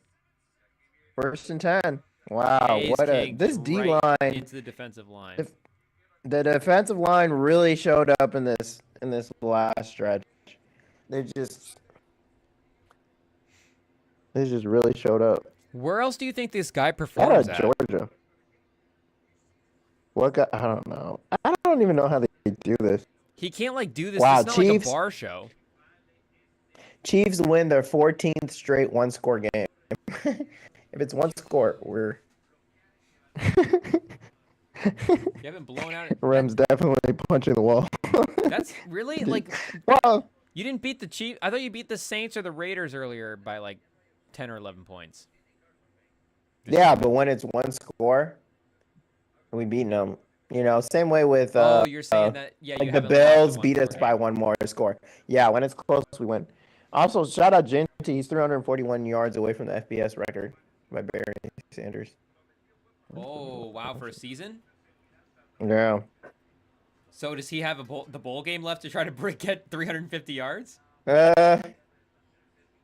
Yep. or a conference championship game? I guess. Oh, do they no longer have any more games? Yeah, he could. Imagine. Are you that surprised if you hear a headline of 341 yards? Oh, geez, I need to fix my camera. Well, especially if they were like really trying to get it to him, because he could definitely get it if they tried. Like if he just got Yeah. 45 carries in that game, Y'all can see my jackets. It don't matter. then he got it. Wait, does that have a door on it? Yeah. Maybe we'll blur it anyways. I'm watching the stream right now. No, that looks like a nice little place back there. Yeah. No, it is. All right. Oh, the strip sack from behind. Carson Beck is not able to get a last-minute Wait a playoff. second. This And guy the is regulation. this guy's getting up on a ladder to balance a ladder on his chin. I mean, he's a I madman. love that we're getting real. Do you even know? Did they even say his name? No, I don't know who this guy is. I don't know if he wants people to know his name. I think he's just kind of doing Well, his I act. mean, how are you supposed to have performers? Then? I don't know. Well, that's what I'm saying. Where else do you book this guy? You Get the can't book him contract. anywhere else. Online, the website. But where is he going to www perform? dot something at like shows, kids games, like kids parties. He's going to get on a ladder at a kid's birthday People party do and that. balance the ladder on his chin? Yeah, somebody's living room? You'd be surprised. Like people do that stuff. I guess rich Like you're people with a super big living rich room. and you're like, oh, exactly. Like you gotta have money to spend on something. I guess we have a great house, but it's like, you're not bringing a wheelbarrow in there and bouncing on your chin. Yeah. Or a Weber grill. There's Jeez just no Louise. room. Yeah. Weber grill is crazy. But like, is he just in the corner of a restaurant balancing brooms on his chin? Like, this is the Friday night Hey, whatever entertainment. it pays. We have karaoke and the chin guy. Whatever it pays, man. Oh, jeez. I just knocked my stream off. The amount of times we're getting this Marines commercial is a little. It's making me a little concerned. You know, like, they can't get anyone to go serve in the army, right? Like, who wants to join the army? U.S. government, please do not take my stream down. No, I think that's I mean, obviously, you can make your case for the army all you want, but no, you don't want. Nobody wants that. Yeah, Well, like, obviously who's some like, people no, I always dreamed of, some people want that. I've always dreamed of getting yelled at and being flown across the world to go shoot at people that I've never met. Yeah. For oil or something or another, some politics, whatever my leader decides for the day is the most important. Like, the most random stuff I've heard, like, I knew one guy who went to, like, basic training. He was like, I guess he was given, like, 2 truckloads. They're giving, like, 2 truckloads of ammo, and they're like, hey, shoot this. Like, you got to shoot this off. We can't take this back today or something. Like, it's just the amount of waste in our military services. And then, like, the Pentagon has failed its audit, like, the 8th time in a row. Like, we literally don't know where our 88, like, billion, I think, dollars, maybe trillion, that is going into the Pentagon. It's just, we don't know where it's gone. Yeah, it's billion. I think it's like 88 billion or something. It's just, we don't know what happens to the money. Well, and then, it's crazy. I mean, what are the odds that we actually don't know what's happening to it? Well, we know actually what's happening to it, but we, the common people, don't know what's happening to it. Yeah, and it's stupid. And well, maybe if we look at our goings on, maybe we do know what's happening to it, and they're just not telling us where it's going. Who knows? Man, I should have been probably paying attention to these overtime rules because they seem kind of confusing. No, it's all the same. No, it's the same right? way. Yeah, mate. Yeah, but like, I don't know like how it actually works, but it's the same way like $1 trillion went missing right before 9/11. What actually happened? The overtime rules? It's like one. Well, they just each get at least one possession from their own 25, right? Or from the other team's 25. Yeah, but then it changes after a while. Then it becomes a 2-point conversion. Well, yeah, after like 3, then they have to go for 2. Yeah, and then there's like other stuff. But that's if it goes like 7 or 8 overtimes deep. Like, I don't know, maybe famous. No, if it goes 3, it changes from the first to the second to the third. But the third is the 2-pointer conversions. I think the second one is. That's what I was saying. So, there you go. What are college football overtime? Oh, okay. I wanted to get your take on this for Thanksgiving as well, too. So, we had our Thanksgiving dinner at like, by the time we actually sat down, I think it was like 4 o'clock when we were all eating our Thanksgiving dinner in the Midwest. Yeah. And, we're all hanging out, watching games, eating afterwards for a couple hours. Okay. How long should you leave the food spread out for on Thanksgiving? All day. Yeah, it should be all day. It should be out till the latest possible point. And that's not till people leave. Yeah, that's not to put pressure on the people, putting stuff away. But make no mistake, the Thanksgiving spread was packed up by like 7 o'clock. Yeah, like done with people still in the house ready to go. And I was like, people were like taking my plate ready to go back for dishes, and I was like, well, I might go back in. Like I was watching games. I was like, I might go back in and get a plate in a little bit. You got to. That's ridiculous. Yeah, you get a meal every half hour or so. Just keep going back in and getting that plate re-up. And they were like, that's how it should be. Yeah, they were like, it was put away. Oh and my I'm not going to complain. The food was good when it happened, but I was like, That's what you gotta go in the fridge and get it, man. You gotta get it. Yeah, no, get out the mud. Dig in and then. Also, quick note: this is the 4th time Georgia Tech and Georgia have gone into overtime. Georgia Tech is up 2-1 in the series. Kind of crazy. But no, yeah, definitely for us, the food was out the whole time, and we would eat it. That's how it should be. Yeah. Also got a ruling on the overtime rules. both teams, if they both score from the 25-yard line, then they have to try 2-point conversion after scoring the touchdown on the second one. And then they only alternate 2-point conversions instead of going through with the full drives on the third one. So that's the difference. But they're both starting from the 25. And right now, Georgia, third down already. They had 2 running plays and both kind of being quelched by Georgia Tech. So I guess they're trusting their defense on the other side with the defensive line kind of turned up. But I mean, obviously you trust your defense 3rd and 5. at the peak of your powers. But do you like this more than NFL? Like giving both teams a chance? I do like it for college because you do get some offenses like this Georgia Tech offense. It's like, you know, their game plan is not very drive to drive. It's the course of the game. You know, over the course of the game, they're going to get a drive or two and they're going to make enough stops to try to get the win. They're not just like, we're going to drive down the field on demand when we can and put points on the board. So with the talent disparity that can happen in college, I like it. Yeah, I don't know if I would that makes sense. move the NFL towards it. But like, I like the way the NFL I like works. both teams getting a chance to score though. Like, you know, I hate that the field goal flick, the coin matters. No, like the Chiefs had who was it? Oh, okay, touchdown. Georgia gets their touchdown, by the way. The Chiefs had when they're playing Baker Mayfield. Was it the Browns? No, they changed it after the Bills game, after the Bills Chiefs. No, because we scored a touchdown and the game was over.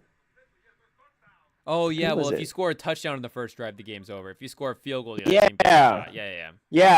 But that's still kind of bogus. That even if you score a touchdown, the game's over. It is a little bit, but yeah. No, I think both teams should get a chance no matter what. In the playoffs, they don't make it now though, so both teams get a shot? I think so. I think in the playoffs it might be. Let me see.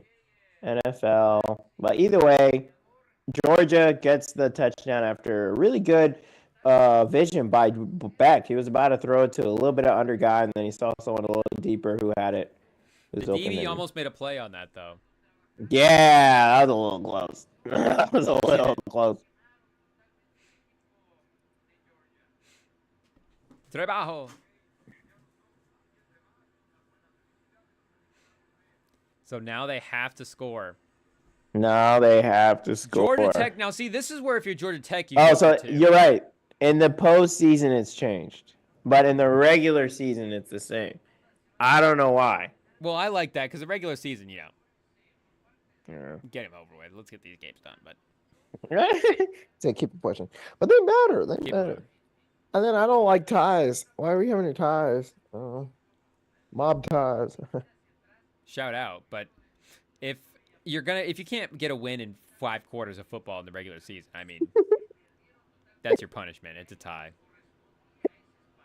That's a good point. I didn't think about it like that. But still, it's just weird when you see ties. Have you ever seen a team have multiple ties? I only see one. I feel like it hasn't been within I feel like at least 15 years, maybe 20. I mean, it's obviously happened, but especially back in the day. I feel like back in the day, teams used to tie all the time. And the rules were probably different back then. But, yeah, recently, no. You're one tie, max. Oh. Georgia Tech shooting themselves in the foot. Oh, don't do it again, Georgia Tech. They're shooting themselves in the foot. I think it's a false start here. False start. Offense. Wow. 5-yard penalty, I believe. Still first down. So they're starting from the 30 instead of the 25. Not too bad of a lifted on him. Caught him to his move. He can't move. That's why I feel so bad for O-linemen that they have to stay so still. Like, imagine how big you are and you're about to get slammed in the face by a D lineman and you got to stay absolutely still. Yeah. Well, that penalty didn't matter. They almost got the first down on the first play. So, whew. Man, this game is just back and forth, huh? Late night for Rem, huh? Underneath to the tight end. Yeah, that was a great block by that wide receiver. Number 2, the wide receiver is playing really well. They just need to keep getting out on the edges because I feel like that's working for him right now in this fourth And that's quarter. what they do in college football too, is just go side to side.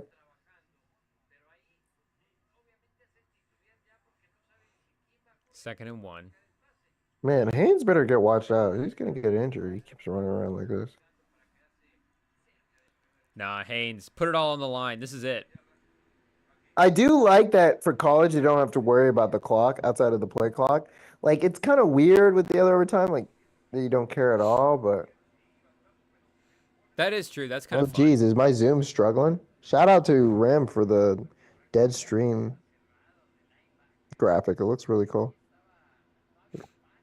Oh, smiley face. Oh, wait. Do I have All dead. Do I have No, everybody I'm live still right in. now? But... Yeah, everyone's live, but Okay. it cut for a sec. My Zoom is struggling probably because I'm like streaming 5 things at the same time. I may have bumped a button too. You never know. You never know. Man, Thunder starting to pull away from the Lakers. Okay, the run up the middle 59-50. for Georgia Tech only gets them about 3 or 4. Yeah. Only 2. So maybe we need to go back to the old school way, but they're moving here. They're inside the 15.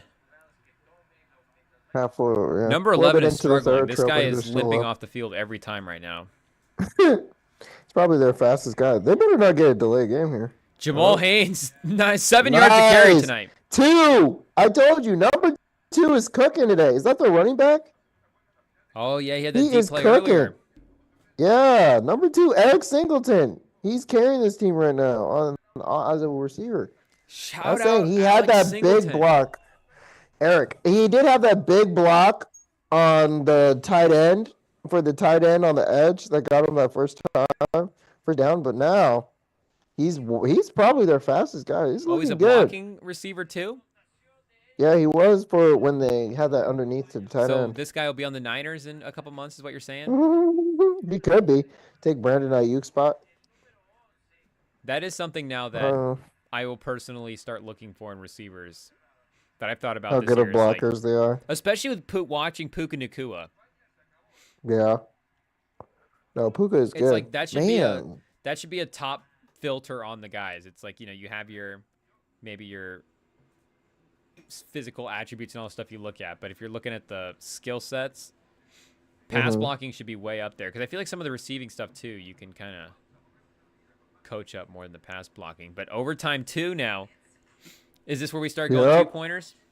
Yep. Now they have to go for a 2-pointer when they score a touchdown. Also going over to the NBA Thunder, they were up 60 to 50 or something, 51 on the Lakers. Now the Lakers making a run back. It's 58-60, and the Trailblazers still holding that lead, 60 to 53 in the third quarter. So Shaden Sharp attacking the rim. 65. Actually 65 to 55 with 8 minutes left in the third quarter. So yeah, it looks like not necessarily super close, but it could get close in the final minutes. R.C. Buford, get on the phone about Shaden Sharp. Shaden Sharp. You've been like Shaden Sharp. He needs a change of scenery. Yeah. He had 2 points, 2 assists. He's struggling. That was his first points of the game? Yeah. Probably. Dude, Ayton and Delano Banton still leading at 14 points. Domantas Sabonis, 15, 8, 5, and 2. Yeah, Sharp's 1 for 8. 18, 5, and 2. Yeah, it's not too good. He's been kind of cold lately. Yo. Not been great. But yeah, Sabonis, Fox. Monk Wow, only 2 for 62 to 8 as 60. well.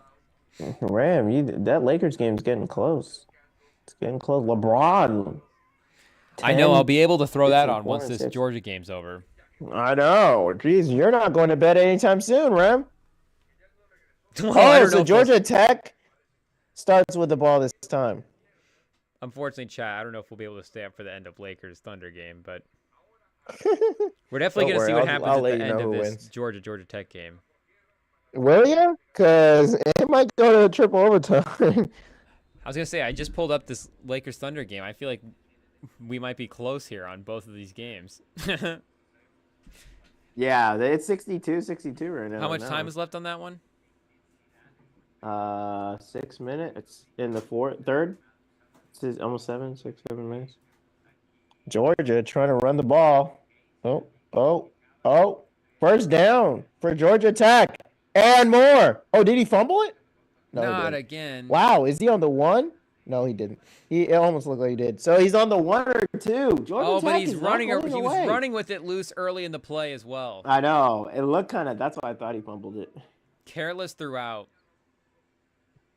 All right, I'll pull up that Lakers game. Might as well. I got a free screen. Padecia. Yeah, he dropped it down bad. Oh no! Somebody's trying to watch my. Down first. Somebody just opened up my Sling account. Sorry, whoever I'm kicking off.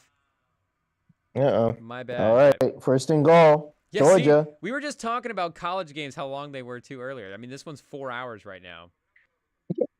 Haynes runs it in for the touchdown. Now they have to go for 2. Man, Georgia could really lose this game. Like It's starting to hit me that Georgia could really lose this game. Carson Beck. Now he's not playing with the. I mean, when he got that first possession, you know, it's like game's tied. They're setting the tone. Now he has to respond. Is Hayes King more comfortable responding than Carson Beck? 40 tonight for Georgia Tech. I mean, the Georgia defense, honestly, come on. I know it's 2 overtimes, but 40 points? No, that's ridiculous. That's ridiculous. Is Georgia Tech even a team like? What's their offense been at? I don't even know. 7-4. Yellow Jackets stinging. Some real sting from the coach. Already, so we are like we mentioned earlier. He hates nothing more than Georgia. So Georgia's 69th right now in points per game. Happy about this. They're going. Wait, he's saying they're going for 1. I thought they have to go for 2. Am I wild? So that maybe is the next overtime. He's holding 1. Well, the rule said they had to go for 2. I was literally reading it just now. So I don't know what the heck. Am I wild? I think it might be the next one. They said second overtime. This is a second overtime. I don't know. Oh, no, Hayes King's coming back it's a 2-point attempt. Here we go. Yeah, you have to go for 2. I don't know. The Brett King was holding up a 1. He's trying to sneak out the field goal unit. I know I can read. He's trying. You have to go for 2, my boy. I'm like, I know I can read. All right, it was King. Once again, the coach does not know the rules of the game. Oh! Okay, so they bat down the pass. They stop the attempt. Georgia will still at least have to score and put up the attempt, though, to try to win if they fail the attempt. Was it the D line? It was the linebackers. Oh, wow. They almost got the interception. I mean, that would have been a huge run back because then they wouldn't have needed to convert the conversion on the other end. Exactly. It would have ended the game. It would have been a walk-off pick 6. Well, no, it wouldn't have been 6. It would have been 2. But it still would have meant they wouldn't have had to go for 2 on the other side. Yeah. It means a touchdown on the other end would have just straight up won it instead of tying it. Yeah. Lakers take the lead with AD at the free throw line. Real NBA fans will remember that AD actually won an All-Star game at the free throw line. It was a big moment. First Elam ending. Too bad he couldn't stick around. Oh my gosh. First play. Oh my gosh. This is levels. Levels. There's levels to this thing. Levels. Georgia is redeeming itself. But guess what? It's not a guarantee. They can't just kick the field goal and go home. They can't kick the extra point and go home. They're going to get this too. This will be it right here. They have to get, we'll see.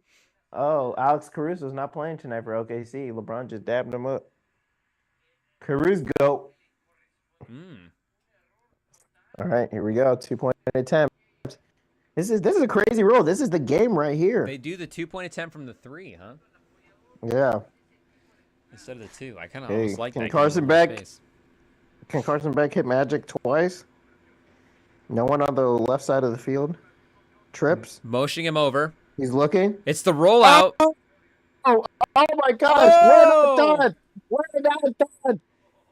The game goes on, chat.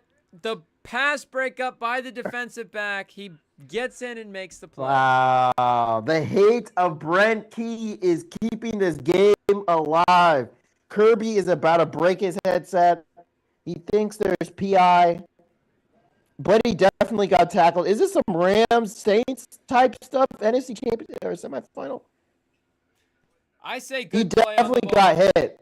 No, that Wow. was close. Clean, old-fashioned hate. Is there something like clean hate? Can hate be clean? Am I spazzing here, chat? Yeah, I don't know, Chad. It seems like tough times to be endorsing hate, but maybe a college football rivalry is still the only place that we can allow it. I'm not sure what the rules are. Clean hate. We love clean hate. This is censored hate. Mm-hmm. They're definitely, yep, old-fashioned hate. We love some hate. This is hate. Wow, OKC is struggling right through a now. Brita filter. Their offense is struggling. This is Brita filter. Brita filter hate. We strained all the hate out of the hate. Oh, geez. Austin Reeves got slammed on his back. He got blocked. It was like an Alex Caruso block. Austin Reeves left the game after he fell on his back on a block. But he's back. He's back in the game. Ball in the hand. Pick and roll with AD. Gets it to Max Christie. Well, Sabonis just can't stop Ayton tonight. It's unfortunate. It is what it is, but he's getting cooked. Dominating. Wow. Clean old-fashioned hate. I don't know we're still on this. 3 overtimes is the longest game in series history. I mean, but this is with the new rules. So guess what, Rem? You better turn that clock, that alarm off. You're not going to bed anytime soon. So now Georgia starts with the 2-point conversion. This is it. It's one try to score. They just missed on the I last jinxed one. It, chat, when I said there's no way it goes this deep. Pause. Carson back. Oh my gosh. Not to interrupt you, Red, but Carson Beck throws it in the end zone. It gets batted down. Georgia Tech had the chance to win it with a 2-point conversion. Oh, man. But is no there any one way has you can scored one so delay your far stream? in 3 tries. All right, I'll shut up. I got to shut up. I'm breaking news, Rem. I'm just messing it off for Rem. It's just the last play. I wouldn't care at any other point in the game, but if it's a one-play scenario... We got to zip it. If this is the last play of the game, if we've made it this far... Here you go. Wins with the score. This is it. Rem, we'll keep... You got to be the one to react. But chat, tap in right now. 40-40. Georgia's season is on the line for them to have an easy path to the playoff. They got a lot rockier if they lose this. And Chad, I'm probably the only one that doesn't know what's happening right now. I'm not looking at the ESPN. Flag. Oh my gosh! There's a sideline warning against Georgia. Sideline warning against Georgia. So does this mean they lose yards? Are they closer? No, I think just a warning is just that. I think they'll get off clean, but okay. Apparently they're wandering on the field. Kirby Smart. Back away, Kirby Smart.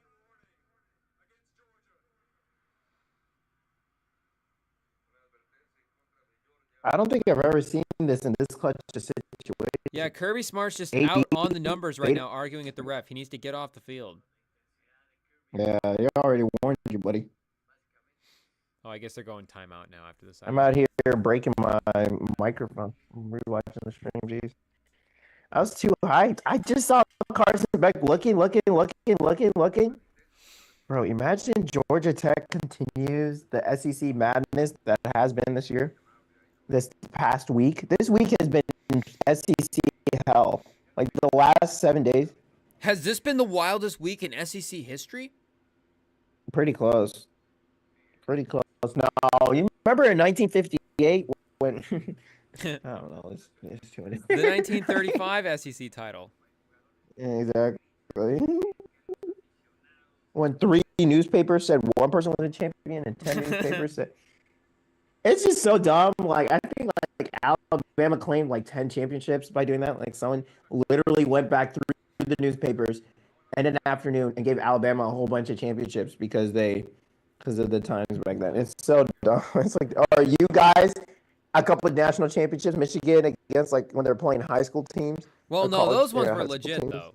The ones from the 20s and 30s. Uh-huh. That's honestly when college Yeah. football was at its toughest. People don't go back Yeah. and watch the 30s and give it the respect it deserves, but Yeah, against high school teams. I mean, college football, I mean, they were playing, there was a world war. Undefeated. They didn't have much teams to play against. All Teams were depleted. Michigan was still. right. I'm going to zip it. They're going off with this last play. I'm just going to react with my eyes. Yeah, the timeouts here are crazy. 30 straight home wins on the line for Georgia. A chance to tie Alabama for the longest streak in SEC history. If they're able to get a stop and then score. Or no, do they get 2 stops in a row and then score? They alternate who gets the ball first. But regardless, none of it matters unless they get a score here. And it will be Hayes King in the shotgun to decide. Where's Alex Singleton at? He's in the slot. He breaks out to the left. Or back out to the... He went right to left. Unfortunately, Hayes King not able to find him in the back of the end zone. We're going to quadruple overtime, people. 4 overtimes. Lock it in. I thought it's Eric Singleton. Eric Singleton? Is it Eric? Yeah, I think Alex think it's Singleton's a Eric. linebacker for the Broncos. But yeah, no, I think I paused my stream, so I'll wait till we get to it back from commercials. But yeah, no, I knew that he was gonna. He went to the one receiver who's actually catching anything, and Eric. I like the move, though. You got to go to him. Yeah. How many overtimes do you think this is going to? Because no one can complete a 2-point conversion. There's been 4 of them. 1, 2, yeah, 4 2-point conversions, and no one's completed any of them. Eric Singleton Jr., only 2 touchdowns on the season.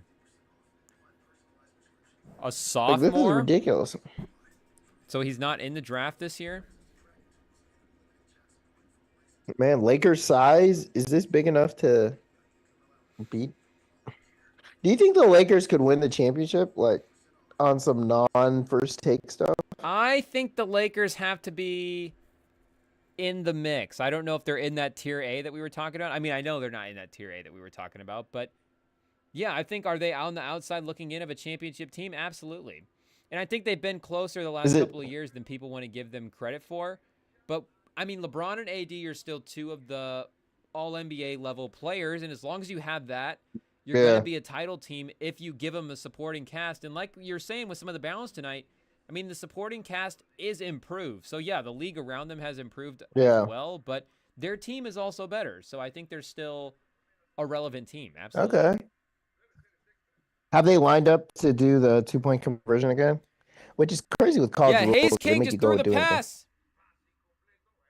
Oh, now you're a little ahead of me. Oh, wait, do I need to pause now? Oh, jeez. Yeah, Jordan. Wow, nothing. Okay, now they just finished. They just finished the play. Kirby's wondering with his hands. There's a flag. Oh, you're looking at draft lottery tankathon. Who are you looking at? I was seeing where Singleton was in the mix, but I think he's next year, 2026. Yeah, he looks good. He's a sophomore. Ballard, write him down. Cam Ward is really a second pick in the draft right now. Yeah. Is Shador Sanders okay? Jeez. Yeah, Shador. Jump on the train. Get on.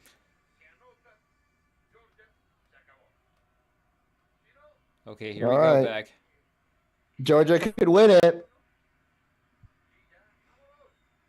Win with the score right here. Georgia. They're lined up. Beck dropping back.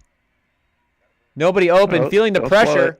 He's got an angle at the corner. Oh, it's going to come back. Holding on Georgia. So this is literally one play. It's not like a first down scenario where they get the ball after this play, right? Yeah, exactly. Yeah, penalty. But they're gonna decline it. They're gonna decline it so they get the ball back. Yeah, results of the play. So overtime number 4 is in the books. 5th overtime. This is just never gonna end. Wow, apparently I'm just not supposed to go to the gym in the morning. Yep. Yeah, you're not going anywhere. Well, I think I will be going Wait, to the why gym in is the morning just right everyone? after this game. Oh, is this halftime? Oh, so people leave. So they get a halftime after 4 overtimes. Everyone's going into the locker room? Is What's this going a on right now? timeout? Or are they switching Everyone's sides of going the to the field? locker room. Oh, they're switching. Are they? I guess. Okay, yeah, I think they're just switching sides. They're Here, like 4 pause it- overtimes. We need a Pause break. it. Here, pause your stream once everyone's set. I'm trying to link this up. I think you're a little bit ahead. Let's see if we can link this up. Well, no, they're still wandering around. I think they're just wandering to the other side of the field. Yeah. I just got the notification for the tomorrow slate of games. Even ESPN's ready to move on to tomorrow. The Cheez-It ad, just to sync it up. Oh no, I'm still at the slate of games. Tomorrow's slate of games. Oh, now I'm at Cheez-It ad. Now I'm just looking at Kirby. He got his hands in his pocket. So here we go, back to back. Again, running from fifth empty. overtime. 5th overtime is wild. They're going to have to start shooting free throws instead of three-pointers here pretty soon. And getting him on the slant. Oh, let's see. They're about to snap the ball here. All right, they snap it. Hit him. Nice. Touchdown. They just got the 2-point. The first 2-point conversion of the whole game. Wow, This 5 is overtimes in. The 6th try? Am I right in saying that? I think it's the 6th try. Yeah, because they started after 2 overtimes. They did 2 there, 2 there, 2 there. So on the 5th try, someone scored a 2-point conversion. It's just crazy that bad football can continue the game as well as good football. That's true, because it's not like they were both scoring and just couldn't get a stop. They literally couldn't get 3 yards. But we'll see if Georgia Tech is able to keep it moving here, too. Maybe the defenses are getting tired. It's definitely that time of the game. 5 overtimes in. Wow. Also, Lakers game, 1 minute left in the third quarter. Lakers are up by 3 at home. AD just got an offensive foul, though. Wow, the Georgia Stadium's rocking. All right, here we go. The old double tight end motion. Singleton moving across the field. This is dangerous. He wait. falls down. Oh, they're moving. They're about to snap the ball here. Singleton fell down. Oh, sitting. Wow. The Rutherford. Georgia Tech scores it. It doesn't matter. Guess Georgia what? Tech gets in. 6 overtime.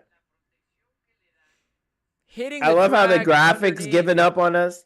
It says end of 5 OT. Wow, we're just imagine you're in Georgia right now. Like you're just never going home, huh? 42. If you're one of those kids with paint all over you. Hayes responds. Yeah, this is like you're like, okay, this is not even fun anymore. I'm gonna Oh, is that Cam Reddish? I mean, they Cam stopped Reddish selling. gotta check in. They stopped selling beers in the fourth quarter. Like you're sobered You're up. completely sober now, just standing with body paint on and like people screaming. sweaty and. Oh gosh, college times, man. You actually now know your environment. It's not good. You're aware. How late can this game go? Jeez, it's tough to be like, hey, all right, big play here, Jim. Big play, Jim. For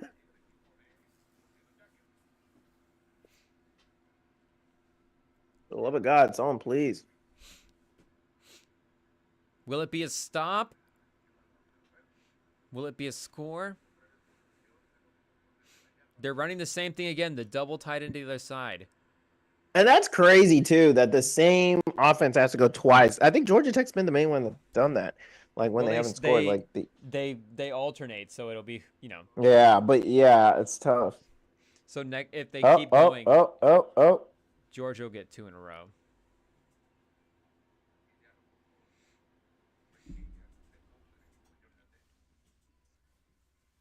And Georgia called the timeout as well. There you too, go, Georgia. because I feel like they Well, knew they're saying that he's seeing the look. motions and stuff. Yeah, because they just ran that on the last play, that double tight end motion. Yeah. They didn't motion Singleton that time. They motioned somebody else, but I think they had initiated the tight end off the double tight end motion, or the timeout off that. Well, it's your lucky day, Ram. You thought you might not be able to see the end of those NBA games. It's going to happen anyway. For both of them.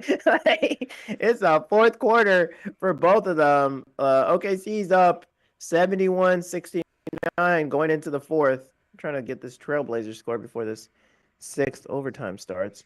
That's crazy. That's like we tuned into this game with 8 minutes left in the fourth.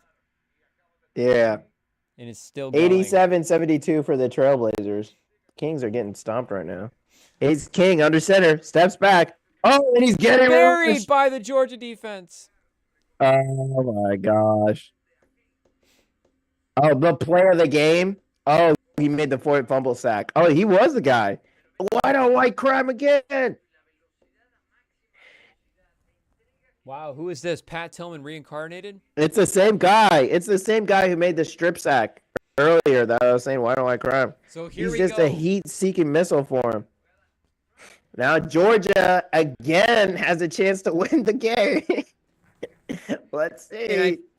That's the first time somebody's been stopped going backwards in this overtime. Everything's still been stopped, incompletes, and that's true. This is the first time the defense actually stopped someone. Yeah. So maybe there's some momentum here for Georgia. Shout out. That was smart by Kirby, though. Calling the timeout, seeing what personnel, what movement they're doing, and he called it. He figured out what they were going to run. Perfect, and then drew up the exact blitz. You're right. That was brilliant. Oh! No! We're not going. No way! Brent Key, clean, old-fashioned hate from Brent Key is keeping this team alive. 1 tip, 2 tip, 1 tip by Hall. It wasn't supposed to go to him, I think. 11 couldn't come down with it, and we're not going home. Brent Key is keeping. I can feel the hate from Brent Key. There's just hatred is palpable. I think the hate is going to be toward Georgia's own player, number 11. the crazy drop right through his hands. Wow.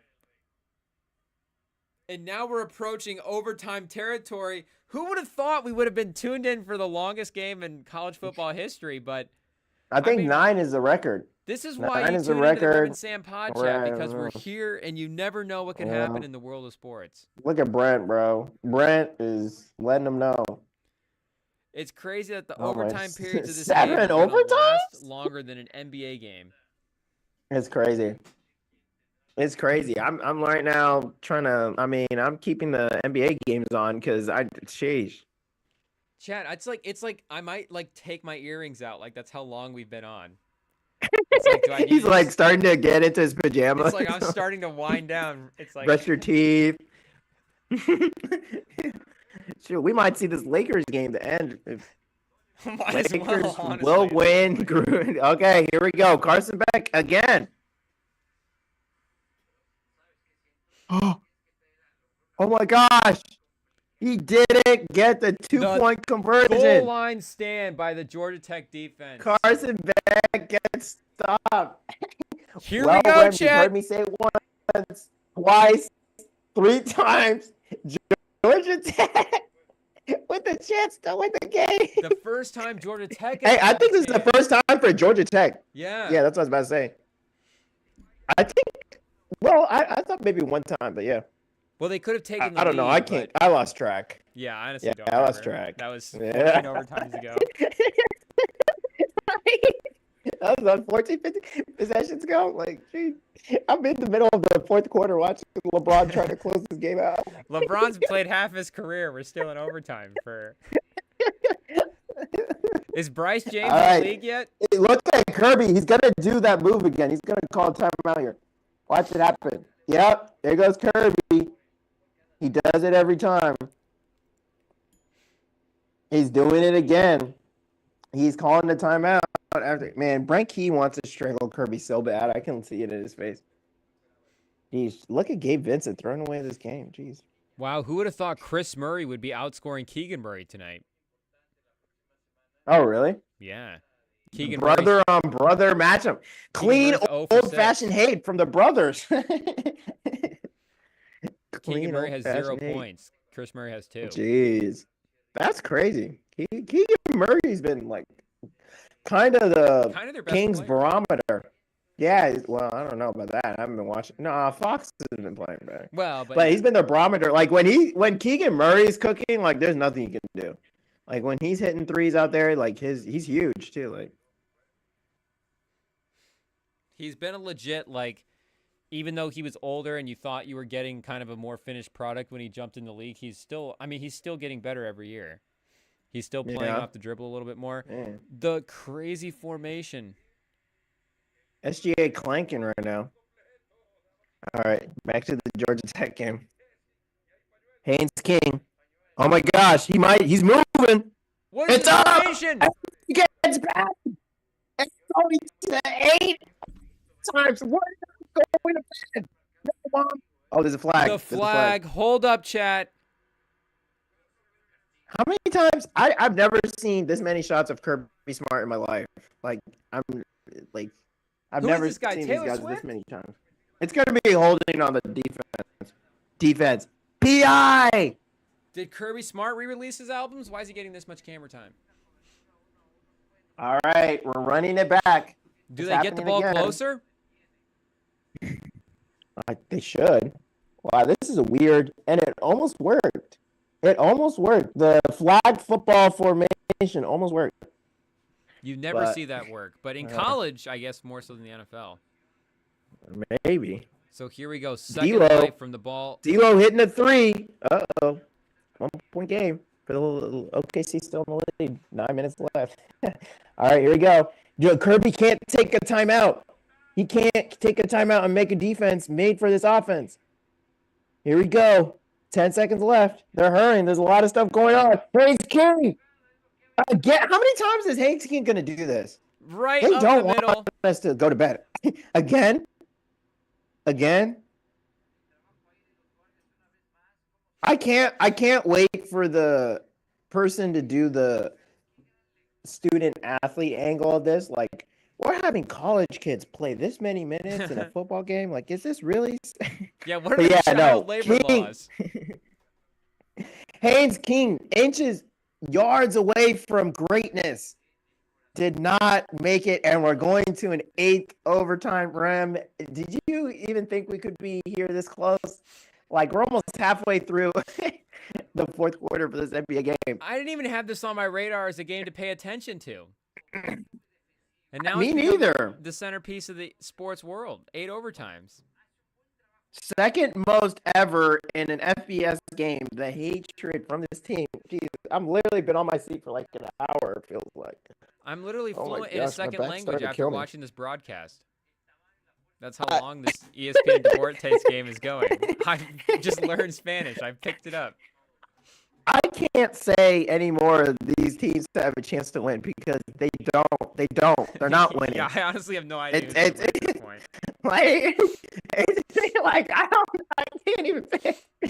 I can't. I'm done thinking about all the ranking hypotheticals. What could happen? Can we just like end the game? Yeah, no, Georgia's out of the can't- playoffs. This it's is like ridiculous. He's like, I'm gonna make the call for the committee. All right, here we go. Georgia Tech start the 8th overtime.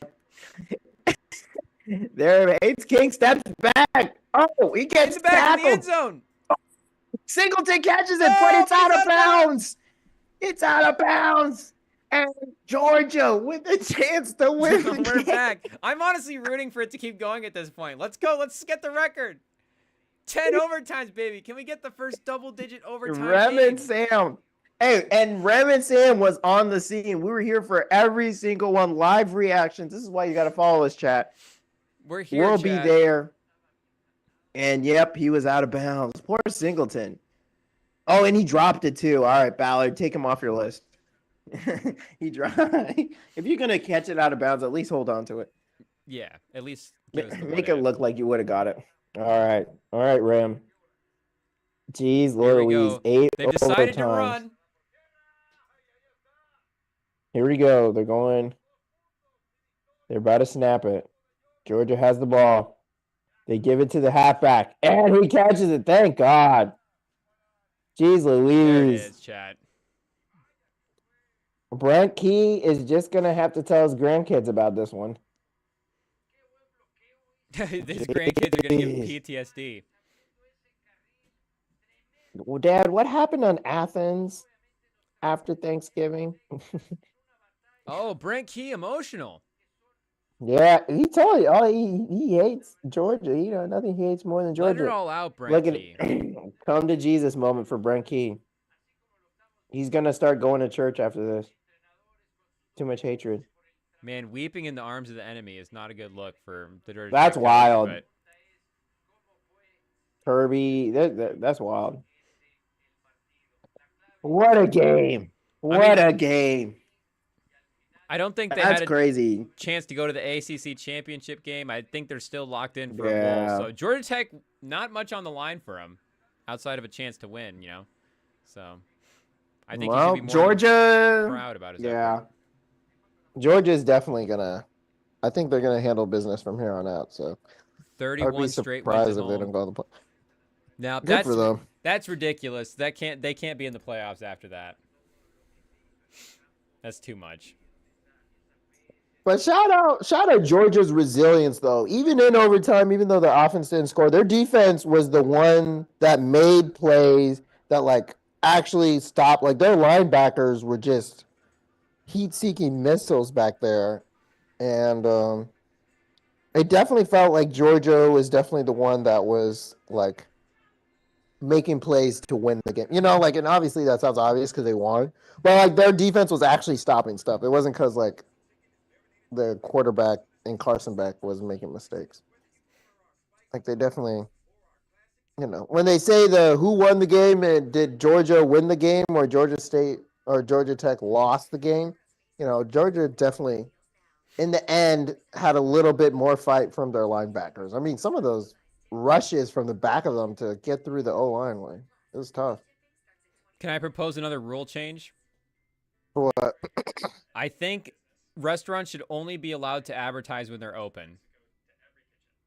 Are you looking at Applebee's right now? Popeye should not be allowed to run ads for the chicken and Yeah, I think I saw that. the sauce at when it's closed. And when I'm this hungry after watching an 8 You got the overtime Lakers game, game on. they can't run an 8 overtime game and then spin me into a Popeyes commercial. Yeah, I think I just saw that ad too. It kind of made me hungry too while I was making my point.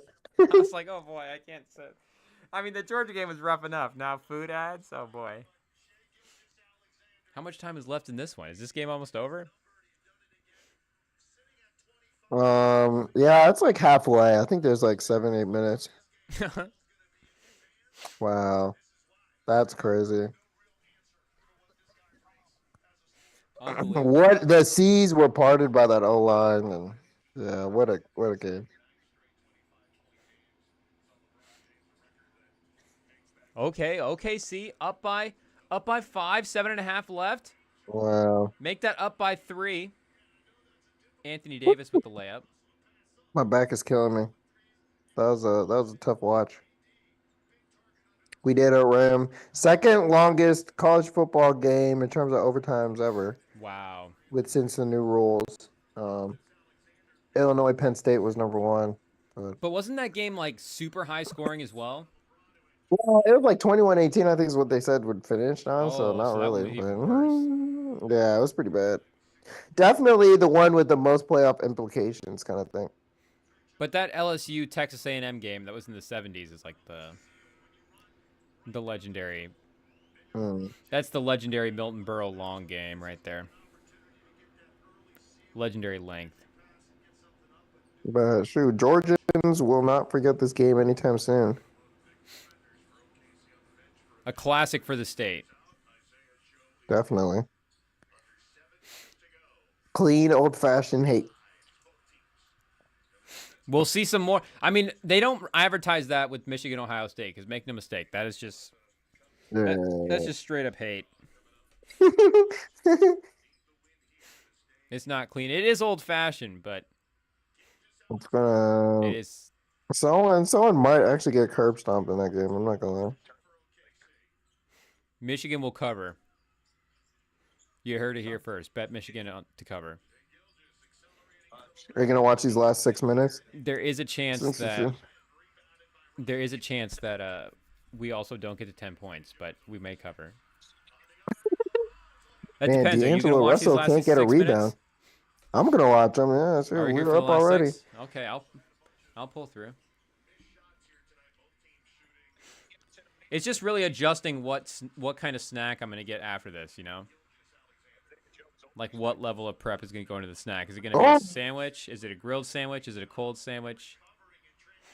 Well, LeBron must be eating on bagels because he just missed that layup. Less than 6 minutes left. SGA gets the foul on D'Lo. D'Angelo. Okay, Connect checking back in with 5:58. Is he in for Jeez, clutch the time? Kings are getting it. Is someone not playing for them? No, Fox, Sabonis is playing. Jeez. Wow, so this is big chat. I mean, Lakers Thunder, these are playoff teams, you know. This is a little preview-y type matchup. Hartenstein is back, so the Thunder are a little more fully healthy. Yeah. They have no excuses. Like, this is their team. And they need this win for their group play, so West Group B. West Group B. I do like, I mean, at least the tournament gives some atmosphere of playoff, like better than nothing, you know. Like, they're not gonna try this hard if it's just a normal game. And especially with point differential. I mean, shout out to Chris Paul and your team for that one run or whatever. It was like one of those plays where it's like, smart IQ guy. So they've got Davis out there with Christie, Reeves, Connect, and Hachimura. So they've got Christie, Reeves, and Connect all out there, the young guys. I kind of like it when they run those three together. There's been some moments where they'll run the young guys with just LeBron and Davis. Yeah. That's kind of a fun lineup. They'll do that against some of the lower end teams, but I assume they'll take probably Christie out for LeBron. Yeah, shout out Christie though. Attacking the basket. No Jackson Hayes tonight. Yeah, what's going on with Mike Brown? Mike Brown, what's going on, brother? I don't know. I don't. The Kings are the Kings. It kind of feels like the Jets sometimes. Oh, who just buried that three? Was that Banton again? Simons? Did you see that the owner's 17-year-old son is making like personnel? He's like his input's actually being taken into account for the Jets personnel decisions. Really? Yeah. Well, I mean, I'm not totally against it. It just depends on the kid because, I mean, remember that clip from Hard Knocks of the Giants GM? His like 8-year-old kid was like, really? You should probably. There was like a clip of the Giants GM asking his son who they should draft, and he said they should probably draft. Oh man, I forget who it was. Who did he say? He said Jaden Daniels. He was like, they should draft Jaden Daniels. Yeah, and he was like, nah. I thought there was someone saying Justin Jefferson. There was a kid saying Justin. I don't know. Oh well, that's when the Vikings passed or the Eagles passed. Yeah, for Jalen Reagor. For Reagor, yeah. But I mean, yeah, if your kid knows what he's talking about, I mean, by all means, have him step in. But this does not seem like one of those situations. Does the 17-year-old, was that pro Rodgers? I don't know. Is Rodgers popular with the kids like that? Oh, if you're playing Madden, you're playing like Ultimate Team. But still, is Rodgers Like, a popular I know Madden Aaron guy? Rodgers. Well, no, but his rating's gonna be high. Like his card. Maybe he brought him in after that move, so maybe the kid will help clean it up. Actually, I'm pro it. Honestly, These owners don't. know what you're they're doing. pro the kids. Bring in the Get kids. more 17-year-olds in GM spots. Yeah. Call it in. We already are making the college athletes NIL. Can we have like these college That's hilarious. NIL team owner manager positions? I think we can make it work. Yeah. But Shaden Sharp got back to double digits again. He's at 10 now. So he's starting to... Now that the game's a blowout and nobody cares and nobody's trying anymore, Shaden Sharp Well, putting it up some should be. points. Point differential is a thing. That's true. Everything matters here tonight. Everything matters, especially wild card. And you only have 4 games. I mean, think about it. That's even worse than like NFL where you have like a couple game difference. Like this is...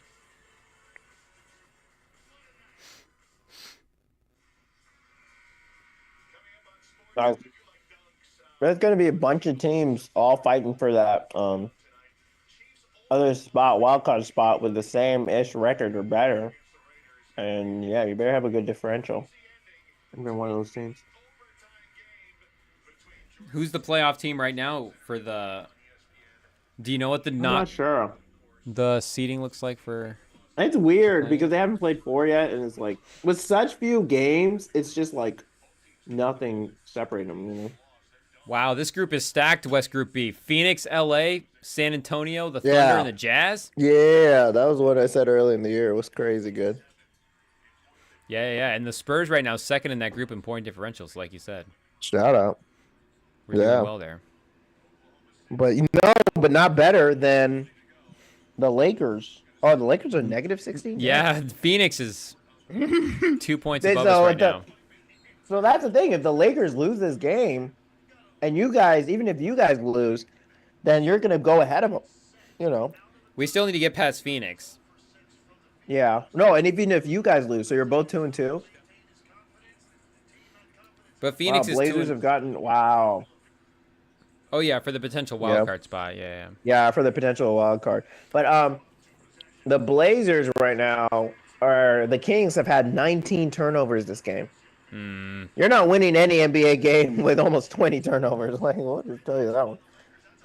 You would need like 8 overtimes to try to like something. Connect on the other end, responding. Okay. Connect said we're not quite losing this. Connect wants the ball in big moments. Connect's calling for it. I don't know what's confusing the Kings. Like, is it the gray court? Did they not go to bed early? Like, it's not a different time zone. They can't even. What happened to LeBron, Chad? Were they not paying attention? He's on the bench. Oh, there he is. He's on the scores table. Dalton Connect. He tried. Oh, he got fouled, didn't he? Oh, I thought I heard the whistle. Because I'm geeking. It's a Reeves Connect 2-man show right now, chat. Connect!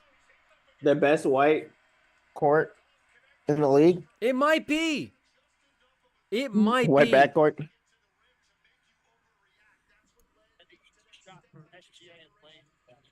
Dalton Connect is heating up, chat. He's not afraid of the moment. Yeah, big time. He's shrugging on him. Dude, we were having some white-on-white crime in the Georgia game. Now we're having some best white court. It's definitely a big night for white athletes tonight. White athlete night, chat. Except for Sabonis, he just threw a turnover. Well, Eastern European. I think it's 21 now, 22 turnovers for him. Like, jeez. How many turnovers are the Kings gonna do? Well, they play fast. Well, too fast tonight. Jeez. Why do you even have your starters out there? You still have Keegan Murray. Fox is out there, like, I guess. Jeez, well, it's going to be a bad one for them, this one. LeBron and Connect fighting for the ball. Connect better watch out. He about to get traded. Taking Le GM's rebounds. He just gives it right back. My bad. Yeah, exactly. He's like, my bad, bro. My bad. Oh! Jalen Williams. I mean, we could see if LeBron still delegates. Oh, no, LeBron just lost that. I don't think... Was he the one that fouled, though? I thought the contact was earlier than that. 5 turnovers from LeBron in this game. To 6 Young blood. assists. LeBron. The Thunder's activity giving him an issue. Because he had Shea on the matchup there. Like, you could take him into the post for sure. Yeah. Jalen Williams, 16 tonight. Not shooting as well in the second half as he did in the first, but gets the free throw to go there. Well, hopefully this game gets closed. Didn't mean to keep you up around for a comfortable OKC win. Oh, Jalen Williams missed that other one. No, I honestly am. I'm here for the Dalton Connect experience. This Dalton, Well, let's see if he hits another shot. Dalton Connect is, as a heat check guy, quickly becoming one of the fun watches. It's kind of incredible that the Lakers might have gotten the best rookie out of the class. Just Yeah. I don't know about Random. best. What's I his mean, face? at There's least some for better like ones. this season, though. No. But yeah, I mean, you still There's don't wanna another count player out who's playing better. the top guys. I'm trying to think who is. Is it? Maybe it's Dalton Connect. Oh, Jaden McCain. Jared McCain. McCain's been playing good too. He's been playing. Well, he's kind of cooled off a little bit. Man, the Kings, are they trying to make a comeback here? 16-point game, 3 minutes? No, I was playing. Hit a couple of threes. I was playing. Who knows? They were the most efficient offense in NBA history a couple of years ago. I mean, you know, every team that has the best offensive rating is the best in history because it just And keeps it's going up still every like year. kind of the same roster too, which Yeah. is part of the problem, but also they shouldn't have fallen off. What's this his much. face? Doug McDermott. He's trying. Is there any He's DeRozan trying. tonight? I Oh don't no, see him on the DeRozan court. tonight for Yeah, I don't see him. the Kings. but Anthony still. Simon's trying.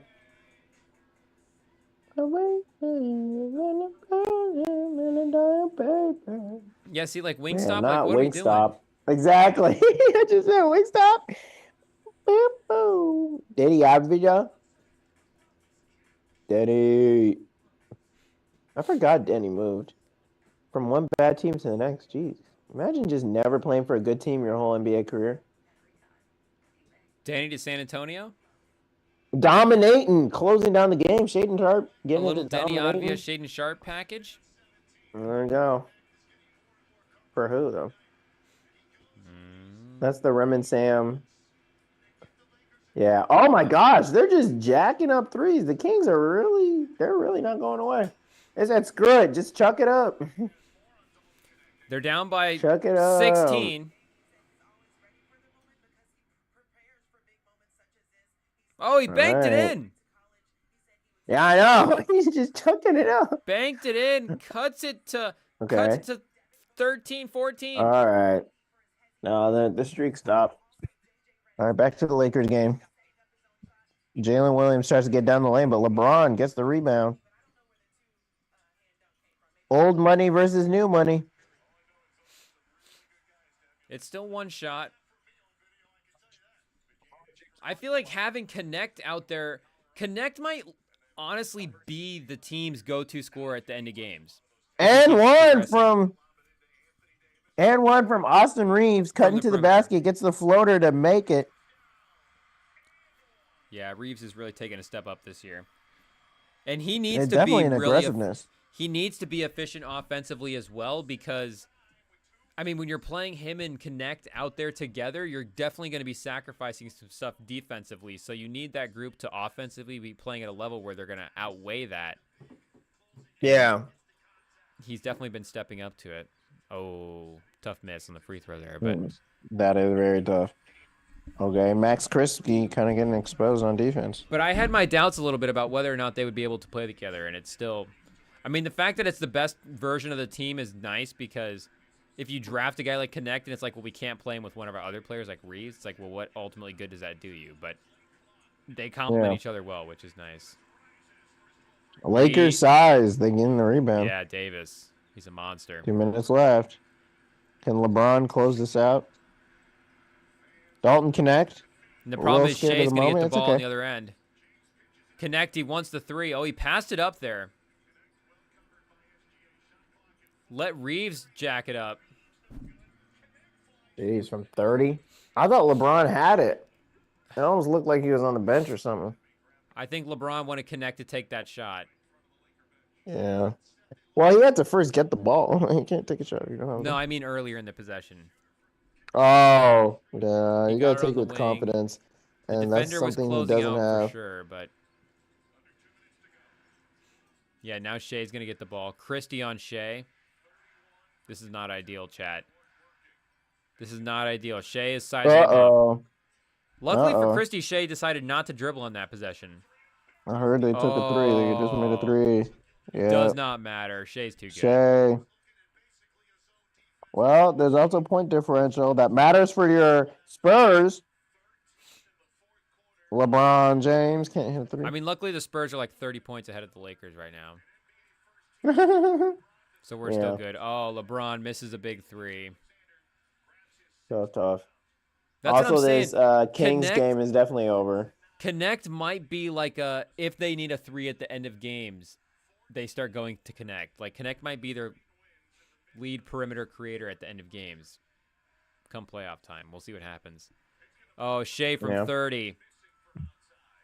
That's a bad shot. There's still a minute left, down 4. You could get a good look there and put him away. The Lakers could still get a 2 here and be in good shape. Wow. Maxey, turn around, fadeaway, 360 fadeaway. Oh, Makes there it. we go. 2-point game with 30 seconds left. Now if they get a stop, they're going to get the ball back with enough time. I mean, Shea, he's a great player. Love the defensive stance. Get the bucket here, but you've got to get a better look than that long 3 at the end. On the last possession.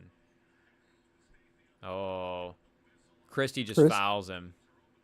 That looked like an intentional foul. Like, what is he surprised about? Okay, good. Thank you. I'm not the only one who saw it. Oh, wow, dude, Sacramento cut it to 9. Yeah, they tried. Definitely a point differential there. Confetti for the Blazers? I guess it is the NBA Cup. They're just so happy to get a win. They're like, we're never going to use this confetti for anything else. We have all this confetti, but we never win. It's been sitting there for like 30 years. Yep. Wow, Imagine. 4-point game.